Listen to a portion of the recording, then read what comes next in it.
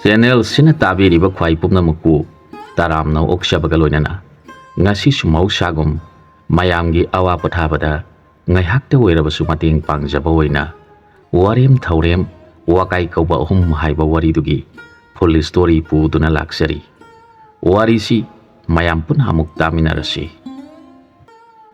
mamangaida laiba amagi khungang amada warem kaubani pa amaga thaurem kaubani pa amaga makhoi ani marup oiduna leirami makhoi animak angang oringaidagi mina ngangba wa kaya taramdi makhoi na thokpa ama hekta ngangduna makhoi ni hekta ngamduna masa nanthoknaba honaduna lei makhoi gi mataw asida khungang asida leiba mi singaduna makhoi bu hek ubada warem thaurem lakle makhoi ga onsinaganu ngasi gi thabak shohoraroi hainai makhoi ani gi mathakta khunnaduda wakai haiba nipa amasu leirami mahakti matam pumnamakta marai oina tawduna ayetpa haibadu magi sarukum ngangduna ta leirami mina tawriba khudingmak mana yettaba leiti mina ngangba uhai singsu mana kakpagi mawongda yamna hai singba saduna leirami mi khudingmakna mabu nungsiramdi makhoi ahum asi mina kaya tinananglamdi aduna makhoi ahumna miyamdagi tungana tarami makhoina bu sangluba imung adu khanadaba yaudi migi imung aduda seranaba wafam thajana hekta haijanduna thamlami aduna makhoina sangluba imung sing adu khana chainaba yaurabada laikai gi misingna kari maramgi khanari bano hanglabada wakai kaubani pa aduna haijilambadagi khanari bani hekta hai marama sidagi makhoibu kana amatana Sanghaninglamdi Maramasidagi Makhoi Kanamataga Tina Tonaba Tautrabada Wari Masina Karigino Aikhuibu Miyam Masina Tinaningdriba Shibu Kanba Horagle Adamoinamak Mahak Migi Mayumda Satuna Warim Hekta Ngangi Ngangli Basing Adu Sumina Taraga Hekta Nuning Bapawi Aduna Mahak Pudi Mina Krayai Adamoinamak Mahak Laglabadi Mising Adugi Tabak Shitli Kanduna mabu sanghaningdi aduga thaurem hairibani pa sisu mabu laklabadi migi thabakta mahakna mathau saduna lali sumiga tawringaida makhoina sugadaba thabak adu pangthok hodi khananduna mabu mina thabak thokpada yahoningdi aduga wakai hairibani pa sina manabu laklabadi akai behekte oi madi karigi makhoina adumna haiba hongnabra hera Nakhoina nipa thokduna tawribani aingonda oirabadi makhoi khangadabani asomna thousand bagi thabak ngakta tawi aduna mipung khudingmungna mabu sanghaningdi asomna leirakpana nongmadi makhoina leiriba khungang aduda heloi thokpham mafam ama lei haina laikai gi misingna ngangnaduna mafam adu laikai khungang aduda leiriba mising aduna yamna kinarami miyam aduna kina ngangna bataraga ware maduna sumna hairakhi hera nakhoina heloi bu kari gi kiri bano makhoi di phakraba ngaktani makhoi bu thengnajaba ngamlabadi nungai ga dori bani aidi makhoi bu unaningduna leiramli bani magi wadu taraga mising aduna adumna so nganganganu hainari basi phaginati hairakhi makhoi mayam gi wadu taraga waremna Nakhoi di wari sutta di tadana heloi singa dugi manungda tombi adubu phaduna laurabadi magi khudobadu phanglabadi thouda thokpangami hai aduna kadaidano makhoine leiriba mafam adu aingonda ta'u hera magu manupina kari gimida tamnaduna leiba sari maduda miya maduna adumna soinga nganganu phati kari tawraga makhoi butan thokadagi khanasi hairakhi Wadu thaurem kauba aduna taraga nakhoina kari maramgi itauna hairiba sidi yalibano madi numit chupagi heloi leifam thiduna leiribani akhang baitao sina ngangbada nakhoina kari gi thajadribano mana phakhibe heloi si tarukti sukhrabani aduna itauna handak pharabadi aigi oijage hek haire thaurem gi wadu taraga biyam aduna mashi masu Mathau ilai leitana mathau saradana mana ngang ba sari hek hairakhi Wadu taraga Tauremna Itao nang nahan Heloi Paba the Sankiba Polam Singdu Kari Karino Wadu the Waremna Matang Mandana Kumlaki Sumi itaw Aina tumina lady basi Aina Heloi Paba the Sangadaba Polamadu Polam Mamaloi Tokiduna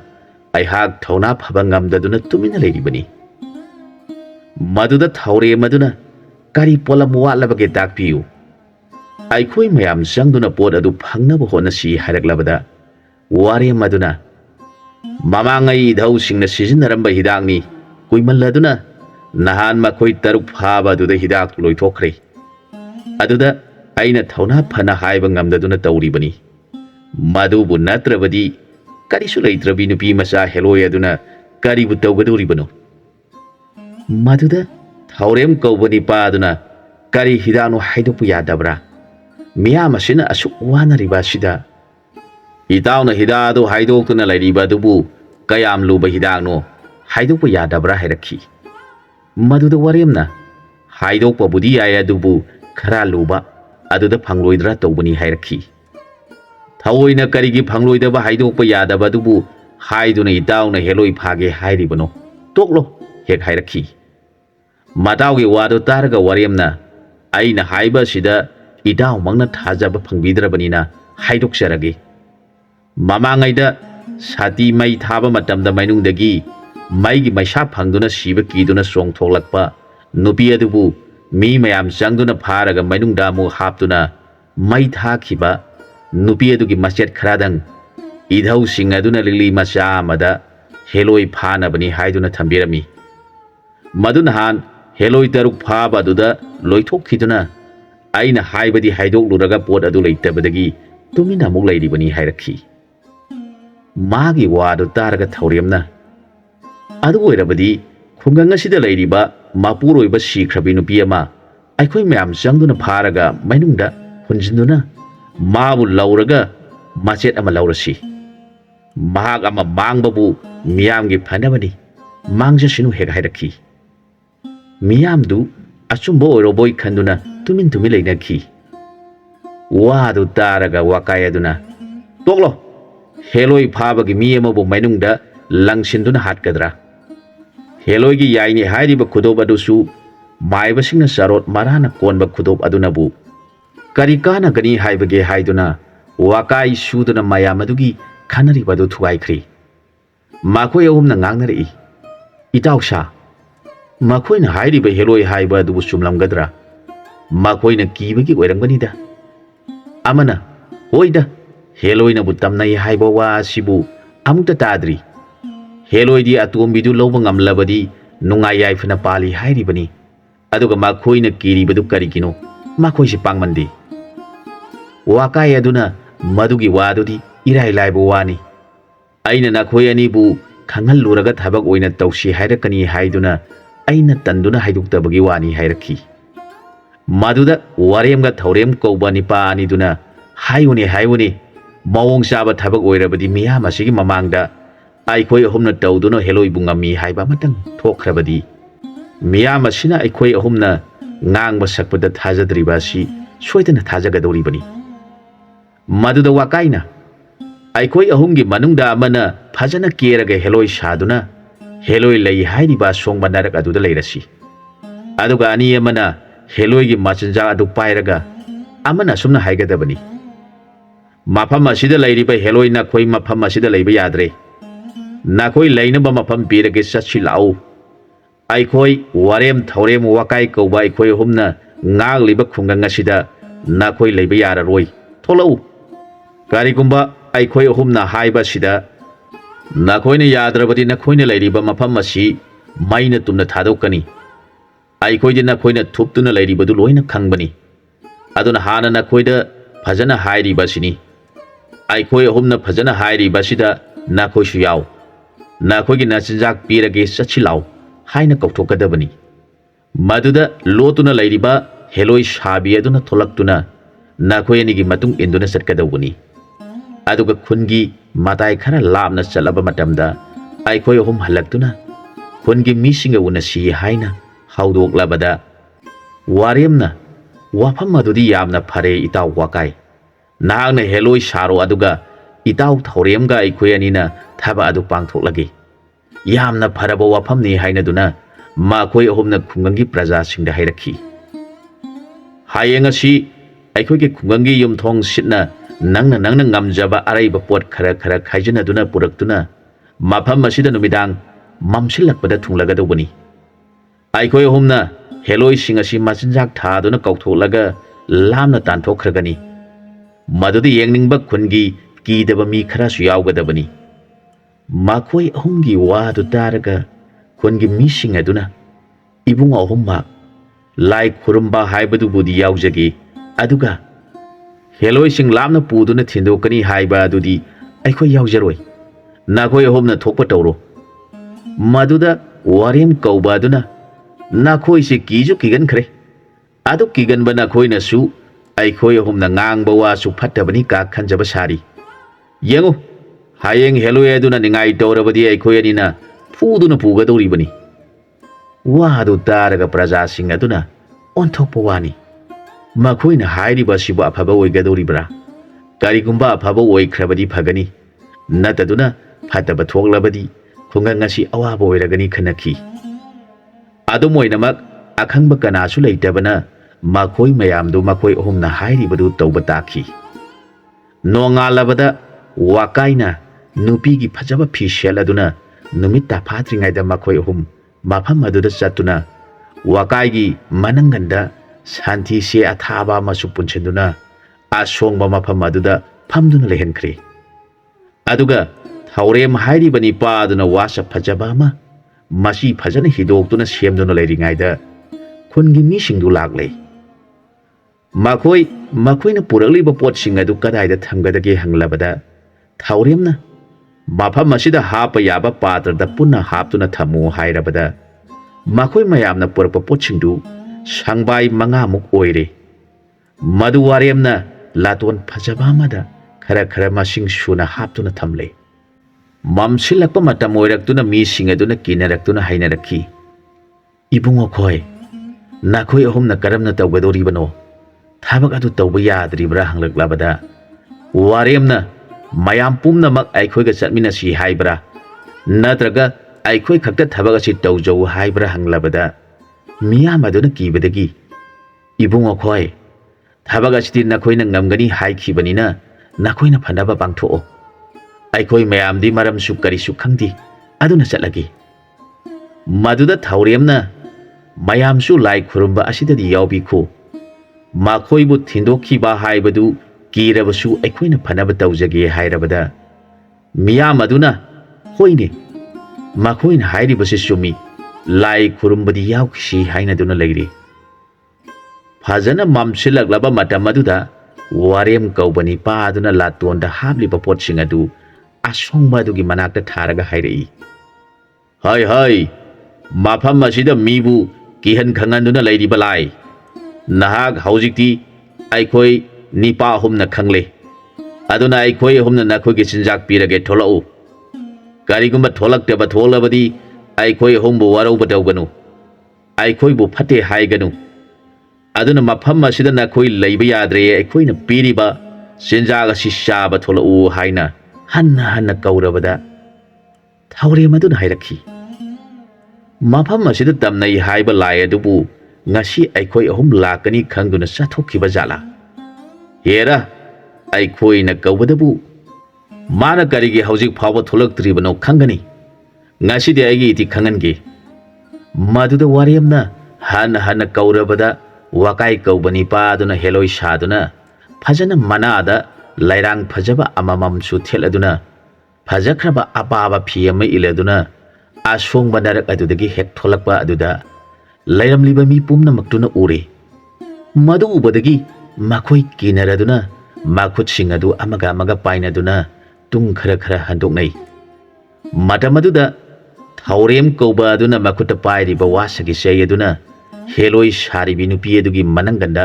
sajayaduna karigi nangna kaubada laktribano asum haiduna ani ahumlak kalle. Maduda heloi saribi aduna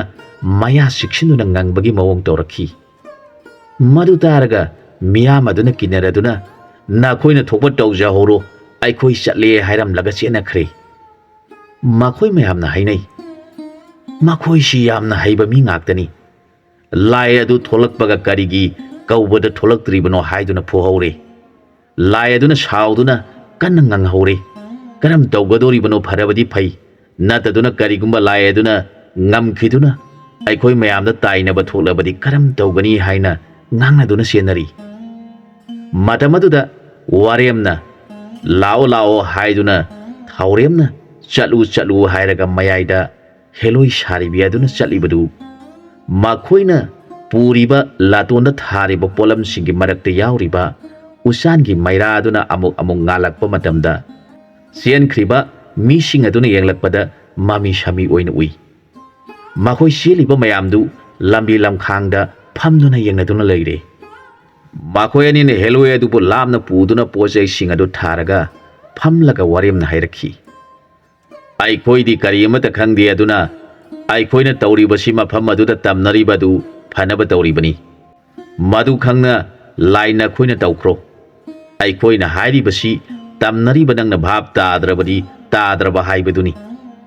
ꯃꯈꯣꯏ ꯑꯍꯨꯝꯅ ꯑꯁꯨꯝꯅ ꯉꯥꯡꯅꯔꯛꯈꯤ, ꯏꯇꯥꯎ ꯅꯪꯒꯤ ꯐꯤ ꯑꯗꯨ ꯍꯣꯡꯗꯣꯛꯂꯨꯔꯣ, ꯑꯗꯨꯒ ꯅꯪꯅ ꯊꯨꯅ ꯑꯩꯈꯣꯏ ꯑꯅꯤꯕꯨ ꯊꯤꯖꯤꯟꯅꯕ ꯂꯥꯛꯎ꯫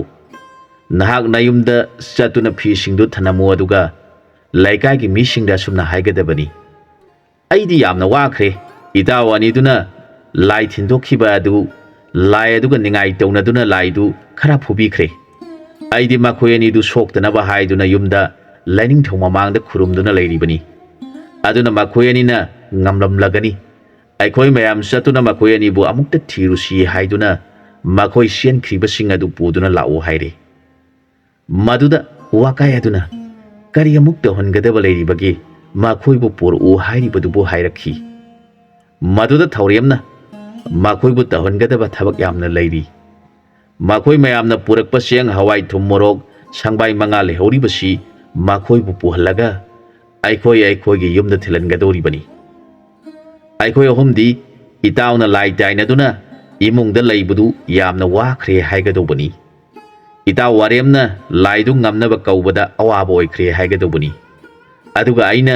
ꯂꯥꯏꯗꯨ ꯅꯤꯡꯉꯥꯏ ꯇꯧꯗꯨꯅ ꯆꯠꯂꯨ ꯌꯥꯗ꯭ꯔꯕꯗ ꯑꯩꯅ ꯐꯨꯗꯨꯅ ꯄꯨꯕꯗ ꯑꯋꯥꯕ ꯑꯣꯏꯈ꯭ꯔꯦ, ꯑꯗꯨꯅ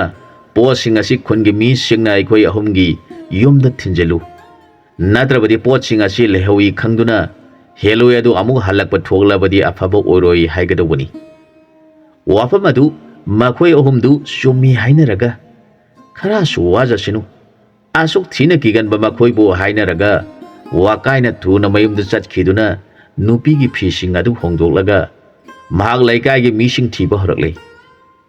ꯃꯥꯅ ꯁꯨꯝ ꯊꯤꯔꯛꯄꯗ ꯂꯩꯀꯥꯏꯒꯤ ꯃꯤꯁꯤꯡ ꯑꯗꯨ ꯄꯨꯟꯅ ꯌꯨꯝ ꯑꯃꯗ ꯐꯝꯂꯗꯨꯅ ꯋꯥ ꯇꯥꯅꯔꯝꯃꯤ꯫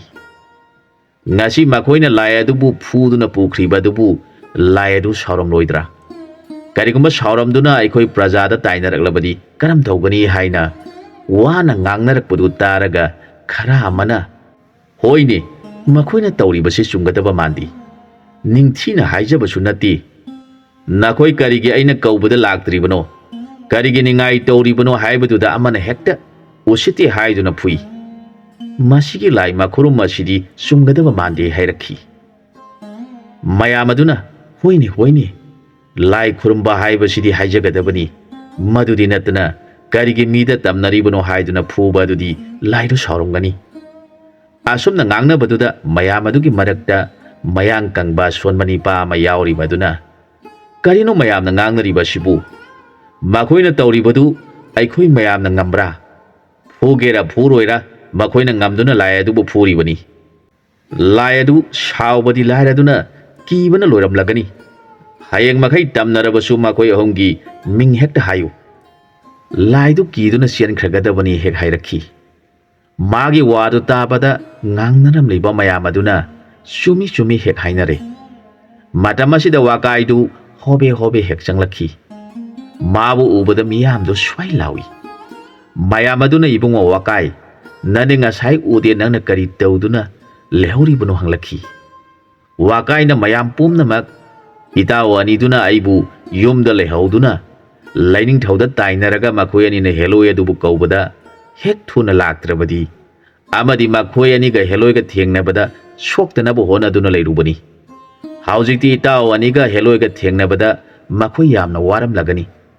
अदुना अखोय मयाम चतुना मखोय अनिबु थिरुदब याद्रे हायरबदा मियाम अदुना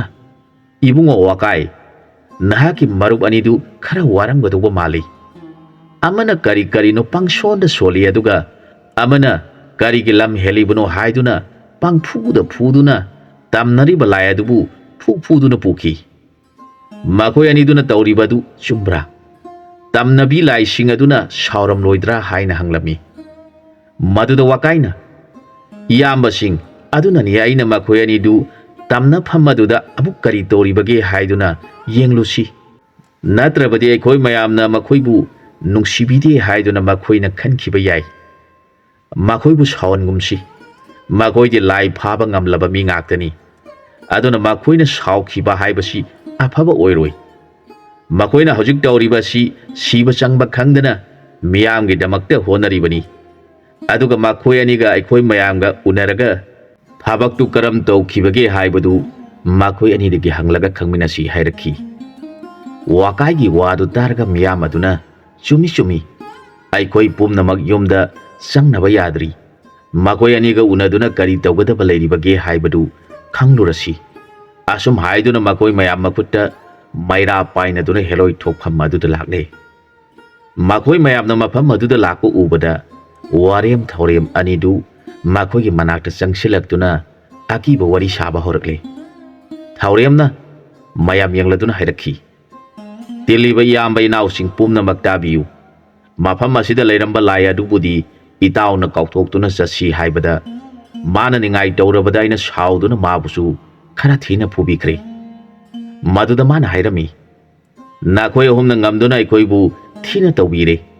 अदुबु मफम असिदा अखोयदी इसा पोक्तुना लेरे अखोय अहन खरादी नाखोयना तानथोकपा अदुदा चले अदुगा इसासिंग अदुदी आंगांग ओइबनिना चटपा ngamददुना लेहौरे अदुना नाखोय अहुमना चानबिदुना इसासिंग अदुगा अखोयगा उननबा तौबियु अखोयदी नाखोयगी महै असिना कनबा हेनखिबना अमु हना चंगबा याररोय हायरई अदुना हयेंग असि किरोइदबा मी खरा माफम असिगी मोन सोंग असि कोकथोक्तुना मै थाबा तारी मासा सिंग अदु सियनबा ngamबना सियनख्रसिनु ngamदबना मैना चाखरगनी अदुना हयेंग किरोइदबा मी खरा यावबियु अदुगा अकीबा मखैदी यावदबना फगनी करिगुंबा तमनबी सिंग अदुना चेन थोरकपदा थेंगनबा थोकलबदी फटबा ओइबसु याय हायरबदा मी सिंग अदु ngasai मखोयगी ममित सिंग अदुना हेलोय हायबदुनी हायबदु उहौबदगी किरदुना सुम हायरखी इबुंगो अहुमक थाबग अदु अखोयबु यहनबिरगनु अखोय प्रजा सिंधी लाइगा थेंगनबा हायबदु करिसु खंगदबनिना फटबा ओइरपा याय अदुना अखंगबा लाई दाइनबा ngamba इबुंगो अहुमना फनबा अदुमक तौबिख्रो हायरबदा वारेमना सुमना हायरखी अदु ओइरबदी हयेंसि लेकाय असिदा लेरिबा केरोसिन थाव अदु मयामना खाइजिनदुना पुनसिलगा मफम असिदा पुबिरउ मादुगी मथक्ता अखोय अहुमदी थाबक अदुदा खुद थादोकनबा यारोइदबना अखोय अहुमगी चानबा चाक एनसांगदी लेकायदा फजना थोंबिरगा निपा खराना पुहनबिरउ अदुगा ngasiगी खुनगी मियामना लाइदा कटनबनी हायदुना पुबिरकपा पोटसिंग असि लाइदा कटख्रबा मतुंगदा सांबाई मंगादी लेरी मसिदी फटबा लाइगी पोट ओइबनिना मयामदा पीबदा फटबा थोकनी अदुना मियामना पुबिरगा अखोय अहुमगी इमुंगसिंगदा पीबिरमु मखोयगी वादु तारगा मियाम अदुना हराउना मखोय अहुमसि यामना फबा मी ngaktani नाहान मखै अखोयना मखोयबु वारेम थौरेम वाकाय तौबा मिनी खल्लुबदु मखोयदी लाइगी मरमदा निंगथीना खंगबा मी ngakta ओइरमले हायनदुना मखोयना हायरिबा खुदिंगमक यारे मखोय अहुमदु मयुम यौनरबदा थौरेमना असुमना मियामगी ममांगदा हायरखी इताउसा ngasiगidi मियाम यावबिदुना अखोयगी इतेंग पांगबिरे हयेंगदि तौगदोरिबा थबग अदु अखोय अहुमना तौगदबा ओइबना अखोय अहुम पुन्ना लेमिनदुना हयेंग तौगदबा थबग अदुगी मरमदा वा खरा तानहौबना फगदर खली हायरखी थौरेमगी वादो तारगा वाकायना होइने इताव हयेंग तौगदोरिबा थबग असि करिगुंबा लाई मचासिंग अदुना चेनथोरकपदा मीसिंग थेंगनबसु फट्टबनिना आइखोय खरा मुन्ना तानहौदबा यादि लाइदी ममाना हाइनबा खरा नुंगाई लाई आंगांग असिदि ngangnabasु खंगदबगुम तौ ओन्थोंना वागदौरिबनि माखोय अहुम अदुना ngangnaribadu miyam aduna taraga माखोय mayum mayumda चटनबा अदु कीबा होरकली माखोय मयामदु किनरदुना वाकायगी युम अदुदा आइखोय हयेंग नोंगानबगा थाव खोंगदबसु लैबना अमुक चटनरगुमसी मफम असिदा पुना लैमिनरसी हाइनरखी माखोय मयाम अदुना खल्ली माखोयना ngasai फुदुना पुखिबा लाय अदुना करिगुम्बा लंबीदा लैरंबा थोगलबदि खुदोंग चाररोय हाइना माखोय मचिन थोंगना हाइनबा ngamद्रबसु मापुनिंग सिंग अदुना माखोयना मामिना नुपी मानबी अमा थोलक्तुना अमना करिगी लम हेलिबनो हाइदुना फुदुना पुखिबदु निंगसिंगलगा माखोयगे वखंदा पंकीदा कीदुना चटनिंगलक्त्रे अदुना माखोय पुना लैमिनबा दाखी मधु उरगा वाकाय अदुना हाइरखी इसिन इनाउसिंग पुना लैगदबा ओइरबदि मयामना पुबिरकपा सेंग हवाई मना मसिंग सिंग असि थोंगलगा चाबिरो आइगिदि मयाम असि उंगनबा लैजदि मधुदा अमन हाइरखी लाइगी तमखिबा पोट असिबु करमना चागदोरिबनो फै फटेसु खंगदना मधुदा मयाम अदुना चाबा किनरदुना चारगुमसि खनदुना साक सादना अहिंग अदुमा लेले माखोय अहुमदि मसी अमदा चंगसेंदुना वा तानरी हेलोय नुपी साखिबी वाकायना हाइरखी इताउसा मखोयगी तमनबिदु अयाक्ता सेंगना उरकले लेहोरे हयेंग असि मखोय कना याउदना आसोंबा मफम अदुदा कोइना हाइदतुना मै थागदोबनी लाइबक फरबदि अखोय हुम नुंगाइगदोरिबनी वादो तारगा वारेमना मतौ करमना तमनबी थेंगनरगा नुंगाइगदोरिबनो हाइरखी मधुदा थौरेमना ओ हेलोयदु मचा चेले हाइरी चटपा मांगबा ngamdaba masaसिंग अदु अखोय हुमना योगलबदि बमासिंग अदुना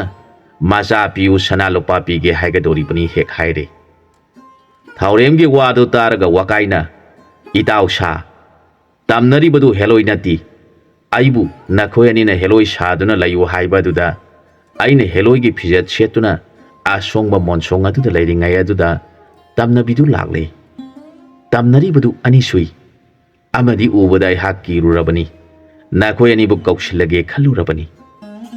मागी वादो तारगा मखोय अनि अदुना नोकलगा हाइरखी इताउ नंगना खुनगी अकीबा सिंग असिदा वाकाय तौबदि तौ अदुगा आइखोय अनिबु किहल्लगा नंगना थंदा फंगे खलिबदुदि फजब वाली हेक हाइरे Madhuda वाकायना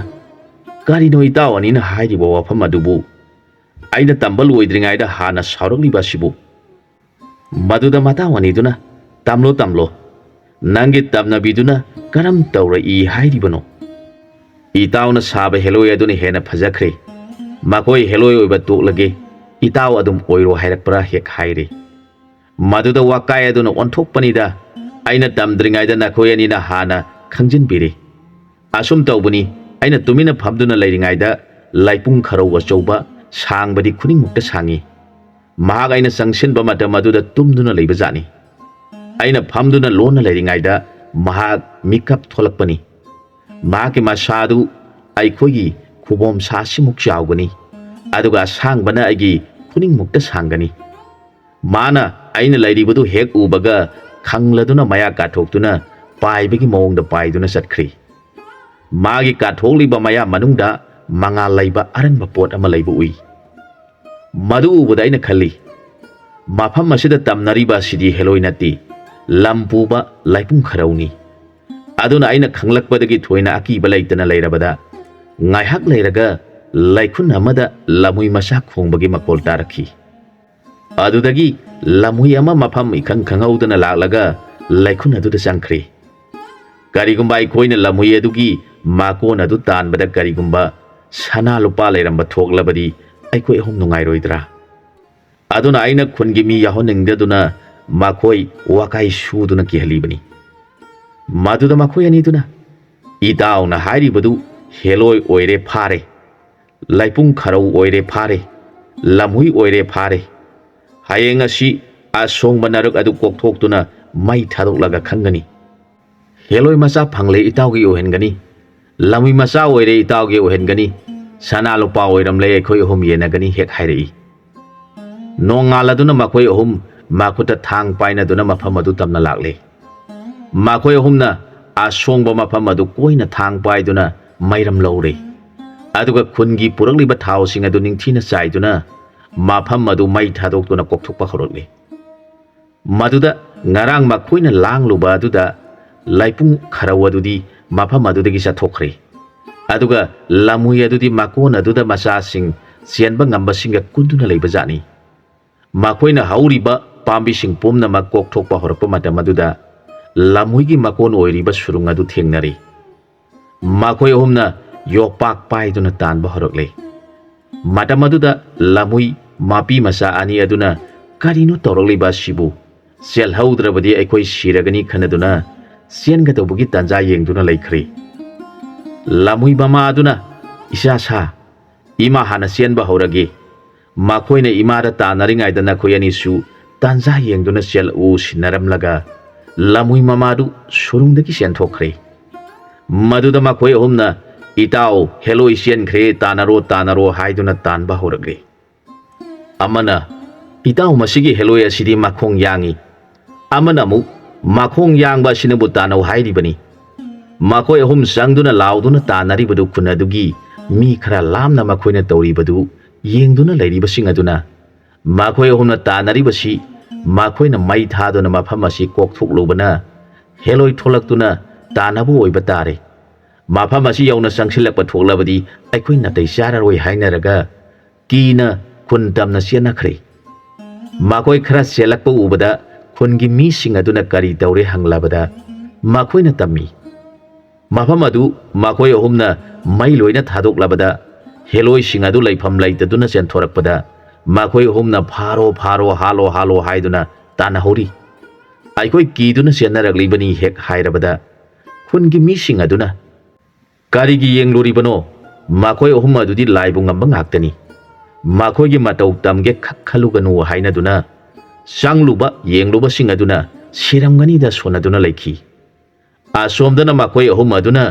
lamhui mama adu tanaringai da masani leiribadu makon dagi sian thoraktuna thorakle madu wariyamna uraduna itao nangi oigadaba nasa ani dusu sian thorakle tanaro hairaklabada thauri maduna su itao gi nasa ani si tanasi mama phangaudrabasu itao masani sinan thuan kibayadi hek hairakhi makhoi ani gi wadu targa wakaya du sauning badi lairaduna mapuk pukli paiduna sita noktuna leire magi mata uraga makhoi ani aduna amuksu hairakhi itau nasa sing asi nanthokhiba tare thatke di haidraga harauduna noktuna leiriba sibu amuksu hairakhi makhoi ani duna ipa pakhana satkhiba tare khanduna ngangliba mata wadu uraga wakai nokpa khangba ngamdre mahana nokpudu uraga makhoi ani dusu nolakle makhoi ahumak nonglingai da lamhui masa sing adu asong manarakta sensin khiduna satkhre matawadu da wakaya duna nokpa thingba ngamdaduna noklaga karino nakhoi ani na nangi nasa sing sian khigadore thala u hairibadi hairaga nokpa khangba ngamdana noktuna leire maduda makhoi ani su itawna di mama sian khigadore masa sing adu nanthokkhini haibadu da hairibani hek hairaga makhoi ahum du kana nominakhi lamui mama aduna karino makhoina ngangna horiba dubu mama sian khrabasu nasa singa sidi nanthon khiba yadi haiba adu oirabadi makhoi ahum gi manungda aibu phaduna launingba nipa amadi yauri bazani aiha isa singa si puduna thapa mafamda chalhaudabi yadre khanduna masa singa du puraga arapa mafamda chatkhre maduda lamui masa ani duna mama dang lakhi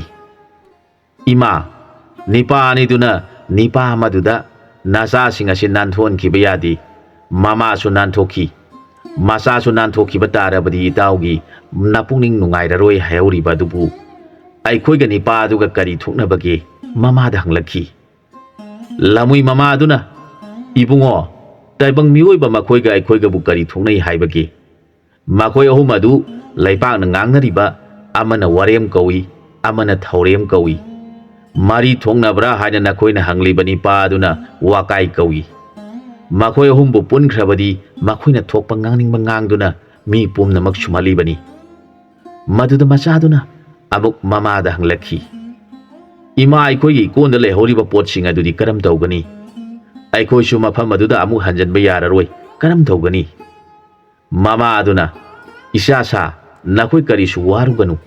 Potsingdu makhoina soidana phangkhragani lawjakhrasunu. Ima na amuk tanja yenglaga puraglaga loiredana hairakhi. Lamui macha aniduna kayada usitana makhoina ngangna horibano khangani. Aikhoina tanja hek phangbaga laman singani haiduna leikhre. Makhoi ahumna yopak painaraduna lamui makon tanba horokle. Makhoina achau achauba phaba kon sing mamal tanglaba liksing phanglabada makhoi ahumdu phaminaduna wariamna haudorakhi. Itaugi ngasi isanupi kainaba sidi nungai khidre. Aduna isanupi ge on potsing asidi itaudi kainarabanina phangpam thoktre. Masidi mage on pot ngaktanina mabungoi bai khoina phangpam thoi hairakhi. Maduda wakaina nganglibo phamasibu migi sarugamata yaudi. Isanupi ni hairi baduna masine tum liba mabung ani sinasu khaidoningba yaudana ngangliba wafamasi taraga thuna kaina huba pharabani hairakhi. Madu hairaga makhoi humdu amuk sitha noktuna lairaba matungda potsing asi karam tawgani aikhoitana pubadi wagani. Aduna khungi mi khara kaururaga puhansi khanaduna wakaibu mi kauba thakhi. Wakaina satuna khungi mi sing kaurure. Khungi mi sing aduna makhoibu kaubagi maram hanglabada wakaina hairakhi. Khungi isininaw sing karisu kibiruganu. Heloi nupi sing adu mafam masida yum panduna makhoina sizinaramba kolik sing si puningbadagi manghaningdaduna aingonda oina mayum panduna leirage haiduna salu haibi yadrabada aina karigi taibang midabu nayum pange hairibano nakhoida halage haiduna makut sayeng paiduna haibada itaw ani aduna minung si sauribani haiduna itawna adumna karigi tawribano. Isan singa sina mapuning sang na itawu pamduna leijarage hairiba sinung sidabra haiduna makhoi ani aduna aingona sauri. Makhoi ani na ngangliba adu taraga aihak yamna sauningba pokladuna ikutta pairiba thang aduna heloi da yange tawbada heloi sing aduna thuna aigi karangda lithoktuna sienkhri. Aigi itaw adu uraga makhoi ani aduna sienkhriba heloi sing adubu tanabagi mahutta noktuna leiri. Aihak yamna sauningli. Aina pot singdu ithanda puba ngamloidabana mayam kauba laksaribani. Karigumba pot singdu makhoi ani da thunge yena si hairubada makhoi ani na karigi heloi ge potpu aikhoi da thungduna yenaba tarabadi ahing tumlingai da makhoi laktuna aikhoi ani bu amuk phan bige hairibra. Nangna thanda heloi na lege hairambani aduna nathanta phangjau.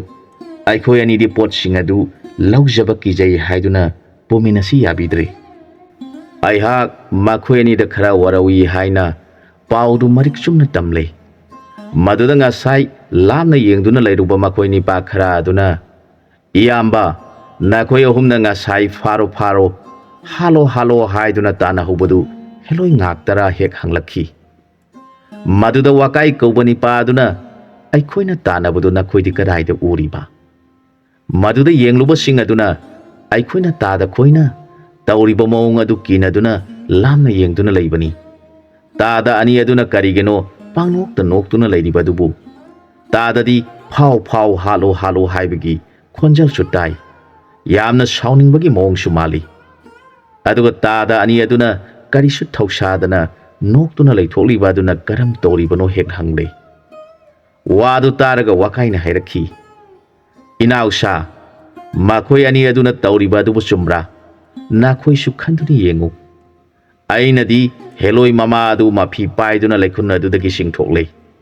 Aduga mabu satkhro karigi mafam basida leiba yabra haiduna yamna sauna mabu tananaba honari. Aduga makhoi ani aduna itawna karigi heloi nupi aduna itawbu pamduna saloroi nangna aibu phabirabanina nangonda yum panduna leiragani. Isa ani asisu nangi nasa oina laushin biwa hairabada makhoi anina masa ani leirabi heloi nupi adubu Meena पामजई हायरबदी लौसिनबिबा यादब्रा हायरे आइखोय अनि माना लैजरगे हायबा आइना मसानी लैबि नंगबु पाखंग आइना करमना लौगदोरिबनो हायदुना नंगता हालगा लोइरे खंदुना थांग पायदुना मंगोंदा यानगे तौबा दुदा हेलोय नुपि अदुना आइगे करांगदा लिथोक्तुना सियनखिबा अदु उरगा माखोय अनिना माबु फाबा फुबगी महुत्ता नोकपा खांगबा ngamdaba मखै नोक्तुना लैरिबनी मासिदबु आइना माखोयदा करी अमुक पोटु पुमिनसी हायगदोरिबनो नाखोय मयामसु माखोय अनिगी मिसंग ओइदुना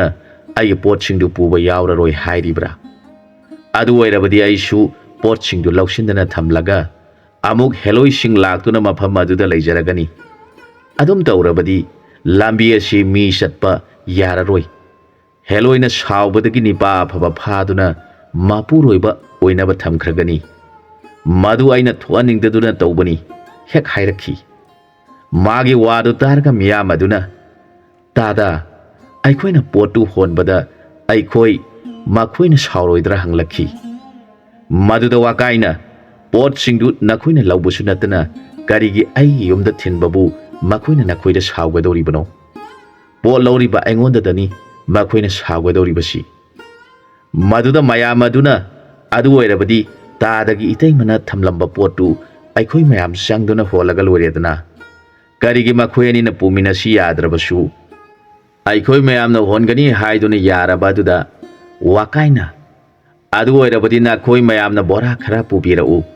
बोरादा हापत्रबदी होनबा नुंगाइगदबा मांदी पोट सिंगदु आइना हांजलगा लोइरेदना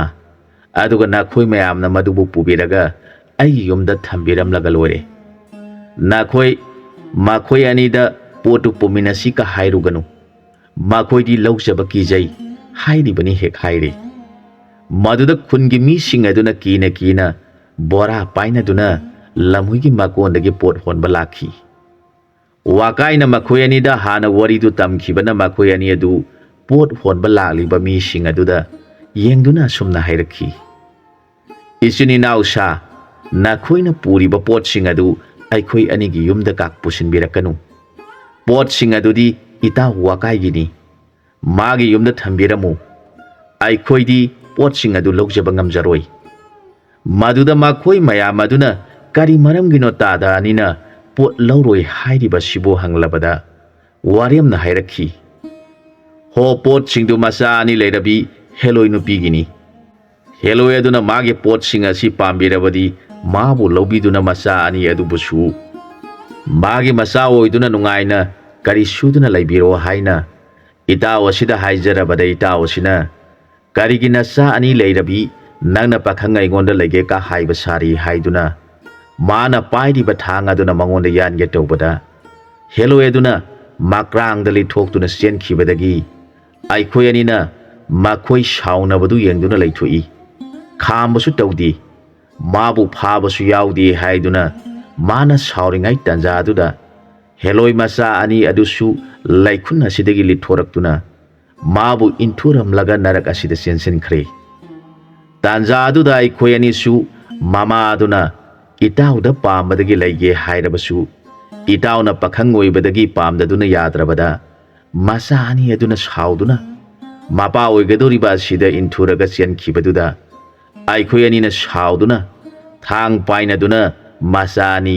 इताउबु उसितबा अदु हालगे खंदुना तानरुबनी मधुदा इताउ असिना मीना लैजगे हायरिंगायददी मसा याउबिनी असुम खंदुना याद्रबदा मीना सत्ख्रबा मतमदा मीगी मापोट पामलक्तुना आइखोय अनिबु होनबा याव हायरी आइखोय अनिदी मागी पोट होनबा यावरोय हायबादुदा माना सावदुना नाखोयबु कौखिबनी इबुंग अखोय नाखोय मयामना पोटसिंग असि निंगथीना पुरगा इताउगी युमदा थंबिरमु इताउ सि नुपी अदु सत्ख्रबा मतुंगदा नुपी अदुगी मसक मतौ फजबादो निंगसिंगलक्तुना माबु पामलक्पा माली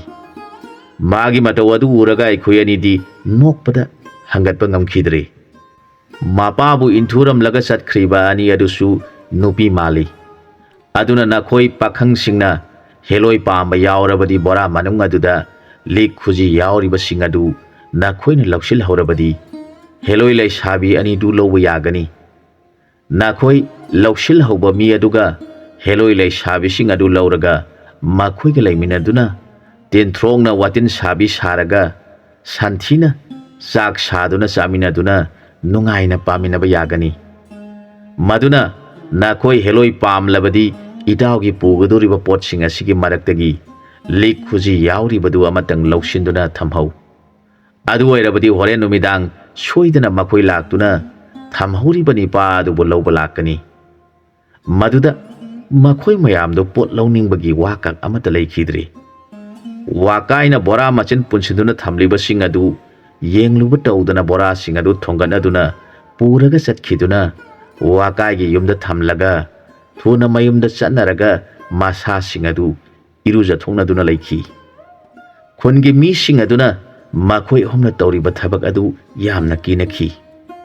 makhoi mayamna ngangnakhi makhoi ahum asina kari sukidana tawriba thabak asibu kari tholagadabano tamnabi makondagi likon chupura i hairi phare yengba taredana makhoina thopa tawrasinu asum hainaduna lei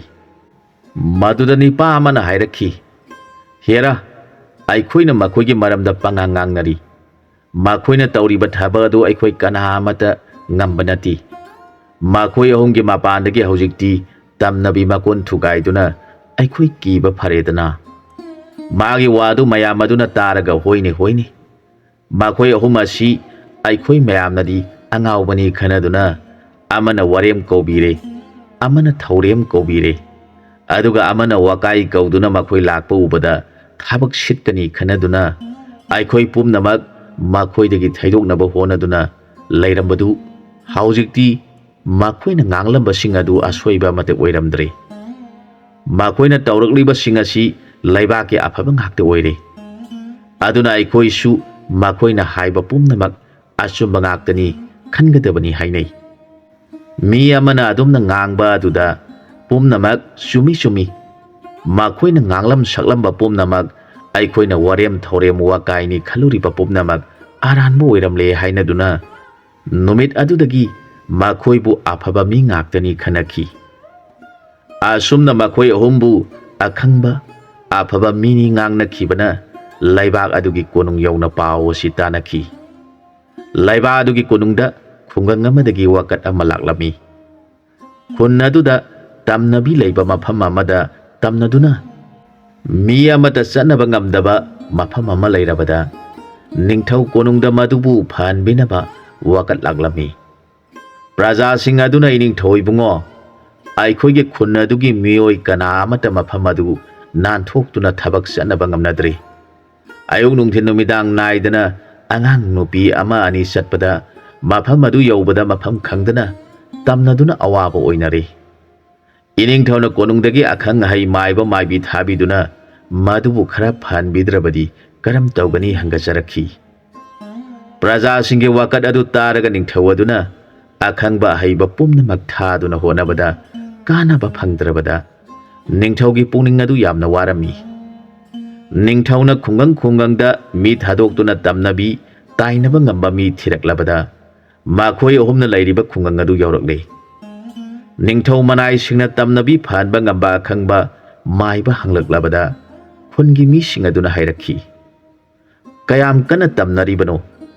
akanba tamnabi natrabadi makhoi di satpiu haibada yaroi mi sing aduna hairiba wadu taraga ningthaugi manai sing adugi mapuning singdu yamna nungai jarami makhoina hairakhi ibungo khoi yamna phare adugumba ahaiba mi sing lai tajabada aikhoi nungai jare makhoi bu amuktang aikhoi ga unhanbiu aikhoi na laksariba si ningthaugi ya thangni khungi mi sing aduna madugi oirabadi karisu wabiru raganu makhoi na bu chatkrabadi tamnabagi wa laiti tamnariba lai adu lam helabadi phaduna phuba ngambani tamnabagi damakta thoina wabiru raganu aikhoi makhoi gi laifam taksege haiduna ningthau manai sing adu puduna lakle makhoi na hanbada wakai gi yumda puduna sangminaraklami khungi mi sing aduna yamna harauna tada wakai lakliba sing asi ningthau gi manai angamba singni tada khoibu thiba laklibani laiba asigi khungang amada tamnabina tamnaduna mi kana amata chathoknaba ngamdri aduna ningthauna tada khoibu tamnabi tanthoknaba kauba mi tharak leibani tada khoiga amukta unabiyu hek hairakhi makhoigi wadu taraga wakaina hairiba wasidi aikhoi ahomna tamnabini haiduna laipung kharau yaipuba amadi lamhui makon thugaiduna tamnabi talubagi mahina hojikti kari tholakadagi asingba tamnabi thengnaw haiduna ningthauna mi tharakle kari upai tawgani khalakle mana khali nahan makhaidi aina mina ngangba wadu wakai tawduna hekta kakatpani aduna bu aigi iming asi wakai haiduna phauri bani aigi wakai haidi ba sigi nungi oiba artha malaifam thui ngayak khalaba matungda karigi wajaga dori bano thengnaba tabani khanduna hairakhi iyambasing lakpiriba pumnamak tabiyu iyambasingna takpiriba du tajaraga mafam aduda lairiba lai adu matik mayai khara kalle aduna aikhoi ahumna tanthokpada matam khara sangadra khanjai aduna aikhoina haijabada ining thona yabiduna numit khuding aikhoina haijaba pibi gani hairabadi itaw aniga su unarusi karigumba pibi bangamloi daba lairabadi makhoi aniga unarubugi kanaba laiti hairabada ningthau manai singna ibunga khoina piu haiba pumnamak ningthauna watana numit khuding pihanjagani hairakhi adu oirabadi aigi marup anidu unarurasi haiduna ningthau manai singaloinana warem amasung thauremgi mayumda lagle waremna khali ngasi itaw wakaina langminariba mi singasi atopa mafamdagi lakpa mini aikhoi ahumbu thirakpu oigani khanduna itaw unadaba kuireda handagasi mangda tamnabi khara laktuna nakhoi ahumga unadaba kuire nakhoibu kari kari asinba leibage hanglami madudaina nakhoiga unaduna kari kana gani ahaw athum amatasu chaba phangdi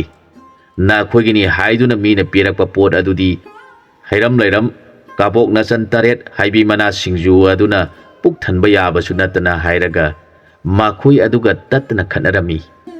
aduna aina khanbada handak asi tamnabiga aikhoi ahomga khara bera tawnagadaba mali haiduna warem tawrami maduda wakaina sumi tawna takpiriba adu lengbira iba yamba singa sining thau konungdagini aikhoi ahombo kaukhatpa laklibani khungang amada ayung nungthin naidana tamnabadagi khungang adu mi amata mapan thongnadri aduna aikhoi ahombo tamnabi taina hangani khanduna ningthauna kaukhala lakpani hek haire wadu tabada warem adu swai lawi imai pema aina khara bhagadra hairuribo wafam asidi athum naredana warem tawrubagi mai handakti soidana phangba tare khanduna leiringaida thaurem kobani padu lakle mana makhoi mayam phamli badu uraga aidi itaw anigi nakta satuna pau tamge lakpani laibak phabadagi itaw ani mak punna leiramle yamna phakre nakhoi anidi nakhong yambanina mina kauduna chathoklamgadra khanduna wana lakpani adubu laibak phabadagi animak punna leiramduna thengna phangbada ayhak yamna nungaijare aina tamgadoriba wa si yamna luba mi kana tahanba yaba wa nati adubu midi khara yamlamle tamdabadi yade karam tawgani haiduna magi thaurem adu torokhi maduda waremna hairakhi itaw mi yamlabasu phattaba wabu natrabadi akaiba leiti takpiu hek hairakhi maduda thauremna atopa yauriba mi singdu makoibu kauba lakpani khangduna magul leinabani khanduna ngangadoriba wani mana aina haigadoriba wafam asibu thoidokpa thoina akaiba yauroi hairabani na haijaragi wafam ataigi ama natti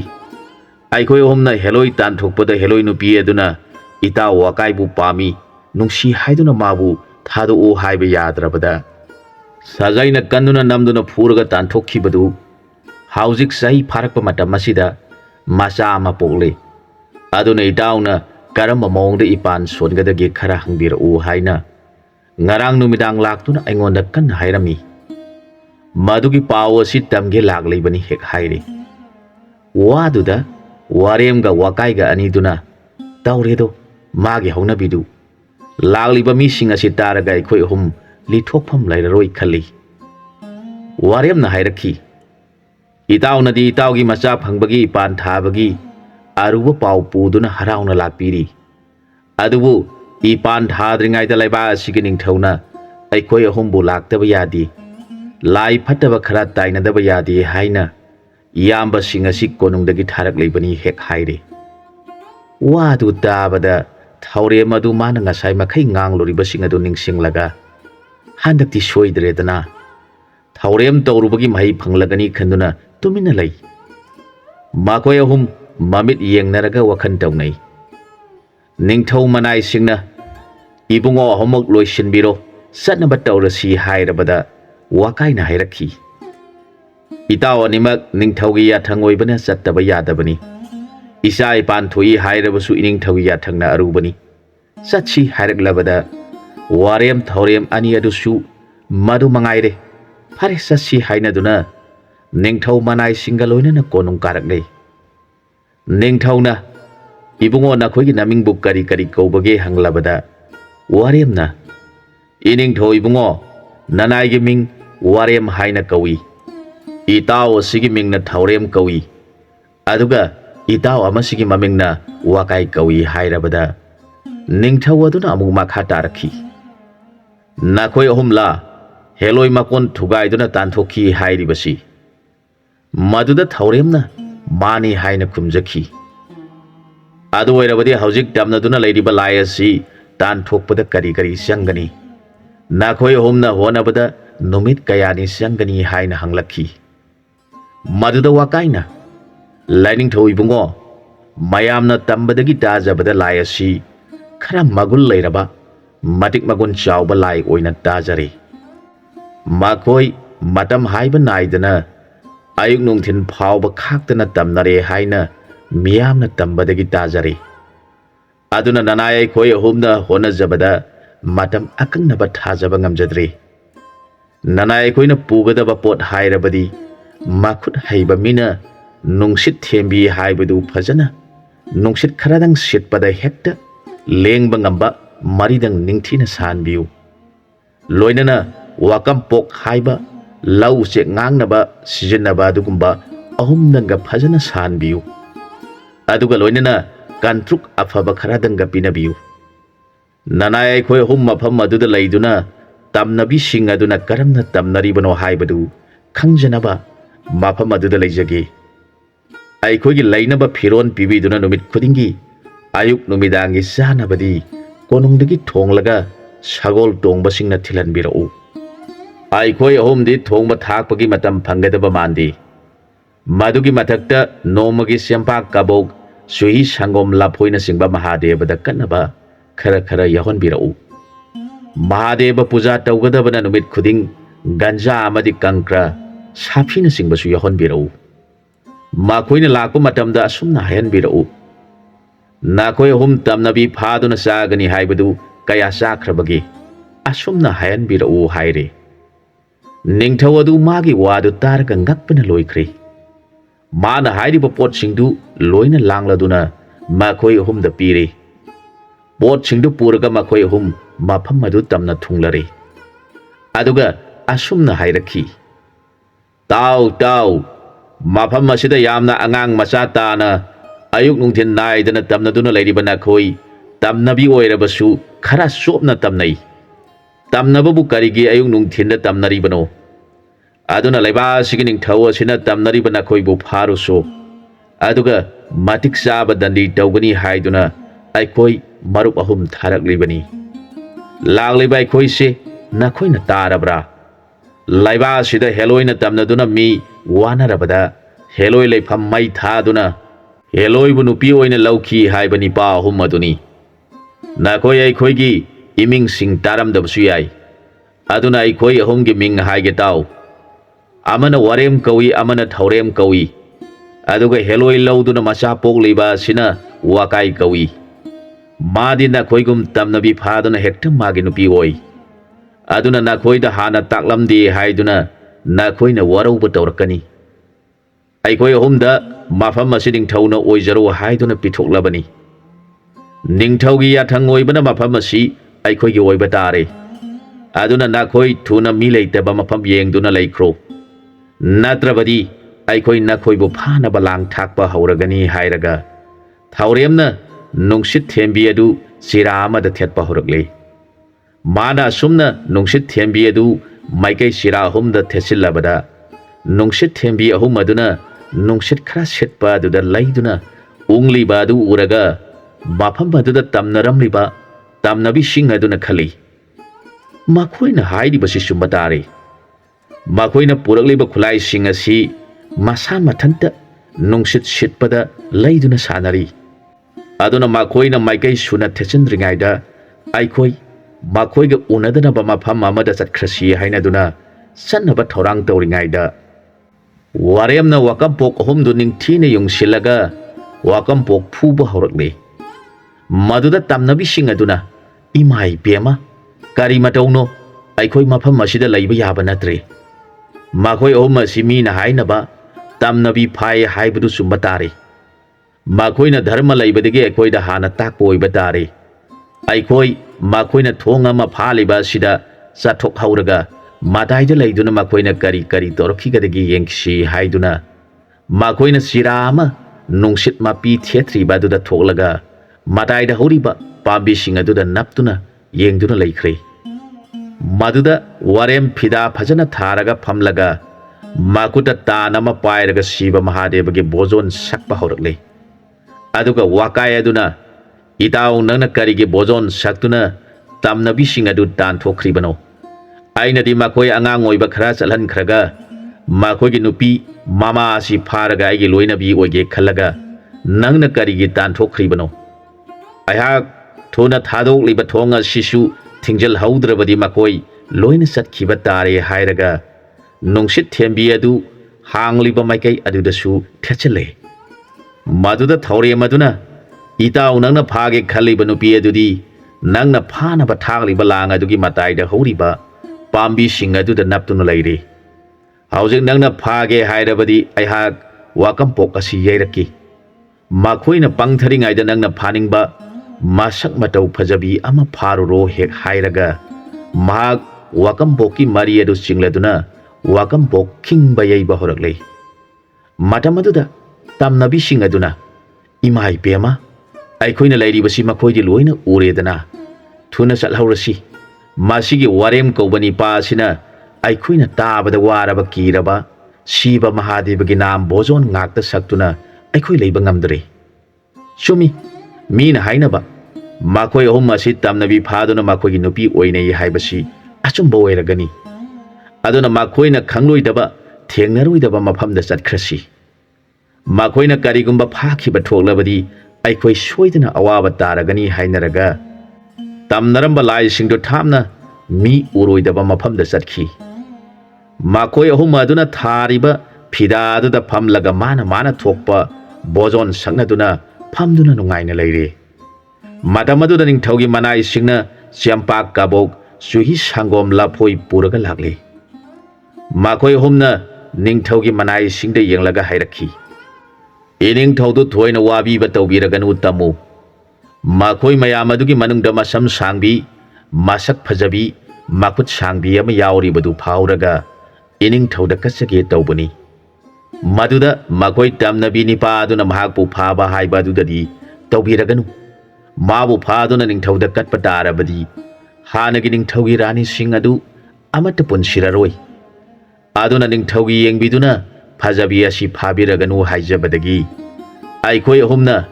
karigino mana rani singbo hatkadoribadi hangjabada mahakdi leiba tarabadi mathanta natrabadi nupi ani suna leiminaba yadi aduna mabu kana amatana lawbidaduna leibana sahi satret suraba phawba laisaduna leiribani hek haibaduda aikhoina ining thaugi akaiba oigadaba leirabadi kanade khanduna thadok chakre tambiu adubu phajabadi phajai he haina warem aduna ningthau manai sing aduda matau mana hek haire makhoi ahumna ahawba saduna matam khara lainingbadagi asomna hairakhi nakhoina numit khudingi ayukta polagi mapot asi kharangana thinbirau aikhoigi ibungoge saba bozon nangnaba aduga sakti ꯌꯦꯟꯁꯥꯡ ꯃꯊꯦꯜ 8 ꯁꯣꯜꯂꯛꯀꯗꯧꯕꯅꯤ ꯂꯩꯔꯝꯂꯤꯕ ꯂꯥꯏꯁꯤꯡ ꯑꯁꯤ ꯃꯇꯤꯛ ꯃꯒꯨꯟ ꯌꯥꯝꯅ ꯂꯩ ꯑꯗꯨꯅ ꯑꯩꯈꯣꯏꯅ ꯃꯊꯦꯜ ꯑꯃꯠꯇ ꯆꯥꯔꯕꯗꯤ ꯃꯈꯣꯏꯅ ꯈꯟꯈꯤꯒꯅꯤ ꯑꯩꯈꯣꯏꯅ ꯆꯥꯕꯗꯤ 8 ꯆꯥꯏ ꯑꯗꯨꯒ ꯃꯈꯣꯏꯅ ꯆꯥꯕꯅ ꯑꯃꯠꯇ ꯆꯥꯕ ꯃꯈꯣꯏꯕꯨ ꯀꯔꯤꯒꯤ ꯑꯩꯈꯣꯏꯅ ꯀꯤꯒꯗꯧꯔꯤꯕꯅꯣ ꯈꯟꯈꯤꯒꯅꯤ ꯑꯗꯨꯅ ꯏꯅꯤꯡꯊꯧꯗ ꯇꯝꯗꯨꯅ ꯑꯩꯈꯣꯏ ꯃꯐꯝ ꯑꯁꯤꯗ ꯅꯨꯃꯤꯠ 9ꯅꯤꯗꯤ ꯂꯩꯈꯤꯒꯅꯤ ꯇꯝꯃꯨ ꯑꯗꯨꯒ ꯑꯃꯅ ꯃꯁꯛ ꯐꯖꯕꯤ ꯑꯗꯨ ꯏꯅꯤꯡꯊꯧꯅ ꯔꯥꯅꯤꯁꯤꯡ ꯄꯨꯟꯁꯤꯗ꯭ꯔꯕꯁꯨ ꯃꯍꯥꯛꯄꯨ ꯔꯥꯅꯤ ꯑꯣꯏꯕꯤꯒꯦ ꯈꯟꯕꯤꯔꯕꯗꯤ ꯐꯥꯖꯔꯛꯀꯦ ꯇꯝꯃꯨ ꯍꯥꯏꯔꯛꯈꯤ ꯋꯥ ꯑꯗꯨ ꯇꯥꯕꯗ ꯅꯤꯡꯊꯧ ꯃꯅꯥꯏꯁꯤꯡ ꯑꯗꯨ ꯌꯥꯝꯅ ꯀꯤꯅꯈꯤ ꯃꯈꯣꯏ ꯅꯤꯡꯊꯧ ꯀꯣꯅꯨꯡꯗ ꯊꯨꯅ ꯆꯠꯈꯤꯗꯨꯅ ꯅꯤꯡꯊꯧꯗ ꯋꯥꯔꯝ ꯄꯨꯝꯅꯃꯛ ꯇꯝꯂꯕꯗ ꯅꯤꯡꯊꯧ ꯑꯗꯨꯅ ꯈꯜꯂꯤ ꯃꯈꯣꯏ ꯑꯍꯨꯝ ꯑꯗꯨ ꯑꯆꯝꯕ ꯃꯤ ꯑꯃꯗꯤ ꯅꯠꯇꯦ ꯃꯈꯣꯏ ꯂꯥꯏꯕꯨ ꯐꯥꯕ ꯉꯝꯕ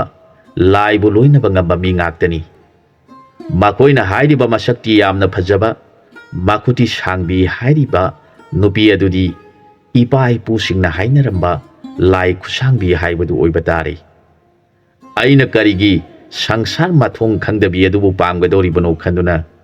ꯃꯅꯥꯏꯁꯤꯡ ꯑꯗꯨꯗ ꯍꯥꯏꯔꯛꯈꯤ ꯅꯈꯣꯏꯅ ꯃꯈꯣꯏꯒꯤ ꯆꯥꯅꯕ ꯊꯤꯟꯕ ꯆꯠꯄꯗ ꯃꯈꯨꯠ ꯁꯥꯡꯕꯤ ꯑꯗꯨ ꯐꯥꯗꯨꯅ ꯊꯝꯂꯨꯒꯅꯨ ꯂꯥꯞꯅ ꯇꯥꯟꯊꯣꯛꯄꯨ ꯍꯥꯏꯔꯝꯃꯨ ꯃꯍꯥꯛ ꯃꯤ ꯅꯠꯇꯦ ꯑꯗꯨꯅ ꯃꯤꯒ ꯂꯩꯃꯤꯟꯅꯕ ꯌꯥꯕ ꯅꯠꯇꯦ ꯍꯥꯏꯔꯝꯃꯨ ꯑꯁꯨꯝ ꯍꯥꯏꯅ ꯅꯤꯡꯊꯧ ꯑꯗꯨꯅ ꯌꯥꯊꯪ ꯄꯤꯔꯛꯈꯤ ꯅꯤꯡꯊꯧꯒꯤ ꯃꯅꯥꯏꯁꯤꯡꯅ ꯃꯈꯣꯏꯒꯤ ꯆꯥꯅꯕ ꯆꯥꯛ ꯊꯤꯟꯕ ꯂꯥꯛꯄꯗ ꯅꯤꯡꯊꯧ ꯃꯅꯥꯏꯁꯤꯡꯅ ꯃꯈꯣꯏꯗ ꯍꯥꯏꯔꯛꯈꯤ ꯏꯕꯨꯡꯉꯣꯁꯤꯡ ꯅꯤꯡꯊꯧꯗ ꯑꯩꯈꯣꯏꯅ ꯋꯥꯔꯤ ꯄꯨꯝꯅꯃꯛ ꯇꯝꯖꯔꯕꯗ ꯅꯤꯡꯊꯧꯅ ꯇꯝꯅꯕꯤꯕꯨ ꯃꯤ ꯑꯩꯈꯣꯏꯅ ꯂꯣꯏꯅꯕꯤ ꯑꯣꯏꯅ ꯂꯩꯃꯤꯟꯅꯕ ꯌꯥꯕ ꯅꯠꯇꯦ ꯑꯗꯨꯅ ꯃꯈꯣꯏꯕꯨ ꯃꯤ ꯇꯥꯗꯕ ꯃꯐꯝꯗ ꯇꯥꯟꯊꯣꯛꯈꯣ ꯍꯥꯏꯔꯛꯏ ꯑꯁꯨꯝ ꯇꯧꯗꯨꯅ ꯃꯈꯣꯏ ꯑꯍꯨꯝꯗꯨ ꯑꯌꯨꯛꯇ ꯐꯣꯂꯥ ꯍꯥꯎꯅ ꯆꯥꯔꯒ ꯆꯥꯛꯀꯤ ꯃꯇꯝꯗꯅ ꯌꯦꯟꯁꯥꯡ ꯃꯊꯦꯜ 10ꯒꯤ ꯃꯊꯛꯇ ꯄꯨꯔꯛꯇꯨꯅ ꯅꯨꯡꯉꯥꯏꯅ ꯆꯥꯗꯨꯅ ꯂꯩꯔꯤ ꯃꯗꯨꯗ ꯇꯝꯅꯕꯤꯁꯤꯡ ꯑꯗꯨꯅ ꯃꯈꯣꯏ ꯑꯍꯨꯝꯅ ꯇꯧꯔꯤꯕ ꯑꯗꯨꯕꯨ ꯀꯔꯝ ꯇꯧꯔꯤꯕꯒꯦ ꯌꯦꯡꯂꯨꯁꯤ ꯍꯥꯏꯗꯨꯅ ꯌꯦꯡꯕ ꯂꯥꯛꯂꯝꯃꯤ ꯃꯇꯝ ꯑꯗꯨꯗ ꯋꯥꯀꯥꯏꯅ ꯑꯁꯨꯝꯅ ꯍꯥꯏꯔꯛꯈꯤ ꯏꯇꯥꯎ ꯅꯈꯣꯏ ꯑꯅꯤ ꯅꯕꯨꯛ ꯌꯥꯝꯅ ꯐꯠꯇꯦ ꯑꯩꯅꯗꯤ ꯃꯁꯛ ꯐꯖꯕꯤ ꯃꯈꯨꯠ ꯁꯥꯡꯕꯤ ꯑꯃ ꯌꯥꯎꯔꯤꯕꯗꯨ ꯐꯥꯔꯒ ꯑꯩꯒꯤ ꯅꯨꯄꯤ ꯑꯣꯏꯒꯦ ꯈꯜꯂꯝꯕꯅꯤ ꯑꯗꯨꯕꯨ ꯏꯇꯥꯎ ꯅꯪꯅ ꯂꯥꯏ ꯁꯦꯟꯅꯕ ꯋꯥꯀꯝꯄꯣꯛ ꯐꯨꯗꯨꯅ ꯇꯥꯟꯊꯣꯛꯅꯕ ꯇꯧꯔꯤꯉꯩꯗ ꯏꯇꯥꯎ ꯑꯁꯤꯅꯁꯨ ꯁꯤꯕ ꯃꯍꯥꯗꯦꯕꯒꯤ ꯅꯥꯝ ꯚꯣꯖꯣꯟ ꯁꯣꯟꯗꯨꯅ ꯃꯈꯣꯏꯕꯨ ꯆꯠꯈꯤꯅꯕ ꯍꯦꯛꯇ ꯇꯧꯔꯛꯏ ꯑꯩꯒꯤ ꯊꯋꯥꯏ ꯑꯁꯤ ꯌꯥꯝꯅ ꯅꯨꯡꯉꯥꯏꯇꯦ ꯅꯈꯣꯏ ꯑꯅꯤꯃꯛ ꯑꯃꯅ ꯋꯥꯀꯝꯄꯣꯛ ꯐꯨꯔꯒ ꯑꯃꯅ ꯅꯥꯝ ꯚꯣꯖꯣꯟ ꯁꯛꯇꯨꯅ ꯂꯩꯔꯝꯃꯨ ꯑꯩꯍꯥꯛ ꯃꯄꯥꯟ ꯑꯁꯤꯗ ꯃꯈꯣꯏꯕꯨ ꯑꯃꯨꯛ ꯍꯟꯖꯤꯜꯂꯛꯄ꯭ꯔꯥ ꯌꯦꯡꯂꯨꯈꯤꯒꯦ ꯑꯩꯗꯤ ꯃꯁꯛ ꯐꯖꯕꯤꯗꯨ ꯃꯆꯥ ꯂꯩꯔꯕꯁꯨ ꯃꯄꯨꯔꯣꯏꯕ ꯂꯩꯔꯕꯁꯨ ꯑꯃꯨꯛ ꯂꯥꯛꯄꯨ ꯂꯥꯛꯂꯕꯗꯤ ꯃꯥꯕꯨ ꯐꯥꯔꯒ ꯑꯩꯒꯤ ꯅꯨꯄꯤ ꯑꯣꯏꯒꯦ ꯍꯥꯏꯔꯒ ꯃꯈꯣꯏꯅ ꯀꯣꯏꯁꯤꯟꯗꯨꯅ ꯊꯝꯂꯤꯕ ꯑꯗꯨꯒꯤ ꯃꯇꯥꯏꯗ ꯊꯣꯛꯂꯛꯈꯤ ꯃꯥꯅ ꯉꯥꯡꯅ ꯃꯄꯥꯟ ꯊꯣꯛꯂꯛꯄ ꯎꯕꯗ ꯇꯝꯅꯕꯤ ꯑꯗꯨꯅ ꯁꯣꯏꯔꯦꯗꯅ ꯑꯩꯍꯥꯛ ꯁꯣꯏꯗꯅ ꯐꯥꯈꯤꯕ ꯇꯥꯔꯦ ꯑꯃꯨꯛ ꯍꯟꯅ ꯃꯐꯝ ꯑꯁꯤꯗ ꯂꯥꯛꯄ ꯌꯥꯕ ꯅꯠꯇꯦ ꯃꯍꯥꯛ ꯑꯁꯤ ꯌꯥꯝꯅ ꯇꯝꯊꯤꯕ ꯃꯤꯅꯤ ꯃꯍꯥꯛꯅ ꯇꯝꯅꯕꯤ ꯑꯣꯏꯕꯤ ꯑꯩꯕꯨ ꯃꯥꯅ ꯄꯥꯝꯗꯨꯅ ꯐꯥꯒꯅꯤ ꯍꯥꯏꯔꯤꯕꯁꯤ ꯑꯩꯗꯤ ꯃꯥꯡꯖꯕ ꯇꯥꯔꯦ ꯍꯥꯏꯔꯒ ꯇꯝꯅꯕꯤꯗꯨ ꯑꯃꯨꯛ ꯍꯟꯅ ꯂꯥꯛꯄ ꯌꯥꯕ ꯅꯠꯇꯦ ꯍꯥꯏꯔꯒ ꯃꯍꯥꯛ ꯊꯨꯅ ꯆꯠꯈ꯭ꯔꯦ ꯃꯗꯨꯗ ꯋꯥꯀꯥꯏꯅ ꯃꯁꯛꯁꯨ ꯎꯕꯁꯨ ꯅꯠꯇꯅ ꯚꯥꯞꯅ ꯅꯍꯥꯛ ꯀꯔꯤꯒꯤ ꯆꯠꯈ꯭ꯔꯤꯕꯅꯣ ꯅꯪꯒꯤꯗꯃꯛꯇ ꯑꯩꯅ ꯀꯌꯥ ꯋꯥꯅ ꯂꯩꯔꯤꯕ ꯑꯩꯅ ꯍꯥꯏꯔꯤꯕꯁꯤꯗ ꯅꯪꯅ ꯇꯥꯕꯤꯗꯗꯨꯅ ꯆꯠꯂꯕꯅꯤꯅ ꯑꯩꯒꯤ ꯊꯃꯣꯏꯗ ꯆꯥꯛꯍꯧꯔꯤꯕ ꯑꯁꯤꯗꯤ ꯅꯪꯗꯤ ꯈꯪꯗꯦ ꯍꯟꯗꯛꯇꯤ ꯑꯃꯨꯛ ꯂꯥꯛꯄꯨ ꯂꯥꯛꯂꯕꯗꯤ ꯍꯦ ꯁꯩꯇ ꯅꯪꯕꯨ ꯑꯩꯅ ꯐꯥꯗꯨꯅ ꯑꯩꯒꯤ ꯇꯂꯣꯏ ꯑꯣꯏꯒꯅꯤ ꯍꯥꯏꯔꯛꯈꯤ ꯋꯥꯗꯨ ꯇꯝꯅꯕꯤꯅ ꯇꯥꯔꯒ कन्ना पाइदुना चटखरे महांगना हंजिलकपदा मखोय अनिना इताउना करिगिनो तमनबीबु पामबगी वा ngakta ngangduna leiribadu hanglakhi मान सोनथांगना हायरखी मासिनीने लहकलोन हाइबदु मासि नत्रबदी मखोय लमहेनगदौरिबनी आसुमना ngangnaraba matungda मखोय नुमित तारेनी मफम अदुदा लेरबदा हौजिकति तमनबीदु लेत्रे खंगलबदा निंगथौना मखोय अहुमबु कोनुंगदा पुकातुना मना पीनबा तौरगले निंगथौना पेनख्रदुना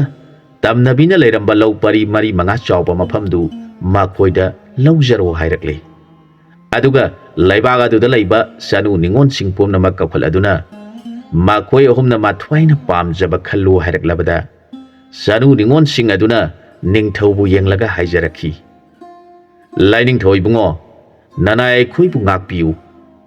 ꯏꯕꯨꯡꯉꯣ ꯑꯍꯨꯝ ꯑꯁꯤꯒꯤ ꯑꯣꯏꯅ ꯅꯅꯥꯏ ꯑꯩꯈꯣꯏꯕꯨ ꯃꯈꯣꯏꯅ ꯄꯥꯝꯕ ꯈꯜꯂꯨ ꯇꯥꯛꯄꯤꯔꯤꯕ ꯑꯗꯨ ꯅꯅꯥꯏ ꯑꯩꯈꯣꯏꯗꯤ ꯍꯥꯏꯔꯤꯕ ꯅꯤꯄꯥ ꯑꯍꯨꯝ ꯑꯁꯤꯒꯤ ꯃꯅꯥꯏ ꯅꯨꯄꯤ ꯑꯣꯏꯖꯕ ꯉꯝꯖꯔꯣꯏ ꯍꯥꯏꯔꯕꯗ ꯅꯤꯡꯊꯧꯅ ꯁꯥꯎꯅ ꯀꯔꯤ ꯃꯔꯝꯒꯤ ꯅꯈꯣꯏꯅ ꯃꯈꯣꯏꯕꯨ ꯄꯥꯝꯗ꯭ꯔꯤꯕꯅꯣ ꯍꯪꯂꯕꯗ ꯅꯨꯄꯤꯁꯤꯡ ꯑꯗꯨꯅ ꯏꯕꯨꯡꯁꯤꯡ ꯑꯁꯤꯗꯤ ꯇꯝꯅꯕꯤ ꯅꯤꯉꯣꯟ ꯐꯥꯗꯨꯅ ꯂꯧꯔꯦ ꯍꯥꯏꯕ ꯅꯅꯥꯏ ꯑꯩꯈꯣꯏꯅ ꯇꯥꯖꯔꯤ ꯏꯅꯤꯡꯊꯧꯁꯨ ꯂꯩꯕꯥꯛꯅ ꯉꯥꯡꯅꯔꯤꯕ ꯑꯁꯤꯕꯨ ꯇꯥꯕꯤꯗꯕ꯭ꯔꯥ ꯅꯅꯥꯏ ꯑꯩꯈꯣꯏꯗꯤ ꯇꯝꯅꯕꯤ ꯅꯨꯄꯤꯁꯤꯡꯒ ꯂꯩꯃꯤꯟꯅꯕ ꯉꯝꯖꯔꯣꯏ ꯏꯅꯤꯡꯊꯧꯅ ꯍꯥꯏꯕ ꯏꯟꯗꯦ ꯈꯟꯕꯤꯗꯨꯅ ꯅꯅꯥꯏ ꯑꯩꯈꯣꯏꯕꯨ ꯋꯥꯔꯧꯕ ꯇꯧꯕꯤꯒꯅꯨ ꯍꯥꯏꯖꯔꯕꯗ ꯅꯤꯡꯊꯧ ꯑꯗꯨ ꯇꯧꯐꯝ ꯈꯪꯗꯅ ꯃꯔꯨ ꯂꯨꯛꯊꯗꯨꯅ ꯂꯩꯈꯤ ꯃꯈꯣꯏ ꯑꯍꯨꯝꯗꯨ ꯋꯥꯔꯦꯝ ꯊꯧꯔꯦꯝ ꯋꯥꯀꯥꯏ ꯉꯥꯡꯂꯨꯕꯗꯒꯤ ꯅꯨꯄꯤꯁꯤꯡꯅ ꯄꯥꯝꯕꯤꯗꯕ ꯍꯥꯏꯕꯗꯨ ꯑꯣꯏꯔꯦ ꯅꯤꯡꯊꯧꯅ ꯃꯊ꯭ꯋꯥꯏ ꯋꯥꯅ ꯃꯔꯨ ꯂꯨꯛꯊꯗꯨꯅ ꯂꯩꯕꯗꯨ ꯎꯔꯒ ꯋꯥꯀꯥꯏꯅ ꯍꯥꯏꯔꯛꯈꯤ ꯏꯅꯤꯡꯊꯧ ꯏꯕꯨꯡꯉꯣ ꯏꯅꯤꯡꯊꯧꯅ ꯀꯔꯤ ꯋꯥꯔꯝꯒꯤ ꯋꯥꯕꯤꯕ ꯑꯣꯏꯔꯕꯅꯣ ꯂꯩꯔꯤꯕ ꯏꯆꯟꯁꯤꯡ ꯑꯁꯤꯅ ꯑꯩꯈꯣꯏꯕꯨ ꯄꯥꯝꯕꯤꯗꯦ ꯍꯥꯏꯔꯤꯕꯁꯤꯗꯤ ꯅꯅꯥꯏ ꯑꯩꯈꯣꯏꯒꯤꯗꯤ ꯌꯥꯝꯅ ꯂꯥꯏꯕꯛ ꯐꯔꯕ ꯋꯥꯐꯝꯅꯤ ꯏꯅꯤꯡꯊꯧꯅ ꯅꯅꯥꯏ ꯑꯩꯈꯣꯏ ꯑꯍꯨꯝꯗ ꯇꯝꯅꯕꯤꯅ ꯇꯝꯅꯔꯝꯕ ꯂꯝ ꯈꯔ ꯄꯤꯕꯤꯒꯅꯤ ꯍꯥꯏꯕ ꯃꯗꯨꯗꯪ ꯅꯅꯥꯏ ꯑꯩꯈꯣꯏ ꯑꯍꯨꯝ ꯂꯧꯖꯒꯦ ꯃꯗꯨꯒꯤ ꯃꯊꯛꯇ ꯅꯅꯥꯏ ꯑꯩꯈꯣꯏ ꯑꯍꯨꯝꯅ ꯄꯥꯝꯖꯕ ꯑꯃꯇꯪꯒ ꯏꯅꯤꯡꯊꯧꯒꯤ ꯅꯐꯝꯗ ꯅꯤꯖꯒꯦ ꯋꯥꯀꯥꯏꯒꯤ ꯋꯥꯗꯨ ꯇꯥꯔꯒ ꯅꯤꯡꯊꯧ ꯑꯗꯨꯅ ꯍꯥꯏꯌꯨ ꯅꯈꯣꯏꯅ ꯄꯥꯝꯂꯤꯕꯗꯨ ꯑꯩꯅ ꯄꯤꯕ ꯉꯝꯕ ꯑꯣꯏꯔꯕꯗꯤ ꯁꯣꯏꯗꯅ ꯄꯤꯒꯅꯤ ꯍꯥꯏꯔꯕꯗ ꯋꯥꯔꯦꯝꯅ ꯏꯅꯤꯡꯊꯧ ꯏꯕꯨꯡꯉꯣꯅ ꯆꯥꯟꯕꯤꯗꯨꯅ ꯃꯐꯝ ꯑꯗꯨꯗ ꯅꯅꯥꯏ ꯑꯩꯈꯣꯏ ꯑꯍꯨꯝꯒꯤ ꯌꯨꯝ ꯑꯍꯨꯝ ꯁꯥꯕꯤꯌꯨ ꯂꯣꯏꯅꯅ ꯃꯐꯝ ꯑꯗꯨꯗ ꯁꯤꯕ ꯃꯍꯥꯗꯦꯕꯒꯤ ꯃꯟꯗꯤꯔ ꯐꯖꯕ ꯑꯃꯇꯪꯒ ꯁꯥꯕꯤꯗꯨꯅ ꯅꯅꯥꯏ ꯑꯩꯈꯣꯏ ꯑꯍꯨꯝꯅ ꯁꯦꯕꯥ ꯆꯠꯆꯗꯨꯅ ꯂꯩꯖꯒꯦ ꯍꯥꯏꯔꯛꯈꯤ ꯅꯤꯡꯊꯧꯅ ꯀꯔꯤ ꯃꯔꯝꯒꯤꯅꯣ ꯅꯈꯣꯏ ꯑꯍꯨꯝꯅ ꯌꯨꯝ ꯇꯣꯉꯥꯟ ꯇꯣꯉꯥꯟ ꯁꯥꯕꯤꯌꯨ ꯍꯥꯏꯔꯤꯕꯗꯤ ꯍꯪꯂꯕꯗ ꯊꯧꯔꯦꯝꯅ ꯅꯅꯥꯏ ꯑꯩꯈꯣꯏ ꯑꯍꯨꯝ ꯑꯁꯤ ꯁꯤꯕ ꯃꯍꯥꯗꯦꯕꯕꯨ ꯌꯥꯝꯅ ꯄꯥꯝꯖꯩ ꯃꯍꯥꯛꯄꯨ ꯄꯨꯖꯥ ꯇꯧꯖꯕ ꯍꯥꯏꯕꯁꯤꯅ ꯑꯩꯈꯣꯏ ꯑꯍꯨꯝꯒꯤ ꯊꯕꯛ ꯑꯣꯏꯖꯅꯤꯡꯏ ꯑꯗꯨꯒ ꯑꯃꯅ ꯑꯩꯈꯣꯏ ꯑꯍꯨꯝꯒꯤ ꯌꯨꯝ ꯇꯣꯉꯥꯟ ꯇꯣꯉꯥꯟ ꯁꯥꯕꯤꯌꯨ ꯍꯥꯏꯖꯔꯤꯕ ꯑꯁꯤꯅ ꯊꯪꯅꯕꯗ ꯄꯥꯜꯂꯤꯕ ꯅꯤꯡꯊꯧ ꯑꯁꯤꯒꯤ ꯃꯆꯥ ꯏꯕꯦꯝ ꯑꯍꯨꯝ ꯂꯩ ꯃꯈꯣꯏ ꯑꯍꯨꯝꯅ ꯑꯩꯈꯣꯏ ꯆꯥꯎꯔꯛꯀꯗꯣꯔꯦ ꯑꯗꯨꯅ ꯅꯈꯣꯏ ꯑꯍꯨꯝꯅ ꯇꯣꯉꯥꯟ ꯇꯣꯉꯥꯟ ꯌꯨꯝ ꯑꯃꯃꯝ ꯁꯥꯗꯨꯅ ꯂꯩꯔꯕ ꯀꯥꯟꯗ ꯑꯩꯈꯣꯏ ꯑꯍꯨꯝꯕꯨ ꯊꯤꯕꯤꯔꯛꯇꯨꯅ ꯅꯈꯣꯏ ꯑꯍꯨꯝꯗ ꯂꯨꯍꯣꯡꯒꯗꯣꯔꯤꯕꯅꯤ ꯍꯥꯏꯅ ꯅꯅꯥꯏ ꯑꯩꯈꯣꯏꯒꯤ ꯃꯪꯗ ꯇꯠꯇꯅ ꯂꯥꯛꯇꯨꯅ ꯍꯥꯏꯔꯤ ꯃꯔꯝ ꯑꯁꯤ ꯂꯩꯕꯅ ꯅꯅꯥꯏ ꯑꯩꯈꯣꯏ ꯑꯍꯨꯝꯒꯤ ꯌꯨꯝꯁꯤꯡꯗꯨ ꯈꯔ ꯃꯆꯨ ꯇꯥꯅ ꯁꯥꯕꯤꯌꯨ ꯅꯅꯥꯏ ꯑꯩꯈꯣꯏ ꯑꯍꯨꯝꯅ ꯂꯥꯏ ꯅꯤꯡꯖꯗꯨꯅ ꯃꯈꯣꯏ ꯑꯍꯨꯝ ꯆꯥꯎꯕ ꯉꯥꯏꯖꯒꯦ ꯂꯥꯏꯅꯤꯡꯊꯧꯅ ꯏꯕꯦꯝꯃꯁꯤꯡ ꯑꯁꯤꯒꯤ ꯃꯅꯨꯡꯗꯒꯤ ꯑꯩꯈꯣꯏꯕꯨ ꯈꯟꯖꯧ ꯇꯥꯛꯄꯤꯕꯗꯨ ꯅꯅꯥꯏ ꯑꯩꯈꯣꯏ ꯑꯍꯨꯝꯕꯨ ꯉꯥꯛꯄꯤꯌꯨ ꯅꯅꯥꯏ ꯑꯩꯈꯣꯏ ꯑꯍꯨꯝꯃꯛ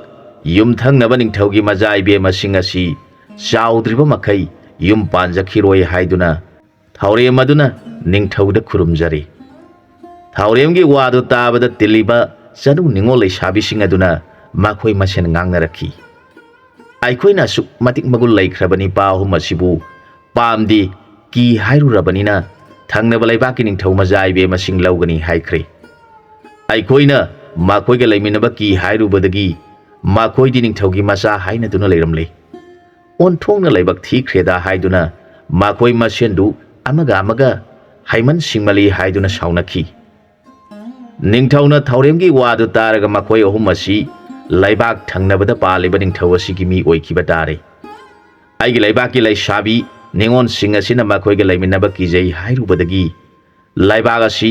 ꯃꯈꯣꯏꯅ ꯊꯥꯗꯣꯛꯇꯨꯅ ꯆꯠꯈꯤꯕ ꯇꯥꯔꯕꯗꯤ ꯑꯩꯈꯣꯏꯒꯤ ꯂꯩꯕꯥꯛꯁꯤ ꯃꯥꯡꯖꯒꯗꯧꯔꯤꯕꯅꯤ ꯃꯈꯣꯏ ꯑꯍꯨꯝꯗꯤ ꯂꯥꯏꯕꯨ ꯎꯕ ꯂꯥꯏꯒ ꯋꯥꯔꯤ ꯁꯥꯟꯅꯕ ꯉꯝꯕ ꯉꯥꯛꯇꯅꯤ ꯑꯗꯨꯅ ꯃꯈꯣꯏ ꯑꯍꯨꯝꯕꯨ ꯆꯠꯍꯟꯈꯤꯕ ꯌꯥꯗꯦ ꯃꯈꯣꯏꯅ ꯍꯥꯏꯔꯤꯕꯁꯤꯡ ꯄꯨꯝꯅꯃꯛ ꯑꯩꯅ ꯍꯣꯠꯅꯒꯅꯤ ꯈꯟꯗꯨꯅ ꯃꯅꯥꯏꯁꯤꯡꯗ ꯍꯥꯏꯔꯛꯈꯤ ꯃꯐꯝ ꯑꯗꯨꯗ ꯃꯈꯣꯏ ꯑꯍꯨꯝꯅ ꯄꯥꯝꯕ ꯃꯐꯝꯁꯤꯡꯗ ꯃꯈꯣꯏ ꯃꯈꯣꯏꯒꯤ ꯌꯨꯝ ꯑꯃꯃꯝ ꯅꯤꯡꯊꯤꯅ ꯆꯞ ꯃꯥꯟꯅꯅ ꯁꯥꯒꯗꯧꯕꯅꯤ ꯑꯗꯨꯒ ꯂꯣꯏꯅꯅ ꯃꯈꯣꯏꯅ ꯄꯥꯝꯕ ꯃꯐꯝꯗ ꯅꯤꯡꯊꯤꯔꯕ ꯃꯍꯥꯗꯦꯕꯒꯤ ꯃꯟꯗꯤꯔ ꯑꯃꯁꯨ ꯁꯥꯒꯗꯧꯕꯅꯤ ꯍꯥꯏꯔꯤꯕꯁꯤ ꯌꯥꯝꯅ ꯊꯨꯅ ꯄꯥꯡꯊꯣꯛꯀꯗꯕꯅꯤ ꯍꯥꯏꯔꯛꯈꯤ ꯅꯤꯡꯊꯧ ꯃꯅꯥꯏ ꯃꯌꯥꯝ ꯆꯠꯇꯨꯅ ꯃꯈꯣꯏꯅ ꯄꯥꯝꯂꯤꯕ ꯄꯨꯝꯅꯃꯛ ꯄꯥꯡꯊꯣꯛꯈꯤ ꯃꯈꯣꯏꯅ ꯑꯄꯥꯝꯕ ꯈꯨꯗꯤꯡꯃꯛ ꯅꯤꯡꯊꯧ ꯃꯁꯥ ꯂꯥꯛꯇꯨꯅ ꯃꯅꯥꯏꯁꯤꯡꯗ ꯊꯧꯗꯥꯗꯨꯅ ꯄꯥꯡꯊꯣꯛꯍꯟꯈꯤ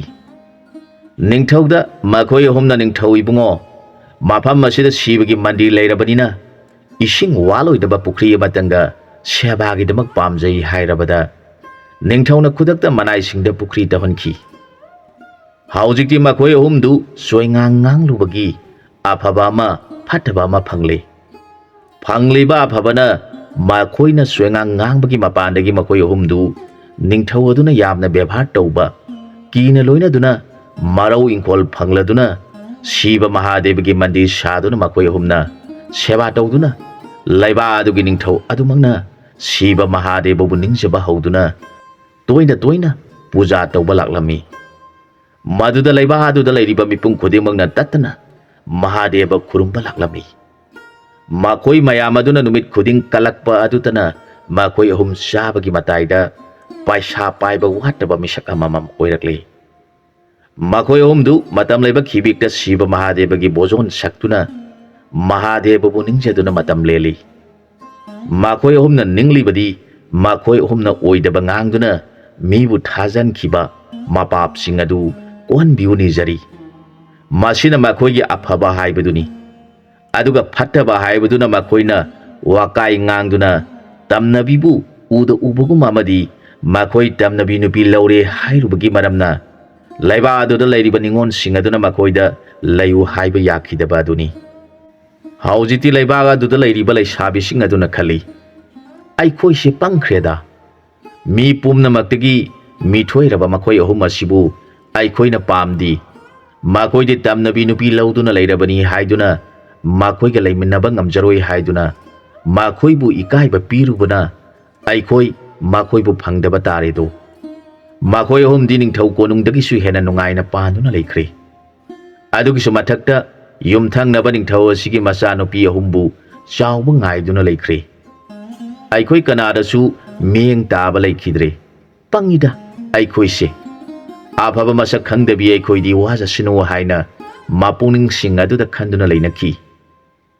ꯑꯗꯨꯝ ꯑꯣꯏꯅꯃꯛ ꯃꯈꯣꯏꯁꯨ ꯁꯤꯕ ꯃꯍꯥꯗꯦꯕ ꯑꯗꯨꯗꯤ ꯄꯣꯠ ꯀꯠꯄ ꯇꯠꯇꯅ ꯂꯥꯛꯂꯝꯃꯤ꯫ ꯃꯈꯣꯏꯅ ꯍꯪꯂꯝꯃꯤ, ꯏꯕꯨꯡ ꯑꯍꯨꯝꯃꯛ ꯏꯅꯝꯃ ꯑꯣꯏꯒꯗꯕꯁꯤꯡ ꯑꯗꯨꯕꯨ ꯆꯥꯎꯕ ꯁꯔꯦꯞ ꯐꯥꯗ꯭ꯔꯤꯕ꯭ꯔꯥ? ꯀꯌꯥꯝ ꯀꯨꯏꯅ ꯂꯩꯔꯒ ꯏꯅꯝꯃꯁꯤꯡ ꯑꯗꯨꯕꯨ ꯂꯧꯔꯨꯒꯗꯧꯔꯤꯕꯅꯣ ꯍꯪꯂꯛꯈꯤ꯫ ꯃꯗꯨꯗ ꯋꯥꯔꯦꯝꯅ, ꯏꯕꯦꯝꯃꯁꯤꯡ, ꯃꯈꯣꯏ ꯆꯥꯎꯔꯛꯂꯦ, ꯑꯗꯨꯕꯨ ꯑꯩꯈꯣꯏ ꯑꯍꯨꯝꯅ ꯈꯟꯅꯔꯤꯕ ꯑꯩꯈꯣꯏ ꯑꯍꯨꯝꯁꯤ ꯃꯈꯣꯏ ꯑꯍꯨꯝꯗꯨ ꯂꯧꯕ ꯇꯥꯔꯕꯗꯤ ꯅꯤꯡꯊꯧ ꯑꯗꯨꯁꯨ ꯃꯆꯥꯅꯤꯄꯥ ꯌꯥꯎꯗꯦ ꯍꯥꯏꯔꯤ꯫ ꯀꯔꯤꯒꯨꯝꯕ ꯑꯩꯈꯣꯏꯕꯨ ꯅꯤꯡꯊꯧ ꯑꯣꯏꯔꯣ, ꯂꯩꯕꯥꯛ ꯑꯗꯨꯗ ꯄꯥꯜꯂꯣ ꯍꯥꯏꯔꯕꯗꯤ ꯑꯩꯈꯣꯏꯒꯤ ꯂꯩꯕꯥꯛꯀꯤ ꯏꯅꯤꯡꯊꯧ ꯑꯁꯤ ꯑꯩꯈꯣꯏ ꯑꯍꯨꯝꯅ ꯑꯣꯟꯊꯣꯛꯅ ꯅꯨꯡꯁꯤꯖꯈ꯭ꯔꯕ ꯃꯥꯕꯨ ꯀꯔꯝꯅ ꯊꯥꯗꯣꯛꯇꯨꯅ ꯆꯠꯀꯗꯧꯔꯤꯕꯅꯣ ꯈꯟꯕꯗ ꯑꯩꯈꯣꯏ ꯆꯠꯅꯤꯡꯕ ꯄꯨꯝꯅꯃꯛ ꯈꯥꯡꯗꯨꯅ ꯂꯩꯔꯤꯕꯅꯤ꯫ ꯑꯗꯨꯕꯨ ꯃꯪꯗ ꯃꯈꯣꯏ ꯑꯍꯨꯝ ꯑꯗꯨꯅ ꯍꯧꯖꯤꯛ ꯐꯥꯎꯕ ꯀꯔꯤꯒꯤ ꯂꯥꯛꯇ꯭ꯔꯤꯕꯅꯣ ꯍꯥꯏꯅ ꯇꯣꯏꯅ ꯂꯥꯛꯇꯨꯅ ꯍꯥꯏꯔꯕꯁꯤꯗꯁꯨ ꯑꯩꯈꯣꯏ ꯑꯍꯨꯝ ꯇꯧꯐꯝ ꯈꯪꯗ꯭ꯔꯦ ꯍꯥꯏꯔꯒ ꯇꯨꯃꯤꯟꯅ ꯂꯩꯈꯤ꯫ ꯃꯔꯛ ꯑꯗꯨꯗ ꯊꯧꯔꯦꯝꯅ, ꯏꯕꯦꯝꯃꯁꯤꯡ, ꯑꯩꯈꯣꯏꯁꯤ ꯑꯣꯟꯊꯣꯛꯅ ꯂꯥꯏꯕꯛ ꯊꯤꯕ ꯃꯤꯁꯛꯁꯤꯡꯅꯤ꯫ ꯃꯈꯣꯏꯒꯤ ꯃꯆꯥꯁꯤꯡ ꯑꯗꯨ ꯑꯩꯈꯣꯏꯅ ꯂꯧꯕ ꯊꯣꯛꯂꯕꯗꯤ, ꯃꯈꯣꯏꯒꯤ ꯂꯩꯕꯥꯛꯇ ꯂꯩꯁꯤ ꯍꯥꯏꯔꯛꯄ ꯊꯣꯛꯂꯕꯗꯤ ꯑꯩꯈꯣꯏ ꯀꯔꯝ ꯇꯧꯒꯅꯤ? ꯑꯩꯈꯣꯏꯒꯤ ꯂꯩꯕꯥꯛꯀꯤ ꯏꯅꯤꯡꯊꯧ ꯑꯁꯤꯁꯨ ꯑꯩꯈꯣꯏꯅ ꯊꯥꯗꯣꯛꯆꯅꯤꯡꯗꯦ꯫ ꯏꯅꯤꯡꯊꯧ ꯑꯁꯤꯅ ꯑꯩꯈꯣꯏꯕꯨ ꯀꯌꯥꯗ ꯂꯨꯅ ꯇꯧꯕꯤꯔꯤꯕ, ꯃꯍꯥꯛꯄꯨ ꯊꯥꯗꯣꯛꯇꯨꯅ ꯆꯠꯄ ꯇꯥꯔꯕꯗꯤ ꯃꯃꯥ ꯃꯄꯥ ꯊꯥꯗꯣꯛꯂꯒ ꯅꯨꯄꯤ ꯃꯄꯥꯝꯗ ꯌꯥꯑꯣꯡ ꯏꯟꯕ ꯍꯥꯏꯕꯗꯨ ꯇꯥꯒꯗꯧꯔꯤꯕꯅꯤ꯫ ꯑꯩꯈꯣꯏ ꯃꯤꯒꯤ ꯂꯩꯕꯥꯛꯀꯤ ꯃꯤ ꯑꯣꯏꯗꯨꯅ ꯂꯩꯒꯗꯧꯔꯤꯕꯅꯤ꯫ ꯃꯗꯨꯒꯤ ꯈꯟꯕꯗ ꯊꯃꯣꯏ ꯄꯨꯕ ꯉꯝꯗꯦ ꯍꯥꯏꯔꯛꯈꯤ꯫ ꯃꯗꯨꯗ ꯂꯩꯁꯥꯕꯤꯁꯤꯡ ꯑꯗꯨꯅ, ꯑꯗꯨ ꯑꯣꯏꯔꯒ ꯏꯕꯨꯡꯁꯤꯡꯅ ꯃꯤꯔꯩꯕꯥꯛꯀꯤ ꯅꯤꯉꯣꯜꯁꯤꯡꯗꯨ ꯂꯧꯕꯤꯔꯨꯔꯒꯅꯨ꯫ ꯑꯩꯈꯣꯏꯒꯤ ꯂꯩꯕꯥꯛꯀꯤ ꯐꯖꯕꯤ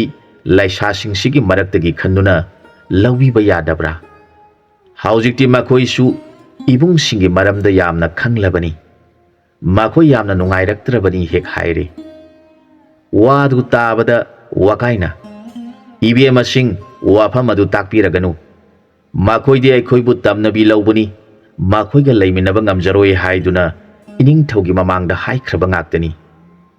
ꯑꯩꯗꯤ ꯋꯥꯈꯜ ꯈꯟꯕꯗ ꯅꯨꯃꯤꯗꯥꯡ ꯑꯁꯤ ꯆꯥꯛ ꯌꯥꯝꯅ ꯆꯥꯔꯒ ꯂꯩꯔꯤꯕꯅꯤ ꯍꯥꯏꯔꯛꯈꯤ꯫ ꯃꯥꯒꯤ ꯋꯥꯗꯨ ꯇꯥꯔꯒ ꯂꯩꯁꯥꯕꯤꯁꯤꯡ ꯑꯗꯨꯅ, ꯏꯕꯨꯡꯅ ꯀꯔꯤ ꯃꯔꯝꯒꯤꯅꯣ ꯋꯥꯈꯜ ꯈꯟꯕꯗ ꯅꯨꯃꯤꯗꯥꯡꯗ ꯆꯥꯛ ꯌꯥꯝꯅ ꯆꯥꯏ ꯍꯥꯏꯔꯤꯕꯗꯨꯕꯨ ꯍꯦꯛ ꯍꯪꯂꯛꯈꯤ꯫ ꯃꯗꯨꯗ ꯋꯥꯀꯥꯏꯅ, ꯏꯕꯦꯝꯃꯁꯤꯡꯅꯗꯤ ꯈꯪꯗ꯭ꯔꯤꯕ, ꯑꯩꯈꯣꯏ ꯑꯍꯨꯝꯅ ꯅꯤꯡꯊꯧꯒꯤ ꯃꯆꯥꯁꯤꯡ ꯑꯗꯨꯕꯨ ꯄꯥꯝꯃꯤ ꯍꯥꯏꯗꯨꯅ ꯆꯠꯈꯤꯕ ꯇꯥꯔꯕꯗꯤ ꯅꯨꯡꯁꯤꯈ꯭ꯔꯕ ꯏꯅꯤꯡꯊꯧ ꯑꯁꯤꯕꯨ ꯀꯥꯏꯅꯔꯒꯅꯤ ꯈꯟꯗꯨꯅ ꯑꯍꯤꯡ ꯑꯁꯤ ꯄꯥꯛ ꯇꯨꯝꯊꯕ ꯌꯥꯗꯦ꯫ ꯑꯁꯨꯝ ꯈꯟꯖꯤꯜꯂꯨꯔꯒ ꯋꯥꯈꯜ ꯃꯑꯣꯟ ꯊꯣꯛꯂꯛꯇꯨꯅ ꯇꯨꯝꯕ ꯌꯥꯗ꯭ꯔꯕ ꯑꯗꯨꯗ ꯏꯁꯥ ꯑꯁꯤ ꯌꯥꯝꯅ ꯁꯣꯟꯊꯔꯝꯃꯤ꯫ ꯃꯗꯨꯗ ꯑꯩꯅ ꯑꯁꯨꯝ ꯈꯜꯂꯛꯄꯗ नुमिदांग साक यामना चासिल्लबदि थुना तुमथखिदुना अवाबा नुंगाइतबा लेतनबा नुमिदांग साक खरा हेंजना चासिल्लगा तुमले असुमना नुमित खुदिंग तौरबदा नोंमदि नाबुंग आइगी फैजुब माखा थारिबा फियदुना नाबुंगी ngaksham asida yasinduna leiraba jani mangaduda aikoigi leibaki leisabi masak phajakhrabi amana ibung nangdi karigi merebaki nupi lawgaduribano aikoi khwaigi manungdagina thwaina tajaba ama khanduna laiminaba yadabra hek haire wadu taraga aina sengbadu haijai ibema aikoigi leibaki leisabi sing asidi aikoi bu tamnabi lawbuni haiduna amata yabidre nahakti makoina haikiba wadu tadabra karigi adumna aingonda ikaiba piribano hangbada mana makoi mayamna yadrabasu ayaba nasal leijari aibu ibungnabu nungsibirabadi nasan aihak ibungoge seba tawjage hek haire maduda aisu yaduna ibe manabu nungsibirabadi aikoi ani leiminarasi hainare maduda mana hairakhi nasan bu kadai phawbu nungsibibage haiba khudam amatangdi khangjaningi hairabada aina nangna bu lepirabadi aidi nangi damak uda thauri yanuna siba phawbu ngamgani yengu hairaga u pambi amada kakhatuna thauri yalibani haiduna thauri yale aihak thauri aduna laksinduna kanna laurabada itaw amana taraktuna agi nakta sangsilaktuna itaw tawriba sibu kari matawno haiduna isa nomduna hawdokpa matamda phaijub hakthang aduna ngakte yesilaga kanghangi mari adusu yesinduna leiramle aihak yamna wakhre aduna numidang sak yamna sachinduna tumbagi mahini khanduna nabungdi wana lelebani ibe manadi nabungbu nungsibiduna takpiriba tawramlibudu khalluruga leiba asigi nupi lawgadobusu kiriba hek hairakhi nupi aduna hotada nasandi adumna nungsi sang yengjake ka haijaroi ibungnabu nungsibire hek takpiraga loireda wadu taraga wakaina ibe manabudi nungsibiduna adumna takpiriba adubu nabung aihak amtang tare tara thona khanjarakhige aduga haijage haiduna masadu maman kahali bani khanduna haiki nupi aduna makhoi asi mirebakta chatuna ningthau adugi machanupi sing adu laurugadubugi tawribani khanki asumna makhoi ahum warem ngangba itok tokti asumna makhoi ahum aduna arakpa leisabi sing aduda ngangbadu asum sandokhibana ningthaugi nakong yaukhre ningthau aduna makhoi ahumna nganglibasi aigi damaktani aibu nungsibana makhoi satribani haibasi sumgani makhoina aibu yamna ningjai aduna makhoina ningthaugi machanupi sing adu yengba chatluba tholabadi makhoi ahumbu leibak aduda soidana leiro hairagani adu oirabadi aigi leibakta lai phaba ngamba makhoi migi leibaki oikhiba tabani karam tawraga aina makhoi bu chalhandana bu honagadage khalagle phare ningthau aina chatuna ningthaugi machanupi sing adu makhoi ahumgi damak haijarurage khanduna leiringaida mirebaki ningthau adugi konung adu tamnabana yamna kinare makhoi leibaki akhang ai singna honabada phaba ngamdre aduna leibak ta mi thaduna aiba lai tainaba ngamba mi thirakle lagliba mi sing aduna ningthaugi mafamda changjaduna hangacharakhi ining thoi bungo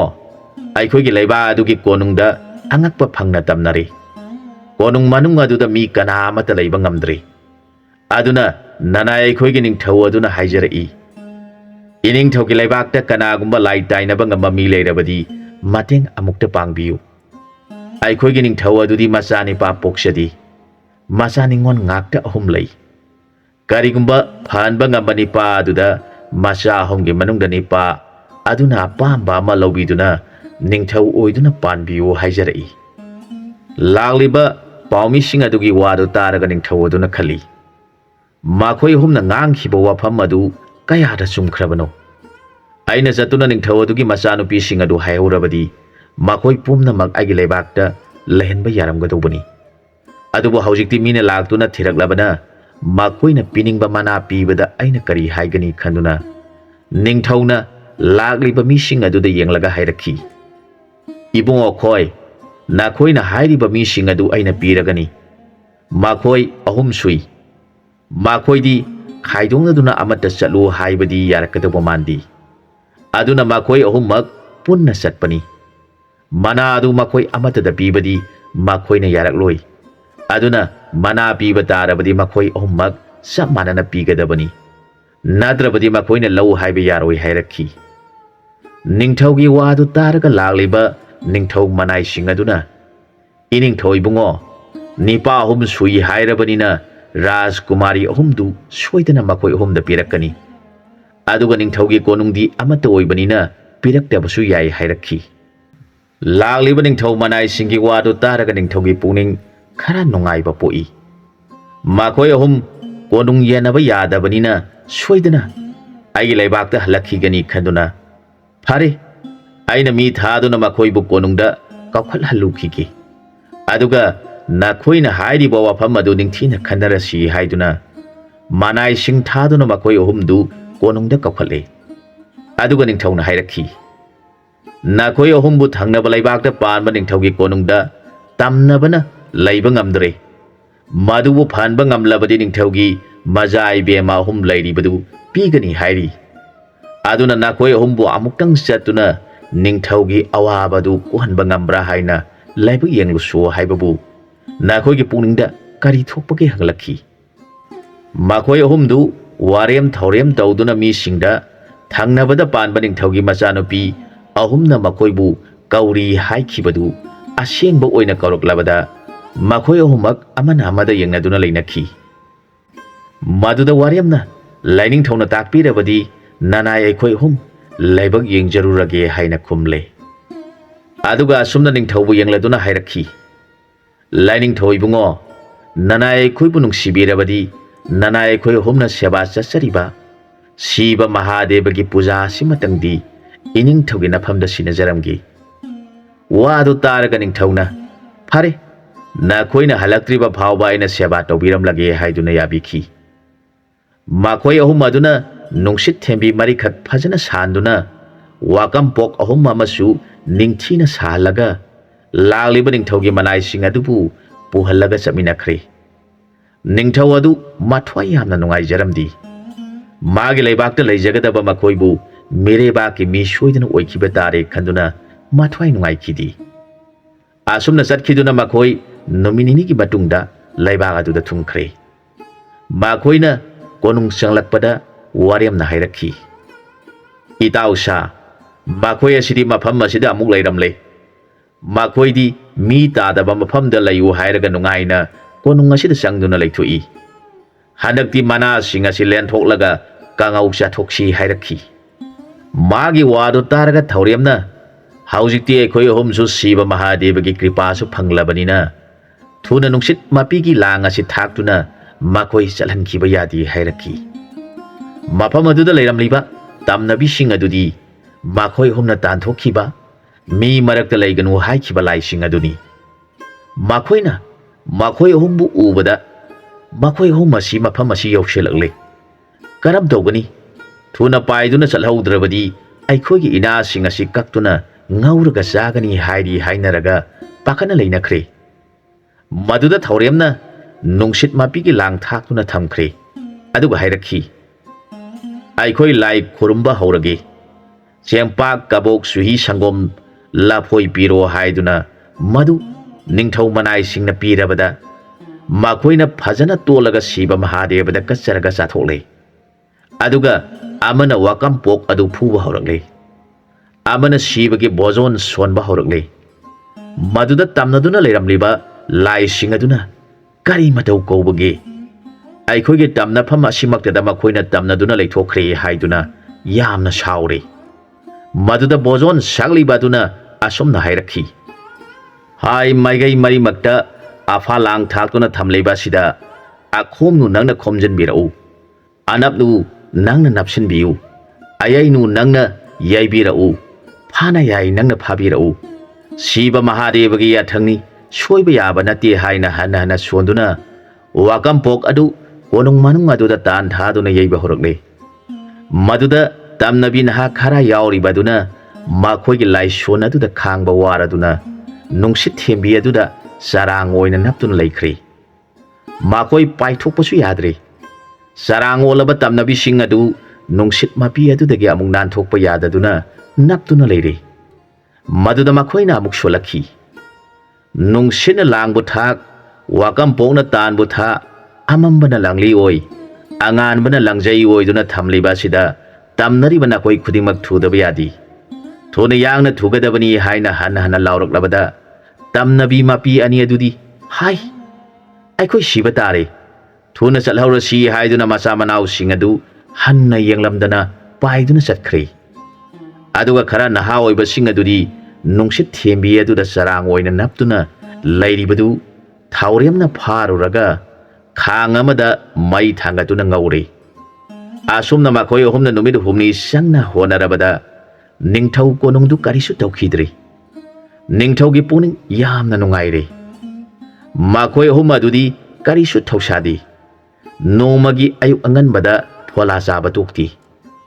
ꯐꯣꯂꯥ ꯑꯗꯨ ꯅꯤꯡꯊꯤꯅ ꯑꯌꯨꯛ ꯑꯉꯟꯕꯗ ꯍꯦꯛ ꯍꯦꯛ ꯅꯨꯡꯇꯤꯒꯤ ꯃꯕꯨꯡꯉꯣ ꯁꯤꯕ ꯃꯍꯥꯗꯦꯕꯗ ꯀꯠꯆꯔꯒ ꯃꯈꯣꯏ ꯑꯍꯨꯝ ꯑꯗꯨꯅ ꯃꯤ ꯀꯅꯥ ꯌꯥꯎꯍꯟꯗꯅ ꯅꯤꯡꯊꯤꯅ ꯐꯪꯉꯤ꯫ ꯅꯤꯡꯊꯧ ꯑꯗꯨꯅ ꯃꯈꯣꯏ ꯑꯍꯨꯝꯒꯤ ꯃꯑꯣꯡ ꯃꯇꯧ ꯑꯗꯨ ꯎꯔꯒ ꯍꯪꯂꯛꯈꯤ, ꯏꯕꯨꯡꯉꯣ, ꯅꯈꯣꯏ ꯑꯍꯨꯝꯕꯨ ꯂꯥꯏ ꯌꯥꯝꯅ ꯅꯤꯡꯕ ꯁꯥꯗꯨ ꯑꯣꯏꯅ ꯎꯏ꯫ ꯑꯗꯨꯅ ꯏꯆꯥꯁꯤꯡꯅ ꯅꯤꯡꯂꯤꯕ ꯂꯥꯏꯗꯤ ꯀꯔꯝꯕ ꯗꯦꯕ ꯗꯦꯕꯤꯅꯣ ꯏꯄꯥꯗ ꯁꯦꯡꯅ ꯇꯥꯛꯎ꯫ ꯃꯗꯨꯗ ꯋꯥꯀꯥꯏꯅ, ꯏꯅꯤꯡꯊꯧ ꯏꯕꯨꯡꯉꯣ, ꯅꯅꯥꯏ ꯑꯩꯈꯣꯏ ꯑꯍꯨꯝꯗꯤ ꯁꯤꯕ ꯃꯍꯥꯗꯦꯕ ꯀꯧꯕ ꯂꯥꯏ ꯑꯗꯨꯕꯨ ꯅꯤꯡꯖꯩ꯫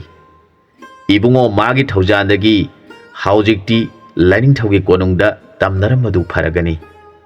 ꯑꯗꯨꯕꯨ ꯇꯝꯅꯕꯤ ꯃꯄꯤ ꯑꯅꯤꯗꯨꯗꯤ ꯀꯤꯗꯨꯅ ꯆꯦꯟꯈ꯭ꯔꯦ꯫ ꯃꯈꯣꯏꯕꯨ ꯐꯥꯕ ꯉꯝꯍꯧꯗ꯭ꯔꯦ꯫ ꯃꯈꯣꯏ ꯑꯃꯨꯛ ꯍꯟꯅ ꯍꯟꯖꯤꯜꯂꯛꯄ ꯉꯝꯂꯔꯣꯏ, ꯊꯣꯏꯅ ꯋꯥꯕꯤꯔꯨꯔꯒꯅꯨ ꯍꯥꯏꯔꯛꯈꯤ꯫ ꯅꯤꯡꯊꯧ ꯑꯗꯨꯅ ꯃꯥꯒꯤ ꯃꯆꯥꯅꯨꯄꯤ ꯑꯍꯨꯝꯈꯛ ꯂꯩ꯫ ꯃꯈꯣꯏ ꯑꯍꯨꯝꯃꯛ ꯃꯃꯥ ꯃꯍꯥꯔꯥꯅꯤ ꯇꯤꯟꯅꯗꯦ꯫ ꯃꯍꯥꯔꯥꯅꯤ ꯃꯌꯥꯝ ꯑꯗꯨꯒꯤ ꯃꯅꯨꯡꯗꯒꯤ ꯄꯣꯛꯄꯅꯤ꯫ ꯑꯗꯨꯅ ꯃꯈꯣꯏ ꯑꯍꯨꯝꯃꯛ ꯆꯥꯎꯕ, ꯐꯖꯕ ꯊꯣꯏꯅ ꯈꯦꯠꯅꯗꯦ꯫ ꯃꯈꯣꯏ ꯑꯍꯨꯝꯕꯨ ꯃꯈꯣꯏ ꯑꯍꯨꯝꯗ ꯄꯤꯔꯒꯦ ꯈꯟꯗꯨꯅ ꯃꯆꯥꯅꯨꯄꯤ ꯔꯥꯖꯀꯨꯃꯥꯔꯤ ꯑꯍꯨꯝꯗꯨꯗ ꯍꯥꯏꯔꯛꯈꯤ,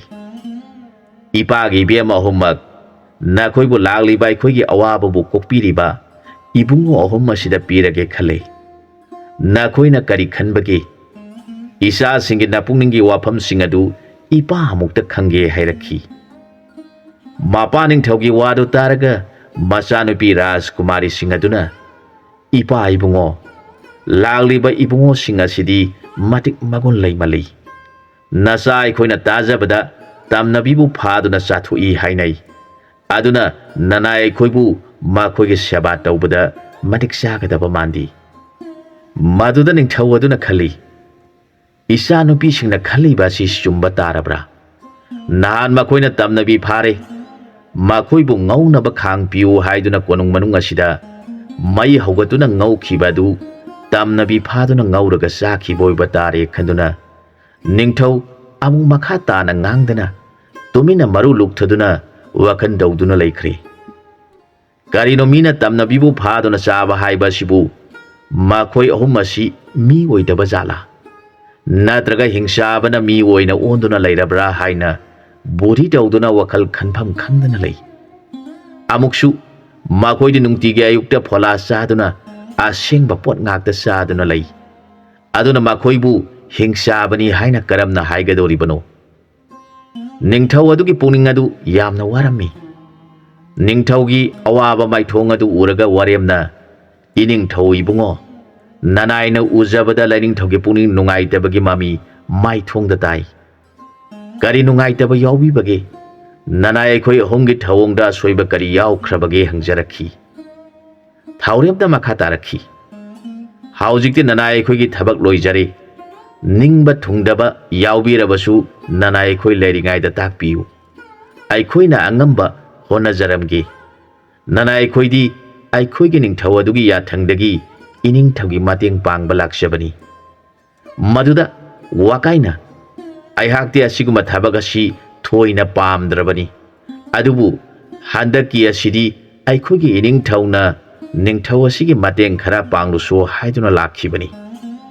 ꯑꯩꯗꯤ ꯑꯩꯈꯣꯏꯅ ꯂꯥꯠꯆꯔꯤꯕ ꯏꯕꯨꯡꯉꯣ ꯑꯁꯤꯒꯤ ꯁꯦꯕꯥ ꯇꯧꯗꯨꯅ ꯂꯩꯖꯔꯒꯦ ꯈꯜꯂꯕꯅꯤ ꯍꯥꯏꯔꯛꯈꯤ꯫ ꯃꯥꯒꯤ ꯋꯥꯗꯨ ꯇꯥꯔꯒ ꯋꯥꯔꯦꯝ ꯊꯧꯔꯦꯝꯅ, ꯆꯨꯝꯃꯤ, ꯏꯇꯥꯎꯅ ꯍꯥꯏꯕ, ꯑꯗꯨꯕꯨ ꯍꯧꯖꯤꯛꯇꯤ ꯊꯕꯛ ꯂꯣꯏꯔꯕꯅꯤꯅ ꯑꯩꯈꯣꯏ ꯆꯠꯄ ꯇꯥꯕꯅꯤ꯫ ꯑꯗꯨꯕꯨ ꯆꯠꯂꯝꯗꯥꯏ ꯑꯁꯤꯗ ꯅꯤꯡꯊꯧꯒꯤ ꯀꯔꯝꯕ ꯊꯕꯛ ꯂꯩꯔꯤꯕꯒꯦ ꯍꯥꯏꯕ ꯍꯪꯖꯔꯝꯕꯒꯤ ꯋꯥꯅꯤ ꯍꯥꯏꯔꯛꯈꯤ꯫ ꯃꯗꯨꯗ ꯋꯥꯀꯥꯏꯅ ꯆꯨꯝꯃꯤ, ꯃꯔꯨꯞꯅ ꯇꯥꯛꯄꯤꯔꯤꯕꯗꯨ ꯑꯩꯁꯨ ꯌꯥꯖꯔꯦ꯫ ꯑꯗꯨꯝ ꯑꯣꯏꯅꯃꯛ ꯑꯩꯈꯣꯏꯅ ꯂꯥꯛꯆꯈꯤꯕꯗꯤ ꯇꯝꯅꯕꯤ ꯐꯍꯟꯕ ꯂꯥꯛꯈꯤꯕꯅꯤ꯫ ꯍꯧꯖꯤꯛꯇꯤ ꯇꯝꯅꯕꯤ ꯐꯈ꯭ꯔꯕꯅꯤꯅ ꯑꯩꯈꯣꯏꯅ ꯃꯈꯥ ꯇꯥꯅ ꯃꯤꯒꯤ ꯀꯣꯅꯨꯡꯗ ꯂꯩꯊꯣꯛꯄ ꯆꯨꯝꯗꯦ ꯍꯥꯏꯖꯕꯒꯤ ꯋꯥꯅꯤ ꯍꯥꯏꯔꯛꯈꯤ꯫ ꯃꯈꯣꯏ ꯑꯍꯨꯝꯅ ꯉꯥꯡꯅꯔꯤꯕꯗꯨ ꯇꯥꯔꯒ ꯅꯤꯡꯊꯧꯒꯤ ꯄꯨꯛꯅꯤꯡ ꯋꯥꯕ ꯍꯦꯟꯒꯠꯂꯛꯈꯤ꯫ ꯃꯥꯅ ꯍꯥꯏꯗꯣꯛꯈꯤꯕ ꯋꯥꯐꯝ ꯉꯥꯛꯄ ꯉꯝꯗꯕ ꯅꯤꯡꯊꯧ ꯇꯥꯔꯤ꯫ ꯃꯆꯥꯅꯨꯄꯤꯁꯤꯡꯅ ꯍꯥꯏꯔꯤꯕ ꯋꯥꯐꯝ ꯑꯗꯨꯒ ꯃꯈꯣꯏ ꯑꯍꯨꯝꯅ ꯉꯥꯡꯂꯤꯕ ꯋꯥꯐꯝ ꯑꯗꯨꯒ ꯇꯥꯕꯗ ꯅꯤꯡꯊꯧꯒꯤ ꯋꯥꯈꯜ ꯈꯟꯐꯝ ꯈꯪꯗꯅ ꯋꯥꯔꯤꯕꯗꯨ ꯎꯔꯒ ꯃꯈꯣꯏ ꯑꯍꯨꯝ ꯑꯗꯨꯅ ꯅꯤꯡꯊꯧꯒꯤ ꯃꯐꯝꯗ ꯈꯨꯔꯨꯝꯖꯔꯒ ꯅꯅꯥ ꯑꯩꯈꯣꯏ ꯑꯃꯨꯛ ꯏꯔꯩꯕꯥꯛꯇ ꯆꯠꯆꯈ꯭ꯔꯒꯦ ꯍꯥꯏꯔꯒ ꯅꯤꯡꯊꯧꯕꯨ ꯈꯨꯔꯨꯝꯂꯝꯂꯒ ꯆꯠꯈ꯭ꯔꯤ꯫ ꯅꯤꯡꯊꯧ ꯑꯗꯨ ꯃꯈꯣꯏꯅ ꯆꯠꯈ꯭ꯔꯕꯒꯤ ꯇꯨꯡꯗ ꯋꯥꯈꯜ ꯒ꯭ꯌꯥꯟ ꯂꯥꯛꯈꯤ꯫ ꯃꯥꯅ ꯈꯜꯂꯛꯈꯤ, ꯑꯩꯒꯤ ꯀꯣꯅꯨꯡ ꯑꯁꯤꯗ ꯇꯝꯅꯗꯨꯅ ꯂꯩꯕ ꯉꯝꯗ꯭ꯔꯕ ꯃꯇꯝꯗ ꯑꯩꯅ ꯃꯁꯤꯕꯨ ꯐꯍꯟꯕ ꯉꯝꯕ ꯃꯤꯁꯛꯇ ꯏꯆꯥꯅꯨꯄꯤ ꯑꯍꯨꯝꯕꯨ ꯄꯤꯒꯅꯤ ꯍꯥꯏꯗꯨꯅ ꯂꯩꯕꯥꯛ ꯂꯩꯕꯥꯛ ꯈꯨꯗꯤꯡꯃꯛꯇ ꯃꯤ ꯊꯥꯗꯨꯅ ꯑꯍꯩꯕ ꯃꯤ ꯊꯤꯍꯟꯈꯤꯕꯅꯤ꯫ ꯑꯗꯨꯒ ꯅꯤꯄꯥ ꯑꯍꯨꯝ ꯑꯗꯨꯅ ꯐꯍꯜꯂꯕ ꯃꯇꯨꯡꯗ ꯑꯩꯅ ꯀꯔꯤ ꯃꯔꯝꯒꯤꯗꯃꯛꯇ ꯏꯆꯥꯅꯨꯄꯤꯁꯤꯡꯗ ꯃꯈꯣꯏꯅ ꯑꯄꯥꯝ ꯄꯥꯝꯗ ꯍꯪꯂꯨꯕꯗꯒꯤ ꯃꯈꯣꯏ ꯑꯍꯨꯝ ꯑꯗꯨ ꯋꯥꯔꯧꯗꯨꯅ ꯅꯤꯡꯊꯧ ꯑꯩꯒꯤ ꯏꯐꯝꯗꯒꯤ ꯀꯔꯤꯁꯨ ꯄꯨꯗꯨꯅ ꯆꯠꯈ꯭ꯔꯤꯕꯅꯤ꯫ ꯍꯧꯖꯤꯛ ꯑꯩꯍꯥꯛ ꯀꯔꯤ ꯇꯧꯕ ꯇꯥꯔꯤꯕꯅꯣ? ꯑꯩ ꯏꯁꯥ ꯆꯠꯇꯨꯅ ꯃꯈꯣꯏꯒꯤ ꯃꯐꯝꯗ ꯂꯥꯟꯈ꯭ꯔꯦ ꯍꯥꯏꯖꯔꯨꯕꯅ ꯐꯒꯗ꯭ꯔꯥ ꯈꯟꯗꯨꯅ ꯂꯩꯈꯤ꯫ ꯃꯈꯣꯏ ꯑꯍꯨꯝ ꯑꯗꯨꯅ ꯆꯠꯅ ꯆꯠꯅ ꯉꯥꯡꯅꯩ꯫ ꯋꯥꯔꯦꯝꯅ ꯍꯥꯏꯔꯛꯈꯤ, ꯏꯇꯥꯎꯁꯥ, ꯑꯩꯈꯣꯏ ꯑꯍꯨꯝ ꯑꯁꯤ ꯋꯥꯔꯦꯝ ꯊꯧꯔꯦꯝ ꯋꯥꯀꯥꯏ ꯇꯧꯔꯨꯕꯗꯒꯤ ꯑꯩꯈꯣꯏ ꯑꯍꯨꯝ ꯐꯔꯛ ꯌꯥꯝꯅ ꯇꯥꯒꯗꯧꯔꯤ꯫ ꯋꯥꯗꯨ ꯇꯥꯔꯒ ꯊꯧꯔꯦꯝꯅ ꯀꯔꯝꯅ ꯇꯥꯒꯗꯧꯔꯤꯕꯅꯣ? ꯏꯇꯥꯎꯅ ꯍꯥꯏꯔꯤꯕ ꯋꯥꯐꯝ ꯑꯗꯨꯕꯨ ꯑꯩꯗꯤ ꯌꯥꯅꯤꯡꯗꯦ꯫ ꯑꯩꯈꯣꯏꯅ ꯋꯥꯔꯦꯝ ꯊꯧꯔꯦꯝ ꯋꯥꯀꯥꯏ ꯇꯧꯕꯒꯤ ꯃꯄꯥꯟꯗꯒꯤ ꯍꯧꯖꯤꯛ ꯑꯩꯈꯣꯏ ꯑꯍꯨꯝꯕꯨ ꯂꯩꯕꯥꯛꯅ ꯃꯁꯛ ꯈꯪꯕ ꯃꯤ ꯑꯃꯃꯝ ꯑꯣꯏꯔꯤꯕ ꯅꯠꯇ꯭ꯔꯥ? ꯋꯥꯗꯨ ꯇꯥꯔꯒ ꯋꯥꯀꯥꯏꯅ, ꯐꯔꯤꯅꯤ, ꯃꯤ ꯈꯨꯗꯤꯡꯃꯛꯅ ꯑꯩꯈꯣꯏꯕꯨ ꯇꯝꯅꯕꯤ ꯅꯨꯄꯤ ꯂꯧꯗꯨꯅ ꯏꯆꯥ ꯂꯩꯔꯕ ꯉꯥꯛꯇꯅꯤ ꯍꯥꯏꯗꯨꯅ ꯃꯆꯥꯅꯨꯄꯤ ꯑꯃꯠꯇ ꯄꯤꯅꯤꯡꯗꯗꯨꯅ ꯄꯤꯕꯤꯗ꯭ꯔꯦ꯫ ꯃꯗꯨꯒꯤꯁꯨ ꯃꯊꯛꯇ ꯂꯩꯔꯤꯕ ꯅꯨꯄꯤꯁꯤꯡ ꯑꯁꯤꯅꯁꯨ ꯃꯈꯣꯏꯗꯤ ꯇꯝꯅꯕꯤ ꯅꯨꯄꯤ ꯂꯧꯗꯨꯅ ꯃꯆꯥ ꯂꯩꯕ ꯅꯨꯄꯥꯁꯤꯡꯅꯤ ꯉꯥꯡꯅꯗꯨꯅ ꯅꯨꯄꯤ ꯑꯃꯠꯇꯅ ꯑꯩꯈꯣꯏꯗ ꯂꯩꯕꯤꯌꯨ ꯌꯥꯕꯤꯗ꯭ꯔꯤꯕ ꯑꯁꯤ ꯑꯐꯕꯒꯤ ꯈꯨꯗꯝ ꯂꯥꯡꯍꯜꯂꯛꯈꯤ꯫ ꯃꯗꯨꯗ ꯑꯃꯅ ꯍꯥꯏꯔꯛꯈꯤ, ꯑꯗꯨꯒꯤ ꯑꯣꯏꯔꯦ, ꯅꯨꯄꯤꯗꯤ ꯊꯤꯗꯕꯅ ꯍꯦꯟꯅ ꯐꯔꯦ꯫ ꯑꯩꯈꯣꯏꯅ ꯁꯤꯕꯒꯤ ꯄꯨꯖꯥ ꯇꯧꯖꯗꯨꯅ ꯂꯩꯖꯕ ꯑꯗꯨꯃꯛꯇꯅ ꯄꯦꯟꯖꯕ ꯑꯣꯏꯖꯔꯦ ꯍꯦꯛ ꯍꯥꯏꯔꯛꯏ꯫ ꯑꯃꯅ ꯑꯃꯨꯛ ꯍꯥꯏꯔꯛꯈꯤ, ꯍꯥꯏꯈꯣꯗꯅ ꯉꯥꯡꯈꯣꯗꯅ ꯇꯝꯅꯕꯤ ꯅꯨꯄꯤ ꯂꯧꯗꯨꯅ ꯅꯆꯥ ꯑꯅꯤ ꯂꯩ ꯍꯥꯏꯕ ꯋꯥꯐꯝꯗꯣ ꯍꯧꯖꯤꯛꯇꯤ ꯀꯔꯤ ꯊꯣꯛꯂꯦ? ꯋꯥꯗꯨ ꯇꯥꯔꯒ ꯑꯃꯅ ꯑꯃꯨꯛ ꯍꯥꯏꯔꯛꯈꯤ, ꯑꯩꯈꯣꯏꯅ ꯋꯥꯔꯦꯝ ꯊꯧꯔꯦꯝ ꯋꯥꯀꯥꯏ ꯉꯥꯡꯕꯒꯤ ꯃꯄꯥꯟꯅ ꯑꯩꯈꯣꯏ ꯑꯍꯨꯝꯕꯨ ꯂꯩꯕꯥꯛꯅ ꯃꯁꯛ ꯈꯪꯕꯤꯗꯨꯅ ꯂꯩꯔꯤꯕ ꯑꯁꯤꯗꯒꯤ ꯍꯦꯟꯕ ꯀꯔꯤ ꯂꯩꯔꯤꯕꯒꯦ? ꯑꯃꯅ ꯑꯃꯨꯛ ꯍꯧꯗꯣꯛꯂꯛꯈꯤ, ꯏꯇꯥꯎꯁꯥ, ꯍꯟꯗꯛ ꯅꯤꯡꯊꯧꯒꯤ ꯃꯆꯥꯅꯨꯄꯤ ꯑꯍꯨꯝ ꯑꯗꯨꯅ ꯑꯩꯈꯣꯏꯕꯨ ꯇꯝꯅꯕꯤ ꯅꯨꯄꯤ ꯂꯧꯕꯅꯤ꯫ ꯃꯈꯣꯏꯅ ꯍꯥꯏꯕ ꯌꯥꯗ꯭ꯔꯒ ꯃꯈꯣꯏꯅ ꯇꯝꯅꯕꯤꯁꯤꯡ ꯑꯗꯨ ꯈꯥꯡꯗ ꯉꯧꯔꯒ ꯆꯥꯊꯣꯛꯄ ꯉꯝꯕ ꯃꯤ ꯉꯥꯛꯇꯅꯤ꯫ ꯑꯗꯨꯅ ꯃꯈꯣꯏꯗ ꯂꯩꯖꯕ ꯉꯝꯂꯣꯏ ꯍꯥꯏꯔꯛꯄ ꯋꯥꯐꯝ ꯑꯁꯤꯃꯗꯤ ꯄꯨꯛꯅꯤꯡ ꯑꯁꯤ ꯈꯔ ꯋꯥꯔꯧꯏ ꯍꯥꯏꯔꯛꯈꯤ꯫ ꯋꯥꯗꯨ ꯇꯥꯔꯒ ꯋꯥꯀꯥꯏꯅ, ꯏꯇꯥꯎꯗꯤ ꯀꯔꯝꯅ ꯃꯈꯣꯏꯅ ꯃꯗꯨ ꯍꯥꯏꯕꯗꯤ ꯈꯪꯂꯤꯕ? ꯃꯗꯨꯗ ꯋꯥꯔꯦꯝꯅ ꯍꯥꯏꯔꯛꯈꯤ, ꯅꯤꯡꯊꯧ ꯑꯗꯨꯅ ꯃꯊ꯭ꯋꯥꯏ ꯋꯥꯅ ꯂꯩꯕ ꯑꯗꯨ ꯎꯔꯒ ꯑꯩꯅ ꯃꯅꯥꯏ ꯑꯃꯗ ꯇꯨꯃꯤꯟꯅ ꯅꯤꯡꯊꯧꯅ ꯋꯥꯔꯤꯕꯁꯤ ꯀꯔꯤꯒꯤꯅꯣ ꯍꯪꯕꯗ ꯅꯤꯡꯊꯧ ꯃꯅꯥꯏ ꯑꯗꯨꯅ ꯍꯥꯏꯔꯛꯄ ꯋꯥꯅꯤ꯫ ꯅꯤꯡꯊꯧ ꯑꯗꯨꯅ ꯃꯆꯥꯅꯨꯄꯤ ꯑꯍꯨꯝ ꯑꯗꯨꯗ ꯃꯈꯣꯏ ꯑꯍꯨꯝꯕꯨ ꯑꯩꯈꯣꯏ ꯑꯍꯨꯝꯗ ꯄꯤꯔꯒꯦ ꯍꯥꯏꯔꯨꯕꯗ ꯃꯆꯥꯁꯤꯡ ꯑꯗꯨꯅ ꯃꯈꯣꯏꯗꯤ ꯇꯝꯅꯕꯤ ꯉꯧꯗꯨꯅ ꯆꯥꯕꯅꯤ꯫ ꯑꯗꯨꯅ ꯃꯈꯣꯏꯒ ꯀꯔꯝꯅ ꯂꯩꯃꯤꯟꯅꯒꯗꯧꯔꯤꯕꯅꯣ? ꯑꯩꯈꯣꯏ ꯃꯈꯣꯏꯒ ꯂꯩꯃꯤꯟꯅꯖꯕ ꯉꯝꯂꯣꯏ ꯍꯥꯏꯔꯕꯗ ꯅꯤꯡꯊꯧ ꯑꯗꯨꯅꯗꯤ ꯇꯝꯅꯕꯤ ꯐꯍꯟꯕ ꯉꯝꯕ ꯃꯤꯗ ꯃꯆꯥ ꯑꯍꯨꯝꯗꯨ ꯄꯤꯒꯅꯤ ꯍꯥꯏꯈꯤꯕꯗꯨ ꯃꯆꯥꯁꯤꯡꯅ ꯌꯥꯗ꯭ꯔꯕ ꯑꯗꯨꯗ ꯅꯤꯡꯊꯧ ꯑꯗꯨ ꯍꯥꯏꯗꯣꯛꯈꯤꯕ ꯋꯥꯐꯝ ꯉꯥꯛꯄ ꯉꯝꯗ꯭ꯔꯦ ꯈꯟꯗꯨꯅ ꯑꯋꯥꯕ ꯑꯣꯏꯔꯤꯕꯅꯤ ꯍꯥꯏꯔꯛꯈꯤ꯫ ꯃꯥꯒꯤ ꯋꯥꯗꯨ ꯇꯥꯔꯒ ꯋꯥꯀꯥꯏꯅ, ꯚꯥꯂꯣ, ꯋꯥ ꯂꯩꯔꯦ ꯍꯥꯏꯔꯛꯈꯤ꯫ ꯊꯧꯔꯦꯝꯅ ꯀꯔꯤ ꯋꯥ ꯂꯩꯔꯤꯕꯅꯣ ꯍꯪꯂꯛꯈꯤ꯫ ꯍꯦꯔꯥ, ꯃꯈꯣꯏꯒꯤ ꯃꯆꯥꯅꯨꯄꯤꯁꯤꯡ ꯑꯗꯨꯅ ꯑꯗꯨꯝꯅ ꯉꯥꯡꯉꯤ ꯍꯥꯏꯕ ꯋꯥꯗꯨ ꯑꯩꯉꯣꯟꯗ ꯈꯪꯍꯟꯕ ꯌꯥꯗꯕ꯭ꯔꯥ? ꯀꯔꯤꯁꯨ ꯂꯩꯇꯕꯤ ꯃꯈꯣꯏꯅ ꯑꯗꯨꯝꯅ ꯉꯥꯡꯕ ꯁꯥꯔꯤꯕ? ꯐꯔꯦ, ꯃꯈꯣꯏ ꯃꯄꯨꯟꯁꯤ ꯆꯨꯞꯄꯒꯤ ꯃꯌꯨꯝ ꯄꯥꯜꯍꯜꯂꯔꯣꯏ꯫ ꯋꯥꯗꯨ ꯇꯥꯔꯒ ꯊꯧꯔꯦꯝꯅ ꯅꯣꯛꯂꯗꯨꯅ, ꯅꯪꯒꯤ ꯍꯧꯅꯕꯤ ꯑꯃꯨꯛ ꯇꯧꯔꯛꯂꯕ꯭ꯔꯥ?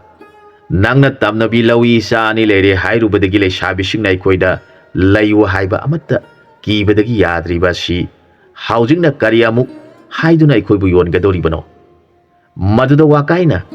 kari sulaitaba wafam adugibu aikoina wagadoriba aikoi haujikti ningthau konungdagi tholaklei aduna makhoi leibak asida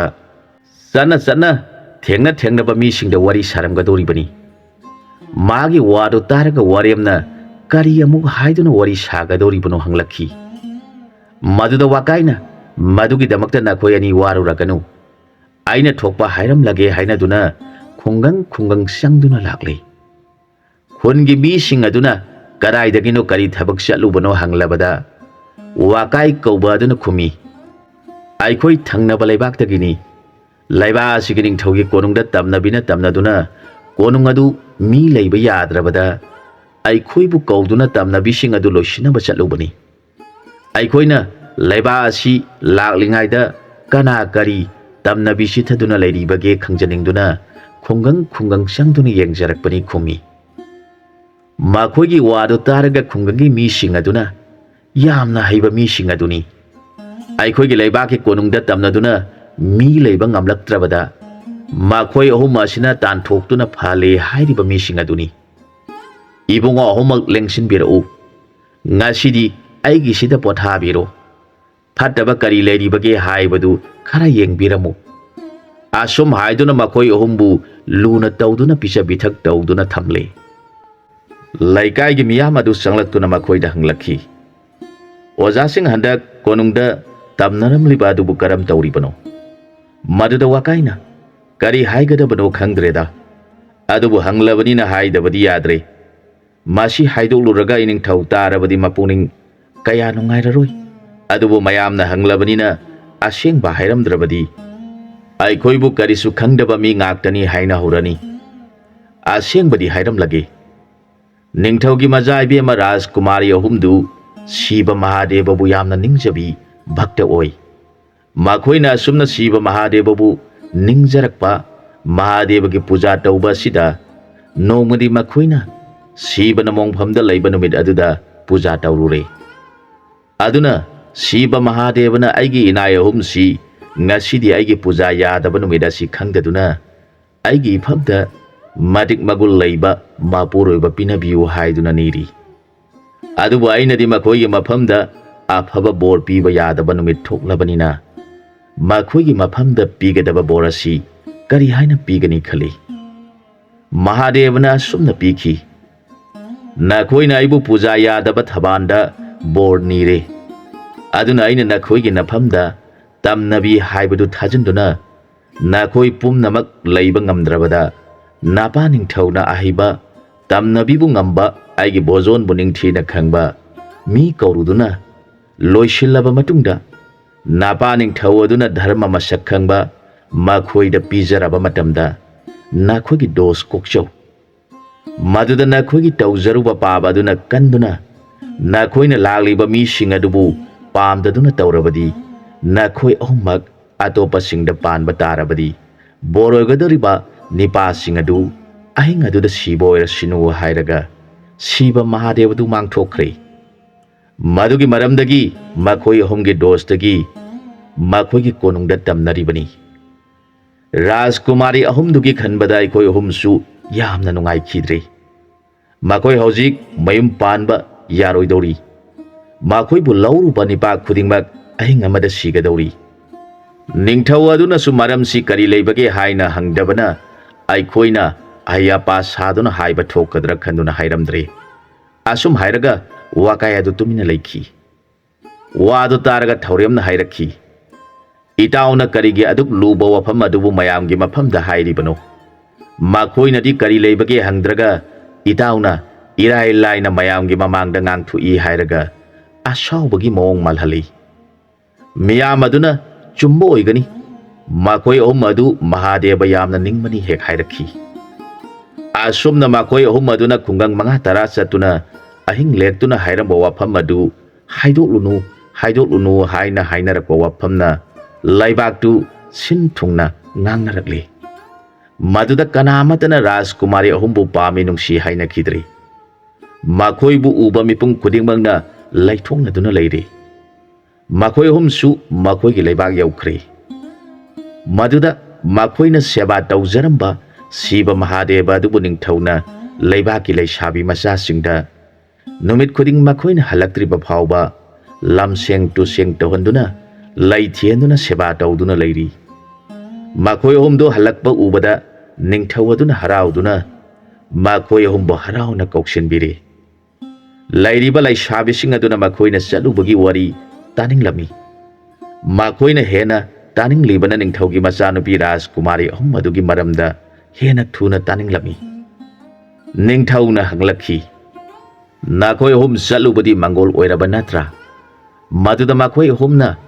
iningthaugi kripadagi nanai khoi ahum mangol oijarakle hairaga khurumjakhi. Ningthauna hanglakhi. Kari mana pirakpage hanglabada makhoi ahumna khurumjarakhi. Iningthau ibungo makhoi pigadaba mana adu nanai khoi ahumna pamjadabadagi thuna manage wafam hainadana laksharabani khumi.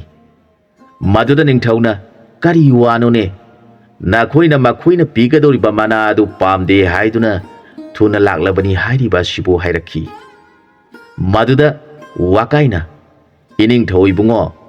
ningthau aduna machanupi ahumdu aikhoi ahumda piduna aikhoibu ningthau oheningi. Aikhoina madu pamjadi. Aikhoide ningthaugi leibak asida leijaduna Siba Mahadeva ki puja tawduna punsi asi lenjarage khanjare. Adubu ningthau aduna machanupi sing adu puraga soidana lakhigadaba mali. Aikhoina di makhoigi machanupi ahumdu pamdabadagi laklibani hairakhi. Wadu taraga ningthau aduna nokladuna karigino nakhoina ningthaugi machanupi sing pamdribadi hanglabada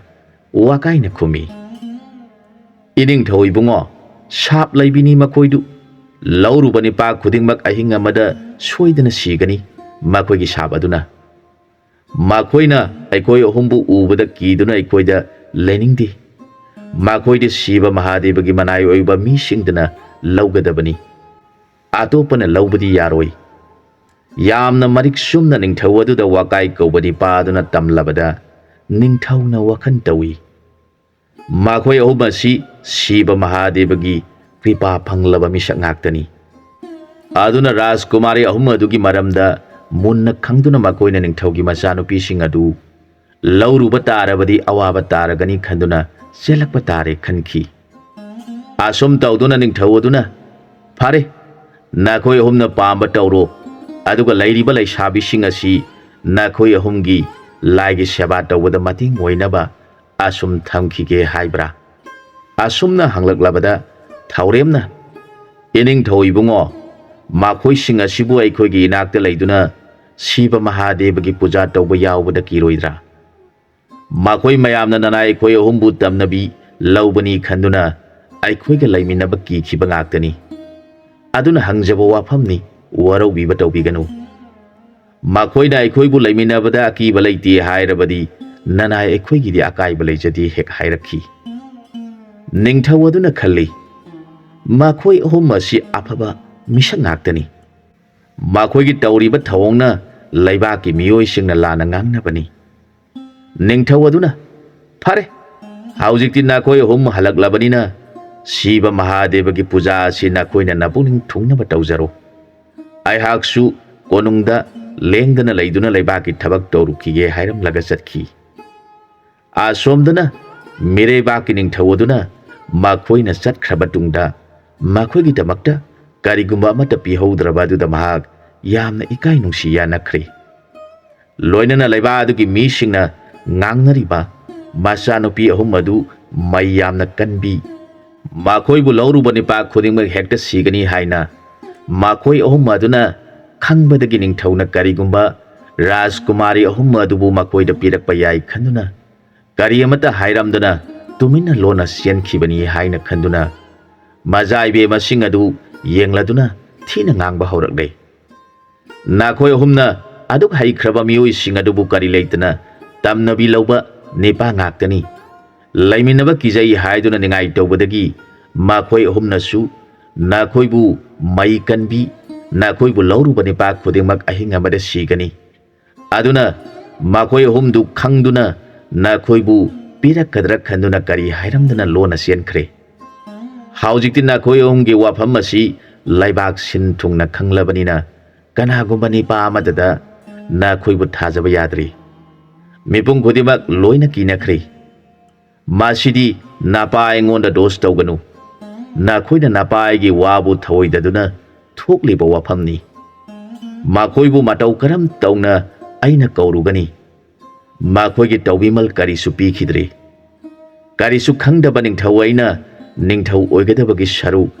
ꯑꯈꯪꯕ ꯑꯍꯩꯕ ꯅꯤꯄꯥ ꯑꯍꯨꯝ ꯑꯗꯨꯅ ꯑꯃꯅ ꯅꯤꯡꯊꯧ ꯑꯣꯏꯔꯒ ꯑꯅꯤ ꯑꯃꯅ ꯕꯣꯔ ꯃꯟꯇ꯭ꯔꯤꯅꯆꯤꯡꯕ ꯑꯣꯏꯗꯨꯅ ꯄꯥꯟꯕꯅ ꯍꯦꯟꯅ ꯐꯩ ꯍꯥꯏꯅ ꯃꯄꯥ ꯅꯤꯡꯊꯧ ꯑꯗꯨꯅ ꯁꯥꯎꯅ ꯉꯥꯡꯗꯨꯅ ꯂꯩ꯫ ꯑꯁꯣꯝꯗꯁꯨ ꯃꯈꯣꯏ ꯑꯍꯨꯝ ꯑꯗꯨꯅ ꯉꯥꯡꯅꯩ, ꯏꯇꯥꯎꯁꯤꯡ, ꯅꯤꯡꯊꯧ ꯑꯗꯨ ꯑꯩꯈꯣꯏꯅ ꯃꯈꯣꯏꯒꯤ ꯂꯩꯕꯥꯛꯀꯤ ꯈꯨꯡꯒꯪꯁꯤꯡꯗ ꯉꯥꯡꯂꯝꯕ ꯋꯥꯔꯤꯁꯤꯡ ꯑꯗꯨꯅ ꯁꯣꯏꯗꯅ ꯑꯩꯈꯣꯏꯕꯨ ꯊꯤꯕ ꯂꯥꯛꯈꯤꯒꯅꯤ꯫ ꯃꯗꯨꯗ ꯅꯤꯡꯊꯧ ꯑꯗꯨꯅ ꯃꯆꯥꯅꯨꯄꯤ ꯔꯥꯖꯀꯨꯃꯥꯔꯤ ꯑꯍꯨꯝ ꯑꯗꯨꯒꯤ ꯃꯔꯝꯗ ꯅꯈꯣꯏꯅ ꯀꯔꯤ ꯈꯪꯗꯨꯅ ꯍꯥꯏꯔꯝꯂꯤꯕꯅꯣ ꯍꯪꯂꯛꯂꯕꯗꯤ ꯀꯔꯤ ꯈꯨꯝꯒꯅꯤ ꯍꯦꯛ ꯍꯥꯏꯔꯛꯈꯤ꯫ ꯋꯥꯗꯨ ꯇꯥꯔꯒ ꯋꯥꯀꯥꯏꯅ, ꯋꯥꯐꯝ ꯑꯗꯨꯒꯤ ꯃꯔꯝꯗ ꯀꯔꯤꯒꯤ ꯏꯇꯥꯎꯅ ꯋꯥꯔꯤꯕꯅꯣ? ꯑꯩꯅ ꯈꯨꯝꯒꯅꯤ, ꯃꯍꯥꯛꯅ ꯇꯝꯅꯕꯤꯕꯨ ꯉꯝꯕ ꯅꯤꯄꯥꯗ ꯃꯆꯥ ꯏꯕꯦꯝꯃꯁꯤꯡ ꯑꯗꯨꯕꯨ ꯄꯤꯒꯅꯤ ꯍꯥꯏꯗꯨꯅ ꯑꯩꯈꯣꯏ ꯑꯍꯨꯝ ꯆꯠꯈꯤꯕ ꯅꯠꯇ꯭ꯔꯥ? ꯑꯩꯈꯣꯏꯅ ꯇꯝꯅꯕꯤꯁꯤꯡ ꯑꯗꯨ ꯁꯤꯕ ꯃꯍꯥꯗꯦꯕ ꯀꯧꯕ ꯏꯕꯨꯡꯉꯣ ꯃꯥꯒꯤ ꯀ꯭ꯔꯤꯄꯥꯅ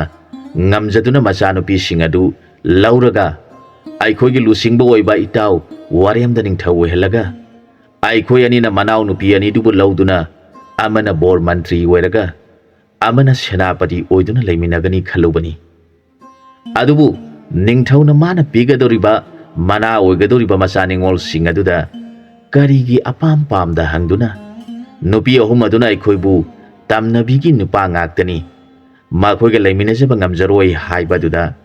ꯅꯤꯡꯊꯧ ꯑꯗꯨꯅ ꯇꯨꯃꯤꯟꯅ ꯂꯩꯁꯤꯟꯗꯨꯅ ꯀꯔꯤꯁꯨ ꯍꯥꯏꯕ ꯉꯝꯗꯕ ꯅꯤꯡꯊꯧ ꯑꯗꯨꯒꯤ ꯃꯆꯥꯁꯤꯡ ꯑꯗꯨ ꯋꯥꯕꯒꯤꯗꯃꯛ ꯏꯇꯥꯎꯁꯤꯡꯅ ꯀꯔꯤꯒꯤ ꯋꯥꯔꯤꯕꯅꯣ? ꯑꯩꯗꯤ ꯅꯨꯡꯉꯥꯏꯔꯤꯕꯅꯤ꯫ ꯃꯥꯅ ꯀꯔꯤꯒꯨꯝꯕ ꯋꯥꯐꯝ ꯑꯗꯨ ꯍꯪꯂꯛꯂꯕꯁꯨ ꯑꯩꯅ ꯊꯣꯛꯄ ꯉꯥꯡꯅꯒꯅꯤ꯫ ꯏꯇꯥꯎ ꯑꯅꯤꯃꯛ ꯊꯣꯏꯅ ꯋꯥꯕꯤꯒꯅꯨ꯫ ꯅꯤꯡꯊꯧ ꯑꯗꯨ ꯁꯣꯏꯗꯅ ꯃꯅꯥꯏ ꯊꯥꯔꯛꯄ ꯑꯃ ꯅꯠꯇ꯭ꯔꯒ ꯃꯁꯥ ꯂꯥꯛꯄ ꯑꯃ ꯇꯧꯔꯛꯈꯤꯒꯅꯤ ꯍꯥꯏꯗꯨꯅ ꯋꯥꯀꯥꯏ ꯑꯗꯨꯅ ꯉꯥꯡꯂꯛꯈꯤ꯫ ꯃꯗꯨꯗ ꯊꯧꯔꯦꯝ ꯀꯧꯕ ꯅꯤꯄꯥ ꯑꯗꯨꯅ ꯅꯨꯡꯉꯥꯏꯔꯒꯅꯤ꯫ ꯑꯩꯈꯣꯏ ꯏꯇꯥꯎ ꯑꯍꯩꯕ ꯑꯁꯤꯅ ꯇꯝꯅꯕꯤ ꯁꯥꯔꯒ ꯑꯃꯅ ꯑꯍꯩꯕ ꯃꯥꯏꯕ ꯁꯥꯗꯨꯅ ꯇꯝꯅꯕꯤ ꯀꯧꯔꯗꯨꯅ ꯂꯥꯛꯂꯕꯅꯤ ꯍꯥꯏꯗꯨꯅ ꯑꯩꯅ ꯆꯠꯂꯨ ꯀꯔꯤꯒꯤ ꯅꯪꯅ ꯇꯝꯅꯔꯤꯕꯅꯣ ꯍꯥꯏꯗꯨꯅ ꯇꯝꯅꯕꯤ ꯐꯨꯔꯨꯕꯒꯤ ꯗꯣꯁ ꯑꯗꯨꯅꯤ ꯃꯤꯄꯨꯝ ꯈꯨꯗꯤꯡꯃꯛꯅ ꯉꯥꯡꯅꯔꯤꯕ ꯑꯁꯤ꯫ ꯂꯝꯍꯨꯏ ꯃꯆꯥ ꯑꯅꯤꯗꯨꯕꯨ ꯑꯩꯈꯣꯏꯅ ꯇꯝꯅꯕꯤ ꯃꯆꯥꯅꯤ ꯍꯥꯏꯖꯤꯟꯗꯨꯅ ꯃꯤꯁꯤꯡꯕꯨ ꯊꯥꯖꯍꯟꯈꯤꯕ ꯑꯗꯨꯃꯛꯇꯅ ꯊꯣꯛꯂꯤꯕ ꯋꯥꯐꯝꯅꯤ꯫ ꯀꯔꯤꯁꯨ ꯈꯪꯗꯅ ꯋꯥꯔꯦꯝ ꯊꯧꯔꯦꯝ ꯋꯥꯀꯥꯏ ꯉꯥꯡꯗꯨꯅ ꯃꯤꯕꯨ ꯊꯥꯖꯍꯟꯕꯗꯒꯤ ꯅꯨꯡꯉꯥꯏꯔꯦ ꯍꯧꯖꯤꯛꯇꯤ꯫ ꯑꯩꯈꯣꯏ ꯑꯍꯨꯝꯃꯛ ꯅꯨꯄꯤ ꯊꯤꯕ ꯈꯪꯗꯕ ꯅꯤꯄꯥ ꯍꯥꯏꯕꯗꯨ ꯑꯣꯏꯕ ꯇꯥꯔꯦꯗꯅ ꯍꯦꯛ ꯍꯥꯏꯔꯛꯈꯤ꯫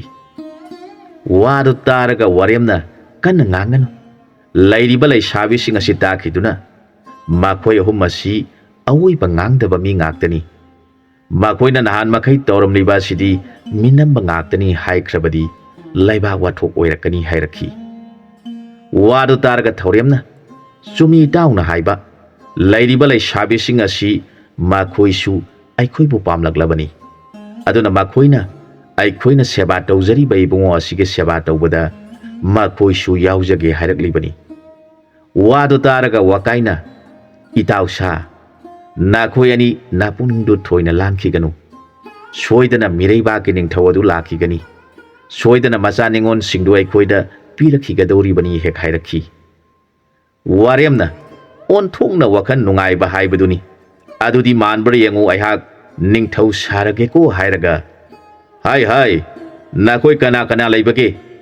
ꯋꯥꯗꯨ ꯇꯥꯔꯒ ꯃꯈꯣꯏ ꯑꯅꯤꯅ ꯀꯔꯤ ꯇꯥꯛꯄꯤꯒꯗꯕꯅꯣ ꯅꯅꯥꯏ ꯑꯩꯈꯣꯏ ꯑꯅꯤ ꯂꯩꯖꯩ ꯅꯤꯡꯊꯧ ꯍꯦꯛ ꯈꯨꯝꯖꯔꯛꯈꯤ꯫ ꯅꯈꯣꯏ ꯑꯅꯤꯅ ꯑꯩꯒꯤ ꯅꯨꯡꯁꯤꯖꯈ꯭ꯔꯕ ꯏꯇꯥꯎ ꯑꯅꯤꯗꯨ ꯈꯨꯗꯛ ꯑꯁꯤꯗ ꯑꯃꯅ ꯂꯩꯕꯥꯛ ꯑꯁꯤꯒꯤ ꯕꯣꯔ ꯃꯟꯇ꯭ꯔꯤ ꯍꯥꯞꯂꯒꯅꯤ, ꯑꯃꯅ ꯂꯩꯕꯥꯛ ꯑꯁꯤꯒꯤ ꯁꯦꯅꯥꯄꯇꯤ ꯍꯥꯞꯇꯨꯅ ꯃꯅꯤꯡ ꯃꯈꯥ ꯇꯝꯅ ꯄꯥꯟꯖꯔꯣ ꯍꯥꯏꯅ ꯅꯤꯡꯊꯧ ꯑꯩꯅ ꯌꯥꯊꯪ ꯄꯤꯔꯕꯅꯤ ꯍꯥꯏꯌꯨ꯫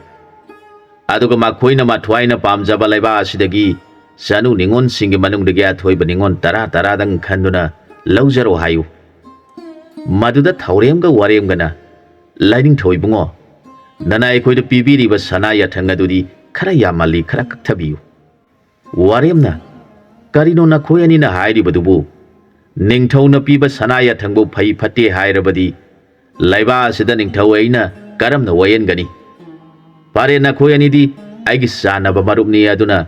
Nakhoi ani na sumna phagani haibadu. Naning taujaro hairaga hanglai. Karam tau iman bra. Wadu taraga wakaina. Hauziki adubu asing ba natabra. Aidi asing ba oiraboi ningduna yamna haraurure. Maduda thauremna. Karino itaw na ngangbiri ba adubu. Karigi ining thauda adum na ngangli bano. Ining thau ibungo. Nana itaw sina ngangjari basi. Koina daduna. Hanagi wakal ngangjari bani. Nana itaw na soy kiba yaurabasu nana itaw aduni khanbiduna ngakpiu hairaga. Thaurem aduna warem gi mafam da kurum jaraki. Warem na aran ba khudingi kurum laga koklabadi karab na leba ngakani.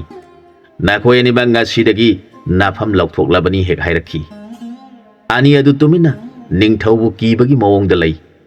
Madu uraga ningthau aduna hairaki. Ngasi gidi nakhoi gi ahan ba thabak pubo oibana asoi ba ngakpirabani. Mathang da amuk asoi ba yaurok labadi nakhoi amuk ningthau ihangani sathok cross chalo. Nasak singdu yeningde hek hairaki. Maduda wakaina hairaki. Man badi mal he. Adubu akuan bagi nasak yeningde sathok kro haiba wafam madudi puning sikhara nungsi. Maduda thauremna. Itaw madu ngasi ahan bo oina sabana tawbani. Toina sarak labadi madudagi su hena manna ba honarakpada ibani si sai saba yaurokadori bani hairaki. Wadu taraga wakaina. Hauziki dubu sari bani ko. Mal he. Aiko ining thausi aidi ki da kiru rabani hairaki. Asumna makoi ahumasi matam laiba kibikta warem thaurem tawduna matam leli. Asumna lairingai matam asida makoi da mana pihau da baning thawadugi konungda wakat amalaklami. Nupi ani khak angang ama magi masani haina duna munarami. Amana su magi masa sengbani hai. Amana su magi masani hai duna ani adu khatna badagi laikai gi misingna wayen bangam daduna ningthau konungda miyam ga loinana makhoi ani gi bisa tawna na papukalaklami. Maduda ningthau aduna wayen bangam dabadagi makhoi ani gi wayen aba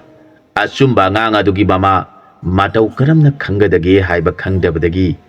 laiba ke akhang hai pumna ma khanarabada makhoi khudimangna bisara adu tawba ngamlamdi. Maduda ningthau aduna khalakhi.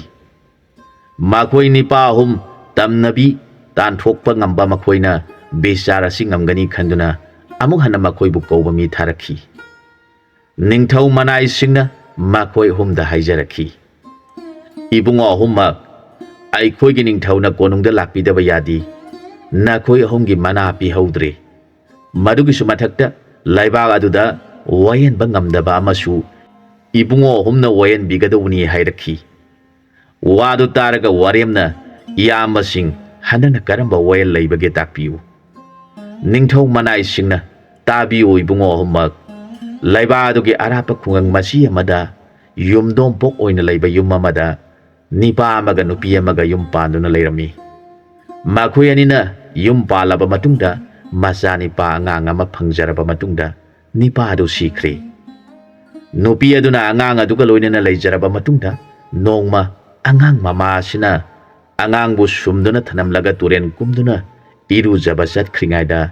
mahangna halakpa matamda tumduna lehauba pikliba angang adu leiramdre. Mama sina kari matauno angang leiramdre khanduna koisien chenduna thijarabada angang phangdre. Mama adu tafam khangdaduna seli iliba phi aduga loinena mina satkibage khongol liduna sumlakhi. Mana kap tuna mi satkibage khongol lirakpana apikpa laukhong ama thengnarami. Laukhong adudagidi mi satkibage khongol lambi adu mangkhre. Maag mathwa yamna wakhre. Tafam khangdaduna mahangna laukhong adu lanthoklaga nongmagi aphangba khara saraga angaubigi matawgum masake khungun thiduna lakhi. Adubu phangba laikhidre. Mana asumna khungang chatuna masa thirakpada sahi ani phajalakpada nongmadi khungang amada sahi ani gi matungda angang masa ama thengnare. Yum asida nipa amaga nupi amaga da lai. Angang asi ubada nupi asigi thamoida mahaki mangkhiba machadu mangni haina khankhre. Adubu mana hek machani haibasi haidokpa ngamlamdi. Mafam aduda mahak matam khara thuptuna leiraga angangi mawong matau kumna yengduna leijari. Nongma tanja yengduna angang adugi sanaba pot khara puduna mahak lakle. Tanja charubagum angang mamana ising sokpa satkringaida nupi asina angang aduda sanaba pot adu pijaraga magi ngaksamda leikhiba amuba sagi khudam adu yengle. Angang adugi masada leiramliba khudam adubu hek ujabada nupi aduna imagi bungo haiduna konsilaga kappa horakle. Matam aduda ising sokpa satkhibi nupi adu ising puraga lakpada tauramliba mataw adu uraga pakhana. Karino nangna aigi isa sibu nangi nasani hairibadi haiduna thina saiba horakle. Maduda masa thiraklibi nupi asina haijarakhi. Ise angang asidi aigi isani mataw karamna ise na isa sibu yokpiramlibano. Wadu taraga angangi mama oirambi nupi aduna hai tongambi nangna aigi yumda laglaga isa sibu nangi nasani hairibadi kayada ngakhraba nupi no hairabada makhoi ani adu aigi isani munaduna kanna khanare. Matam aduda yumdugi nipa adu hanjalaktuna makhoi ani na khanaribagi maram hanglabada angang asi tongambi nupi asina laglaga magi masani haiduna puge tauramlibani haina magi nupi aduna tamle. Maduda laikai mising nipa aduna takladuna bisa tauba ngamdabadagi laiba adugi ningthau konungda wakatle. Ningthauna makhoi anigi asengba sumba bisa tauba ngamdabadagi angang adugi asengba mama puthoknaba ibungo humbu kaurusu loinana hana pihodaba manasu lobiba lakpiu hairai. Pau adu hek tamlabada thauremna makhoigi bisara adudi araibani adubu iningthauna pigani haiba mana adudi aidi loba pamjade hek hairai. Wadu taraga wakaina hoine tausa makhoigi waena adugidi karisu leitaba wani aina kiribadi ningthauna karigumba sana lopa oina pirakpa thoklabadi phai. Adu natana makhoigi Rajkumari Sitra bising adu oina aikhoi ahumda pige hairabadi aikhoi ahum karam taugani. Waremna hoine maduni aina khallibasu haina yamna awaba saduna ningthawi yathangi haibabu aide khara tantak tawi hairakhi. Waremgi matawadu uraga thauremna yambung hana takpiriba wafam adubu handakisi satpada khara singnabiba leibibra haina yamna byabhar leibagi mawongda ningthau manai sing adugi mamangda hangatjarakhi. Maduda wakaina yambungna khanbiri badu nanai nanau su singnabadi poksai adubu nanai na khanjabada aikhoina handak chattaba tarabadi ningthau aduna makoi hum adu nahan mamang thakta mana pihodaduna makoi hum laktribani haina aikhoi ahumbu puksien pikpa mi oina khankhigani haina nanai nanau atomba ina khanjai. Adumoinamak yambungi wakhana matang takpirabadi nungaijagani haina makhulonaduna ningthau manai singi mamangda makhoi anina tauriba bebhar adu uraga warem kaubani pasigi thamoida nokningbana loikhi. Adubu nokpadi ningthau manai singi mamangda noktana khangkhi. Mana khali onthokpanida makhoina aibu namduna ningthau hengadore. Makhoi ahumdu ningthaugi majaibe masing adu pambadagi makhoina khungangsingda makhoi ahumbu laubani pasing adu ahing amadagi heloi hekta sigani haijanduna laibak sin thungna khangnakhibadagi kanamatana makhoibu yengbidrabada Rajkumari ahum aduna makhoi ahumda piduna tamnabi singa lonabi oiduna leijahorabasu phagadabani khanduna handaga amuk makhoi ahumdu laglabadi makhoi ahum thadokhiba yadre khanaduna leiri. Asomdana thaurem amasung wakaina kina hangoina waremgi mafamda hangasaribo wafam singadu taraga warem nokningba pumnamak phajanjaraga hairakhi. Inausa nakoina adumna khanba leirabadi phare aikhoi chatuna nupi ani dugi bisara du tauruba taredana. Maduda wakaina waremgi nakta sangsin jaraktuna hairakhi. Yambung animak handaki wayena sidi yambung animak awaba yaubiraganu. Nanawa tomba ina tawjarage. Karisu leitaba adugidamakta yambani amuk wahanba pamdi. Nanayna ngamdaba matamda yambung yaimana amuk tawbiyu hek hairakhi. Maduda thauremna hairakhi. Adunidana inaudi nayama singbu ningba inaw mali. Aduna yamba hanna kondrabasu nayambana amukta inawbu konge hairaga thauremna wakaibu setna koli. Makoyanina taunariba matawadu yenglaga waremge thamoidu nokningbana khangbada wai. Mana hairakhi. Phare phare inausa nakoina adumna khanba lairabadi aikoi hum leiba asigi ningthauda paw asi taklamlaga chatlasi hairakhi. Makoi humna ngangna sangnaribadu makoibu kauba lagliba ningthau manai sing aduna uraga khali. Onthongna phajana loina kreda. Masimangna ni makoi hum phauribasi khanakhi. Makoi humna makoigi manakta lairiba laigi seba tawriba nupi macha laisabising aduda ibe amasing nakoina ibungogi seba siningthina tawramu. Aikoi amuk salukhige haina sidnaramlaga laiba adugi ningthaugi yathang laujaraga sagol tongba ningthaugi manai singa sagol tongminaduna mireibak yaukri. Makoi hum lakpa ubada Rajkumari ahum aduna yamna haraujarami. Makoina saluriba manai singa dubu kausinduna makoina lairiba mong matau karam taubage hanglami. Manai singa duna haijarakhi. Ibe amasing makoi ahum asi masin manau puminaba mali. Makoi gi loinariba mong adu yamna nungsinana amana amagi wa yamna tanai. Mayamba hana sigi ayaba yaudrabadi makoi thabak amata pangthoktaba mali. Makoina ahanbada ngangnaba wafam adubu tamjabada ibe masingna shaubiroidaba lairabadi tamjage hairabada Rajkumari sing aduna tamu makoina ngangnaba wafam sing adu amata sithaba daudana haigadabani. Arotpa yaurabadi dandi phangani hairabada manai sing aduna ahanbada makoina yamna singnana hainabasi makoige wayen adudi araibani. Adubu ningthau aduna manani haiduna sana lupa pige hairakpa thoklabadi phai. Madunatana magi masanupi mapuroiba punsiroidabi makoibu aikoi ahumda pige hairabadi ningthauna piba mana oibanina lauroi haibasu yadabadagi lauba tarabadi onthongna waba oigani khanai. Maduda manawa tomba sina mayambada sangsinduna khurumjaraga yambung ibungo karigumba aikhoina makoigi machanupi Rajkumari sing adu laugani kiduna sattaba tarabadi ningthau aduna aikhoibu yamna mana mathum pamba nahanuk mana mathum pikhide khanduna laktribani soidana khankhigani. Aduna handaki wayen bisara sidi iyambani nungaina phamduna leibiro.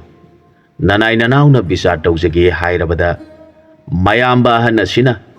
inaw singna adumna khallabani na chatlasi haiduna laglibani. Makoi ahumna lairibadu aikhoigi ningthau konungdagi hena ningthina makoi ahumgi phajakraba yum ahumni.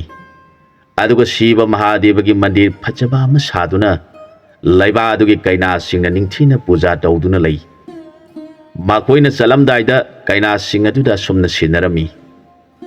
Isan sing nakoina ibungogi seba ningthina taw. Nabung aikoi ahum laibaki bisar chalukhige sinnaramlaga laglibani. Asumna tamlabada Rajkumari ahum aduna laibangna sandokhiba wafam adu ningsinglakhi. Rajkumari ahum si kanagubani pamatana laiminaba ngamloi.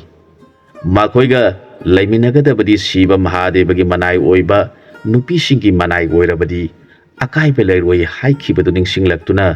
makoi ahummak mapuning yamna nungairamdi. Makoina khalli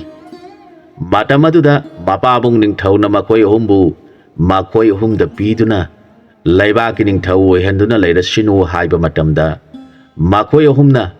makoidi tamnabi nupi lauduna lairaba misakni khallubadagi soikhibani khanduna yamna ikai nungsi yanaduna laikhi. Makoi ahumna konung yaurabada thauremga wakai kauba adugana ꯍꯥꯟꯅ ꯂꯥꯛꯂꯝꯕ ꯑꯗꯨꯒꯤ ꯃꯑꯣꯡꯒ ꯈꯦꯠꯅꯅ ꯋꯥꯔꯦꯝ ꯀꯧꯕ ꯅꯤꯄꯥ ꯑꯗꯨꯗ ꯃꯌꯥꯝꯕ ꯑꯃ ꯑꯣꯏꯕꯒꯤ ꯃꯑꯣꯡꯗ ꯕꯦꯚꯥꯔ ꯇꯧꯗꯨꯅ ꯃꯥꯒꯤ ꯌꯥꯊꯪ ꯏꯟꯕꯒꯤ ꯃꯑꯣꯡꯗ ꯂꯩ꯫ ꯃꯈꯣꯏ ꯑꯍꯨꯝ ꯑꯗꯨꯒꯤ ꯃꯑꯣꯡ ꯑꯗꯨ ꯎꯔꯒ ꯅꯤꯡꯊꯧ ꯑꯗꯨ ꯌꯥꯝꯅ ꯉꯛꯈꯤ꯫ ꯃꯈꯣꯏꯅ ꯍꯥꯟꯅ ꯂꯥꯛꯈꯤꯕꯒ ꯍꯟꯗꯛ ꯂꯥꯛꯂꯤꯕ ꯑꯁꯤꯒ ꯈꯦꯟꯅꯕ ꯎꯕꯗ ꯅꯤꯡꯊꯧꯒꯤ ꯄꯨꯛꯅꯤꯡꯗ ꯃꯈꯣꯏ ꯑꯍꯨꯝ ꯑꯁꯤ ꯄꯣꯛꯃꯤꯟꯅꯕ ꯉꯥꯛꯇ ꯑꯣꯏꯕ ꯇꯥꯔꯦ꯫ ꯅꯍꯥꯟꯃꯨꯛ ꯑꯍꯥꯟꯕ ꯂꯥꯛꯂꯝꯕ ꯑꯗꯨꯗꯗꯤ ꯃꯈꯣꯏ ꯑꯍꯨꯝꯁꯤ ꯃꯃꯥꯟꯅꯕ ꯑꯣꯏꯅ ꯎꯏ꯫ ꯃꯈꯣꯏ ꯑꯍꯨꯝꯅ ꯅꯤꯡꯊꯧ ꯈꯨꯔꯨꯝꯗꯨꯅ ꯍꯥꯏꯖꯔꯛꯈꯤ, "ꯏꯅꯤꯡꯊꯧ ꯏꯕꯨꯡꯉꯣ, ꯅꯅꯥꯏ ꯑꯩꯈꯣꯏꯕꯨ ꯁꯅꯥ ꯌꯥꯊꯪꯅ ꯀꯧꯕꯤꯕꯕꯨ ꯀꯔꯝꯕ ꯁꯅꯥ ꯌꯥꯊꯪ ꯇꯥꯛꯄꯤꯒꯗꯕ ꯂꯩꯕꯒꯦ ꯍꯪꯖꯔꯕꯗ ꯅꯤꯡꯊꯧꯅ, ꯏꯕꯨꯡꯉꯣ ꯑꯍꯨꯝꯃꯛ, ꯑꯩꯅ ꯅꯈꯣꯏꯕꯨ ꯀꯧꯔꯤꯕꯁꯤ ꯅꯈꯣꯏ ꯑꯍꯨꯝꯒꯤ ꯄꯤꯒꯗꯕ ꯃꯅꯥꯁꯨ ꯂꯩ꯫ ꯃꯗꯨꯒꯤ ꯃꯊꯛꯇ ꯍꯟꯗꯛ ꯋꯥꯊꯣꯛ ꯑꯃ ꯂꯥꯛꯂꯦ꯫ ꯑꯉꯥꯡ ꯑꯃꯗ ꯃꯃꯥ ꯑꯅꯤ ꯆꯣꯡꯊꯣꯛꯂꯛꯇꯨꯅ ꯑꯉꯥꯡꯒꯤ ꯑꯁꯦꯡꯕ ꯃꯃꯥ ꯈꯪꯕ ꯉꯝꯗ꯭ꯔꯦ꯫ ꯑꯗꯨꯅ ꯅꯈꯣꯏ ꯑꯍꯨꯝꯅ ꯑꯉꯥꯡ ꯑꯁꯤꯒꯤ ꯑꯁꯦꯡꯕ ꯃꯃꯥ ꯑꯗꯨ ꯈꯟꯗꯨꯅ ꯑꯉꯥꯡ ꯑꯁꯤ ꯃꯃꯥ ꯑꯗꯨꯗ ꯄꯤꯌꯨ ꯍꯥꯏꯔꯛꯈꯤ꯫ ꯋꯥ ꯑꯗꯨ ꯇꯥꯔꯒ ꯋꯥꯔꯦꯝꯅ ꯅꯤꯡꯊꯧꯕꯨ ꯌꯦꯡꯂꯗꯨꯅ ꯍꯥꯏꯔꯛꯈꯤ, "ꯋꯥꯔꯝ ꯑꯗꯨꯒꯤ ꯑꯣꯏꯔꯕꯗꯤ ꯂꯥꯏꯅꯤꯡꯊꯧ ꯏꯕꯨꯡꯉꯣ, ꯍꯥꯏꯔꯤꯕ ꯃꯤꯁꯤꯡ ꯑꯗꯨ ꯀꯣꯅꯨꯡꯗ ꯄꯨꯕꯤꯔꯛꯇꯨꯅ ꯃꯈꯣꯏꯒꯤ ꯋꯥꯔꯝ ꯈꯔꯗꯪ ꯅꯅꯥꯏ ꯑꯩꯈꯣꯏꯅ ꯍꯪꯖꯕ ꯄꯥꯝꯃꯤ꯫" ꯋꯥ ꯑꯗꯨ ꯇꯥꯔꯒ ꯅꯤꯡꯊꯧ ꯃꯅꯥꯏꯁꯤꯡ ꯊꯥꯗꯨꯅ ꯀꯩꯁꯨꯝ ꯁꯪꯗ ꯊꯝꯂꯤꯕ ꯅꯤꯄꯥ ꯑꯗꯨꯒ ꯅꯨꯄꯤ ꯃꯃꯥ ꯑꯉꯥꯡ ꯃꯨꯟꯅꯔꯤꯕ ꯑꯅꯤꯗꯨꯒ ꯑꯉꯥꯡ ꯑꯗꯨꯒ ꯀꯣꯟꯅꯅ ꯄꯨꯈꯠꯂꯛꯂꯤ꯫ ꯅꯤꯡꯊꯧ ꯀꯣꯅꯨꯡꯒꯤ ꯑꯉꯝ ꯑꯊꯧ ꯄꯨꯝꯅꯃꯛ ꯆꯤꯠꯊꯗꯅ ꯇꯤꯟꯈ꯭ꯔꯦ꯫ ꯄ꯭ꯔꯖꯥ ꯃꯤꯌꯥꯝꯁꯨ ꯑꯉꯥꯡ ꯃꯨꯟꯅꯕꯒꯤ ꯕꯤꯆꯥꯔ ꯌꯦꯡꯅꯤꯡꯕꯗꯒꯤ ꯀꯣꯅꯨꯡ ꯆꯣꯟꯅ ꯃꯤ ꯇꯤꯟꯈ꯭ꯔꯦ꯫ ꯃꯗꯨꯗ ꯅꯤꯡꯊꯧꯅ, "ꯃꯈꯣꯏ ꯑꯁꯤꯅꯤ, ꯑꯉꯥꯡ ꯑꯁꯤ ꯃꯥꯅ ꯄꯣꯛꯄꯅꯤ ꯃꯥꯅ ꯄꯣꯛꯄꯅꯤ ꯍꯥꯏꯗꯨꯅ ꯃꯨꯟꯅꯔꯤꯕ ꯑꯁꯤꯅꯤ" ꯍꯥꯏꯔꯛꯈꯤ꯫ ꯋꯥ ꯑꯗꯨ ꯇꯥꯔꯒ ꯋꯥꯔꯦꯝ ꯀꯧꯕ ꯑꯗꯨꯅ ꯃꯅꯥꯎ ꯑꯅꯤ ꯑꯗꯨꯕꯨ ꯌꯦꯡꯂꯒ ꯍꯥꯏꯔꯛꯈꯤ, "ꯏꯅꯥꯎꯁꯥ, ꯀꯔꯤꯁꯨ ꯂꯩꯇꯕ ꯕꯤꯆꯥꯔ ꯑꯁꯤꯒꯤꯗꯃꯛ ꯅꯌꯥꯝꯕ ꯑꯩꯕꯨ ꯑꯃꯨꯛ ꯌꯥꯎꯍꯜꯂꯒꯅꯨ꯫ ꯕꯤꯆꯥꯔ ꯑꯁꯤ ꯑꯩꯒꯤ ꯈ꯭ꯋꯥꯏꯗꯒꯤ ꯑꯇꯣꯝꯕ ꯑꯣꯏꯔꯤꯕ ꯏꯅꯥꯎ ꯅꯤꯄꯥ ꯑꯁꯤ ꯑꯣꯏꯅ ꯇꯧꯍꯟꯖꯔꯒꯦ" ꯍꯦꯛ ꯍꯥꯏꯔꯛꯈꯤ꯫ ꯃꯗꯨꯗ ꯇꯤꯜꯂꯤꯕ ꯃꯤꯌꯥꯝ ꯑꯗꯨꯅ ꯍꯔꯥꯎꯅ, "ꯑꯩꯈꯣꯏ ꯄ꯭ꯔꯖꯥ ꯄꯨꯝꯅꯃꯛ ꯑꯆꯨꯝꯕ ꯋꯥꯌꯦꯜ ꯇꯥꯖꯅꯤꯡꯂꯦ, ꯊꯨꯅ ꯋꯥꯌꯦꯜ ꯇꯧꯕꯤꯔꯣ" ꯍꯥꯏꯔꯛꯈꯤ꯫ ꯃꯇꯝ ꯑꯗꯨꯗ ꯋꯥꯀꯥꯏ ꯀꯧꯕ ꯅꯤꯄꯥ ꯑꯗꯨꯅ ꯅꯤꯡꯊꯧ ꯑꯃꯗꯤ ꯑꯉꯝ ꯑꯊꯧ ꯄꯨꯝꯅꯃꯛ ꯈꯨꯔꯨꯝꯖꯔꯦ꯫ ꯃꯇꯨꯡꯗ ꯃꯌꯥꯝꯕ ꯑꯣꯏꯔꯤꯕ ꯋꯥꯔꯦꯝꯒꯤ ꯃꯐꯝꯗ ꯆꯪꯖꯔꯛꯇꯨꯅ ꯈꯨꯔꯨꯝꯖꯔꯒ ꯅꯅꯥꯏꯍꯥꯛ ꯋꯥꯌꯦꯜ ꯆꯠꯊꯖꯔꯒꯦ ꯍꯥꯏꯔꯛꯈꯤ꯫ ꯇꯤꯜꯂꯤꯕ ꯄꯨꯝꯅꯃꯛꯅ "ꯍꯧꯕꯤꯔꯣ ꯍꯧꯕꯤꯔꯣ" ꯍꯥꯏꯔꯛꯈꯤ꯫ ꯋꯥꯀꯥꯏꯅ ꯅꯨꯄꯤ ꯑꯅꯤꯗꯨ ꯌꯦꯡꯂꯒ, "ꯅꯈꯣꯏ ꯑꯅꯤꯁꯤ ꯅꯤꯄꯥ ꯑꯁꯤꯒꯤ ꯅꯨꯄꯤ ꯉꯥꯛꯇꯔ ꯍꯪꯂꯕꯗ ꯑꯉꯥꯡ ꯄꯣꯛꯄꯤ ꯃꯃꯥꯗꯨꯅ ꯅꯆꯗꯦ ꯑꯉꯝꯕ ꯍꯥꯏꯅ ꯈꯨꯝꯖꯩ꯫ ꯑꯗꯨ ꯑꯣꯏꯔꯕꯗꯤ ꯅꯪꯒꯤ ꯋꯥꯔꯤ ꯍꯥꯟꯅ ꯇꯥꯈꯤꯁꯤ, ꯅꯪꯒꯤ ꯋꯥꯔꯤ ꯂꯤꯌꯨ" ꯍꯥꯏꯔꯛꯈꯤ꯫ ꯑꯉꯥꯡ ꯄꯣꯛꯄꯤ ꯅꯨꯄꯤ ꯑꯗꯨꯅ, "ꯅꯅꯥꯏꯍꯥꯛ ꯑꯔꯥꯞꯄ ꯃꯣꯔꯤ ꯀꯧꯕ ꯈꯨꯟ ꯑꯗꯨꯒꯤ ꯆꯤꯡꯈꯣꯡꯗ ꯅꯥꯏꯇꯣꯝ ꯌꯨꯝꯗꯣꯡꯄꯣꯛ ꯑꯣꯏꯅ ꯂꯩꯖꯕꯅꯤ꯫ ꯑꯉꯥꯡ ꯑꯁꯤꯒꯤ ꯃꯄꯥ ꯑꯗꯨ ꯃꯥꯙꯣꯞ ꯀꯧꯏ꯫ ꯑꯩꯈꯣꯏ ꯑꯅꯤ ꯃꯐꯝ ꯑꯗꯨꯗ ꯍꯤꯡꯅꯕ ꯍꯣꯠꯅꯖꯗꯨꯅ ꯂꯩꯖꯕꯅꯤ꯫ ꯂꯥꯏꯒꯤ ꯅꯣꯡꯗꯝꯗꯒꯤ ꯑꯉꯥꯡ ꯑꯁꯤ ꯐꯪꯖꯔꯕ ꯃꯇꯨꯡ ꯅꯨꯃꯤꯠ 10ꯅꯤ ꯁꯨꯕꯗ ꯃꯍꯥꯛ ꯂꯤꯟꯅ ꯆꯤꯛꯇꯨꯅ ꯁꯤꯔꯕꯗ ꯅꯅꯥꯏ ꯑꯩꯅ ꯏꯆꯥ ꯑꯁꯤ ꯌꯣꯛꯆꯗꯨꯅ ꯃꯐꯝ ꯑꯗꯨꯗ ꯋꯥꯅ ꯂꯩꯖꯩ꯫ ꯑꯉꯥꯡ ꯑꯁꯤꯅ ꯊꯥ 3 ꯐꯥꯔꯛꯄ ꯃꯇꯝꯗ ꯅꯣꯡꯃ ꯃꯍꯥꯛꯅ ꯇꯨꯝꯂꯤꯉꯩꯗ ꯑꯩꯅ ꯇꯨꯔꯦꯟꯗ ꯏꯁꯤꯡ ꯁꯣꯛꯄ ꯆꯠꯈ꯭ꯔꯤꯉꯩꯗ ꯏꯆꯥ ꯑꯉꯥꯡ ꯑꯁꯤ ꯂꯩꯔꯝꯗ꯭ꯔꯦ꯫ ꯑꯩꯍꯥꯛ ꯇꯧꯐꯝ ꯈꯪꯈꯤꯗ꯭ꯔꯦ꯫ ꯃꯇꯧ ꯀꯔꯝꯅ ꯆꯠꯄ ꯍꯩꯇ꯭ꯔꯤꯕ ꯑꯉꯥꯡ ꯑꯁꯤꯕꯨ ꯂꯩꯔꯝꯗ꯭ꯔꯤꯕꯅꯣ ꯈꯟꯗꯨꯅ ꯑꯩꯅ ꯌꯨꯝꯒꯤ ꯑꯀꯣꯏꯕꯗ ꯌꯦꯡꯖꯕꯗ ꯃꯤ ꯆꯠꯈꯤꯕꯒꯤ ꯈꯣꯡꯒꯨꯜ ꯇꯥꯕ ꯊꯦꯡꯅꯔꯛꯈꯤ꯫ ꯇꯥꯔꯝꯂꯤꯕ ꯈꯣꯡꯒꯨꯜꯒꯤ ꯇꯨꯡ ꯏꯟꯗꯨꯅ ꯑꯩꯍꯥꯛ ꯇꯥꯅꯔꯛꯂꯦ꯫ ꯑꯩꯅ ꯑꯁꯨꯝꯅ ꯂꯥꯛꯆꯕꯗ ꯂꯧꯈꯣꯡ ꯑꯆꯧꯕ ꯑꯃ ꯊꯦꯡꯅꯔꯦ꯫ ꯂꯧꯈꯣꯡ ꯑꯗꯨ ꯂꯥꯟꯊꯣꯛꯈꯤꯕꯗꯒꯤ ꯈꯣꯡꯒꯨꯜ ꯑꯗꯨ ꯃꯥꯡꯊꯣꯛꯈ꯭ꯔꯦ꯫ ꯑꯩꯍꯥꯛ ꯇꯧꯐꯝ ꯈꯪꯗ꯭ꯔꯦ꯫ ꯃꯗꯨꯒꯤ ꯇꯨꯡꯗ ꯑꯩꯅ ꯃꯤ ꯇꯥꯕ ꯈꯨꯡꯒꯪ ꯊꯤꯔꯛꯄꯗ ꯈꯨꯡꯒꯪ ꯑꯃ ꯊꯦꯡꯅꯔꯦ꯫ ꯑꯩꯅ ꯌꯨꯝꯊꯣꯡ ꯈꯨꯗꯤꯡ ꯕꯤꯈ꯭ꯌꯥꯔꯤ ꯁꯥꯗꯨꯅ ꯑꯉꯥꯡ ꯑꯁꯤ ꯊꯦꯡꯅꯅꯕ ꯍꯣꯠꯅꯖꯔꯛꯄ ꯃꯇꯝꯗ ꯈꯨꯡꯒꯪ ꯈꯨꯗꯤꯡꯃꯛꯇ ꯐꯪꯂꯛꯇ꯭ꯔꯕꯗ ꯆꯍꯤ 2 ꯁꯨꯔꯛꯄ ꯃꯇꯨꯡꯗ ꯅꯣꯡꯃ ꯆꯣꯔꯤ ꯀꯧꯕ ꯈꯨꯟ ꯑꯗꯨ ꯌꯧꯁꯤꯜꯂꯛꯄꯗ ꯑꯉꯥꯡ ꯑꯁꯤ ꯌꯨꯝ ꯑꯃꯗ ꯂꯩꯔꯝꯂꯦ꯫ ꯑꯉꯥꯡ ꯆꯠꯄ ꯍꯩꯔꯝꯂꯦ꯫ ꯑꯉꯥꯡ ꯑꯁꯤ ꯍꯦꯛ ꯎꯕꯗ ꯑꯩꯒꯤ ꯊꯃꯣꯏ ꯑꯁꯤ ꯄꯨꯕ ꯉꯝꯗ꯭ꯔꯦ꯫ ꯑꯩꯅ ꯑꯉꯥꯡ ꯑꯁꯤꯕꯨ ꯎꯔꯒ ꯑꯩꯒꯤ ꯈꯣꯡ ꯊꯥꯡꯕ ꯉꯝꯗꯗꯨꯅ ꯑꯉꯥꯡꯒꯤ ꯃꯅꯥꯛꯇ ꯆꯪꯁꯤꯟꯗꯨꯅ ꯃꯥꯅ ꯄꯣꯛꯄꯗ ꯌꯥꯎꯔꯛꯈꯤꯕ ꯗꯥꯒ ꯑꯗꯨ ꯌꯦꯡꯖꯕꯗ ꯑꯉꯥꯡ ꯑꯁꯤ ꯑꯩꯒꯤ ꯏꯆꯥ ꯑꯗꯨꯃꯛꯅꯤ ꯁꯣꯏꯗ꯭ꯔꯦ ꯍꯥꯏꯕ ꯈꯪꯖꯔꯦ꯫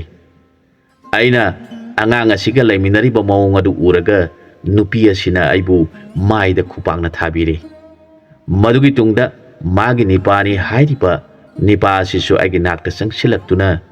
karino kadaino haidana aibu tongambi nupini haiduna thina phubire aikhoi hom khanaba launaba du laikai ki misingna taduna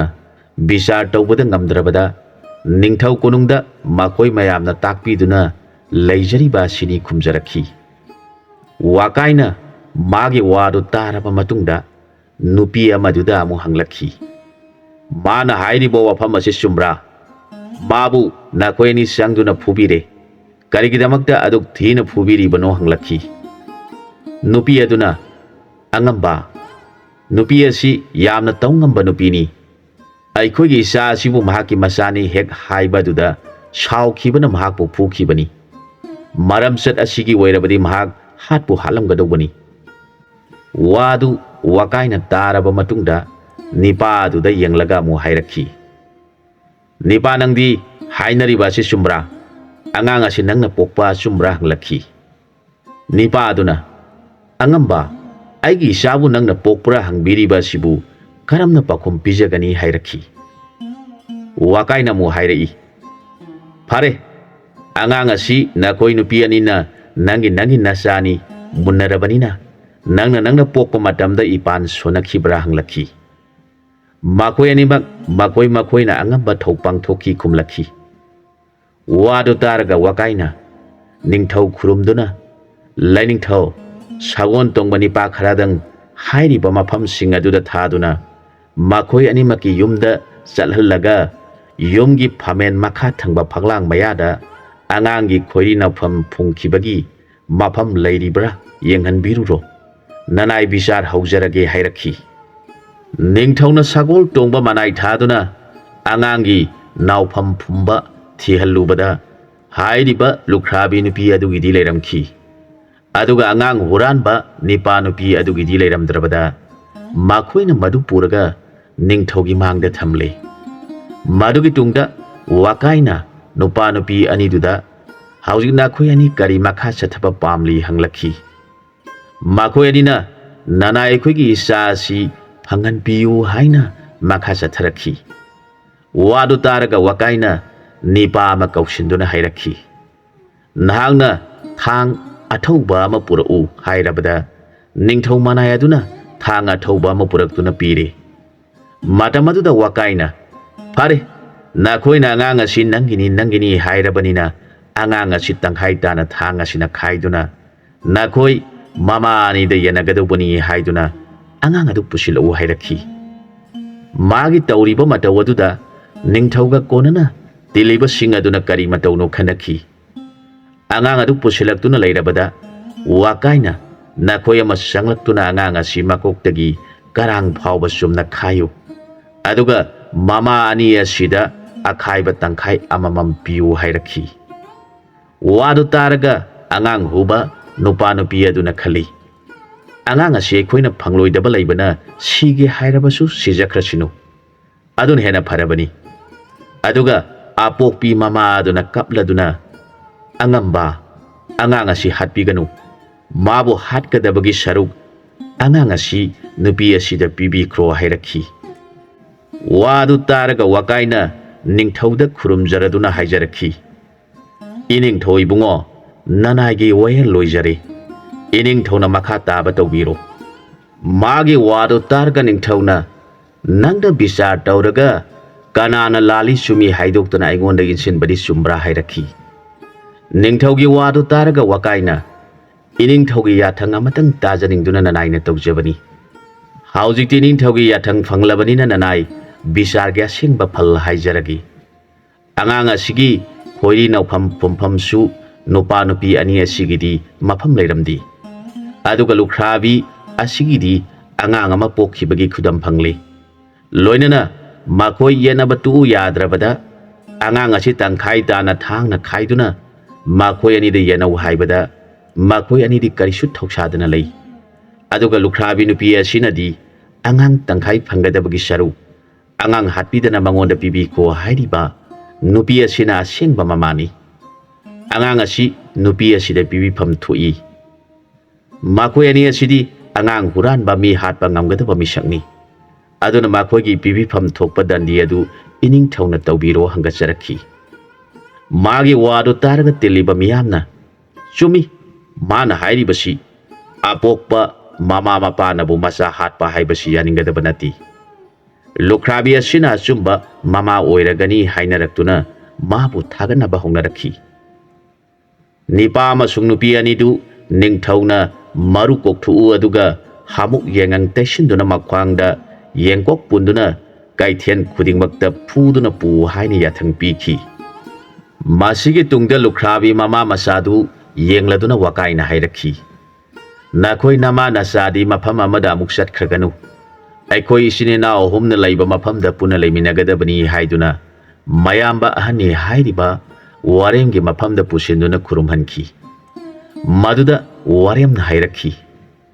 ima saklabi nahangna angang asiga konana isinina aikhoi ahumga puna leiminaba haiba sibu singnaba kari yaubiribage puningda singnaba pumnamak takpiu haijarakhi maduda lukhrabi kana leijadrabi aduna nanai ma ishagidi laibak phabani khumjarakhi haujikti bisa loirabada machin mana ohum maduna ningthau khurumjaraga nanai aikhoi amuk satsakhrage haijarakhi maduda ningthau aduna ibung ohummak handakti nakhoi ohum satpa yararoi nahan muksu nakhoi ohumna aina pigadaba mana laudringaida satkiduna aihak yamna ikaiba nang hauki aduna ngasi laibaki miyam punna tilingai asida nakhoi ohumna mayum panba khangdanaba haijanduna thambiram labi isanupi ohumsi nakhoi ohumgi nafamda kacharabani hairaga masanupi raj kumari ohumdubu kokthoksarakhi isasa nakhoi gi lai pareng ani ani puthoknaduna tholau ipana nakhoi ohumbu shiba mahadevagi manai oiraba ibung ohum masida dan taurabani hairakhi mapagi wadu taraga masa ningon singadu yamna harauna makutta lai pareng ani ani paina duna laknakhi maduda wakaina hairakhi ining thau ibungo karigumba wafam amata hangatcha haukhige hairak ningthauna hayu kari naning thungdaba laire hairabada wakaina nanai sini na ohum di tamnabi lauduna lairabani aduna ibema singa sina khangdabadagi aikhoida ining thauna dan tauba adu da yaribani aduna ibema singa sida sengna tahoudrabadi dos ama lakadra khanjaduna nanaina hangasabani hairakhi magi wadu taraga makhoi humna haijillambadagi nipa amatana yengbidraba rajkumari singh aduna hairakhi nanai sini na ohum di ibungo singna tamnabi nupi laubo oirabasu ipa na piba dan oikhibana ipa gi yathang ngaksagani hek khumjarakhi wadu taraga wakai kaubani pa aduna su phare ibe masingna bu adumna khanbiba lairabadi aikhoi ohum su ining thona pibiba dan oibana laujaba tare dana khumlakhi asomna ningthau macha nupi ohum du anna khaina lai hugladuna magi ni pa singi manakta phaminaduna makhoi pumnamak nungaina panminakhi matang aswaida wari silosinjare anauba wari amada mayamga puna muk thengnaminarasi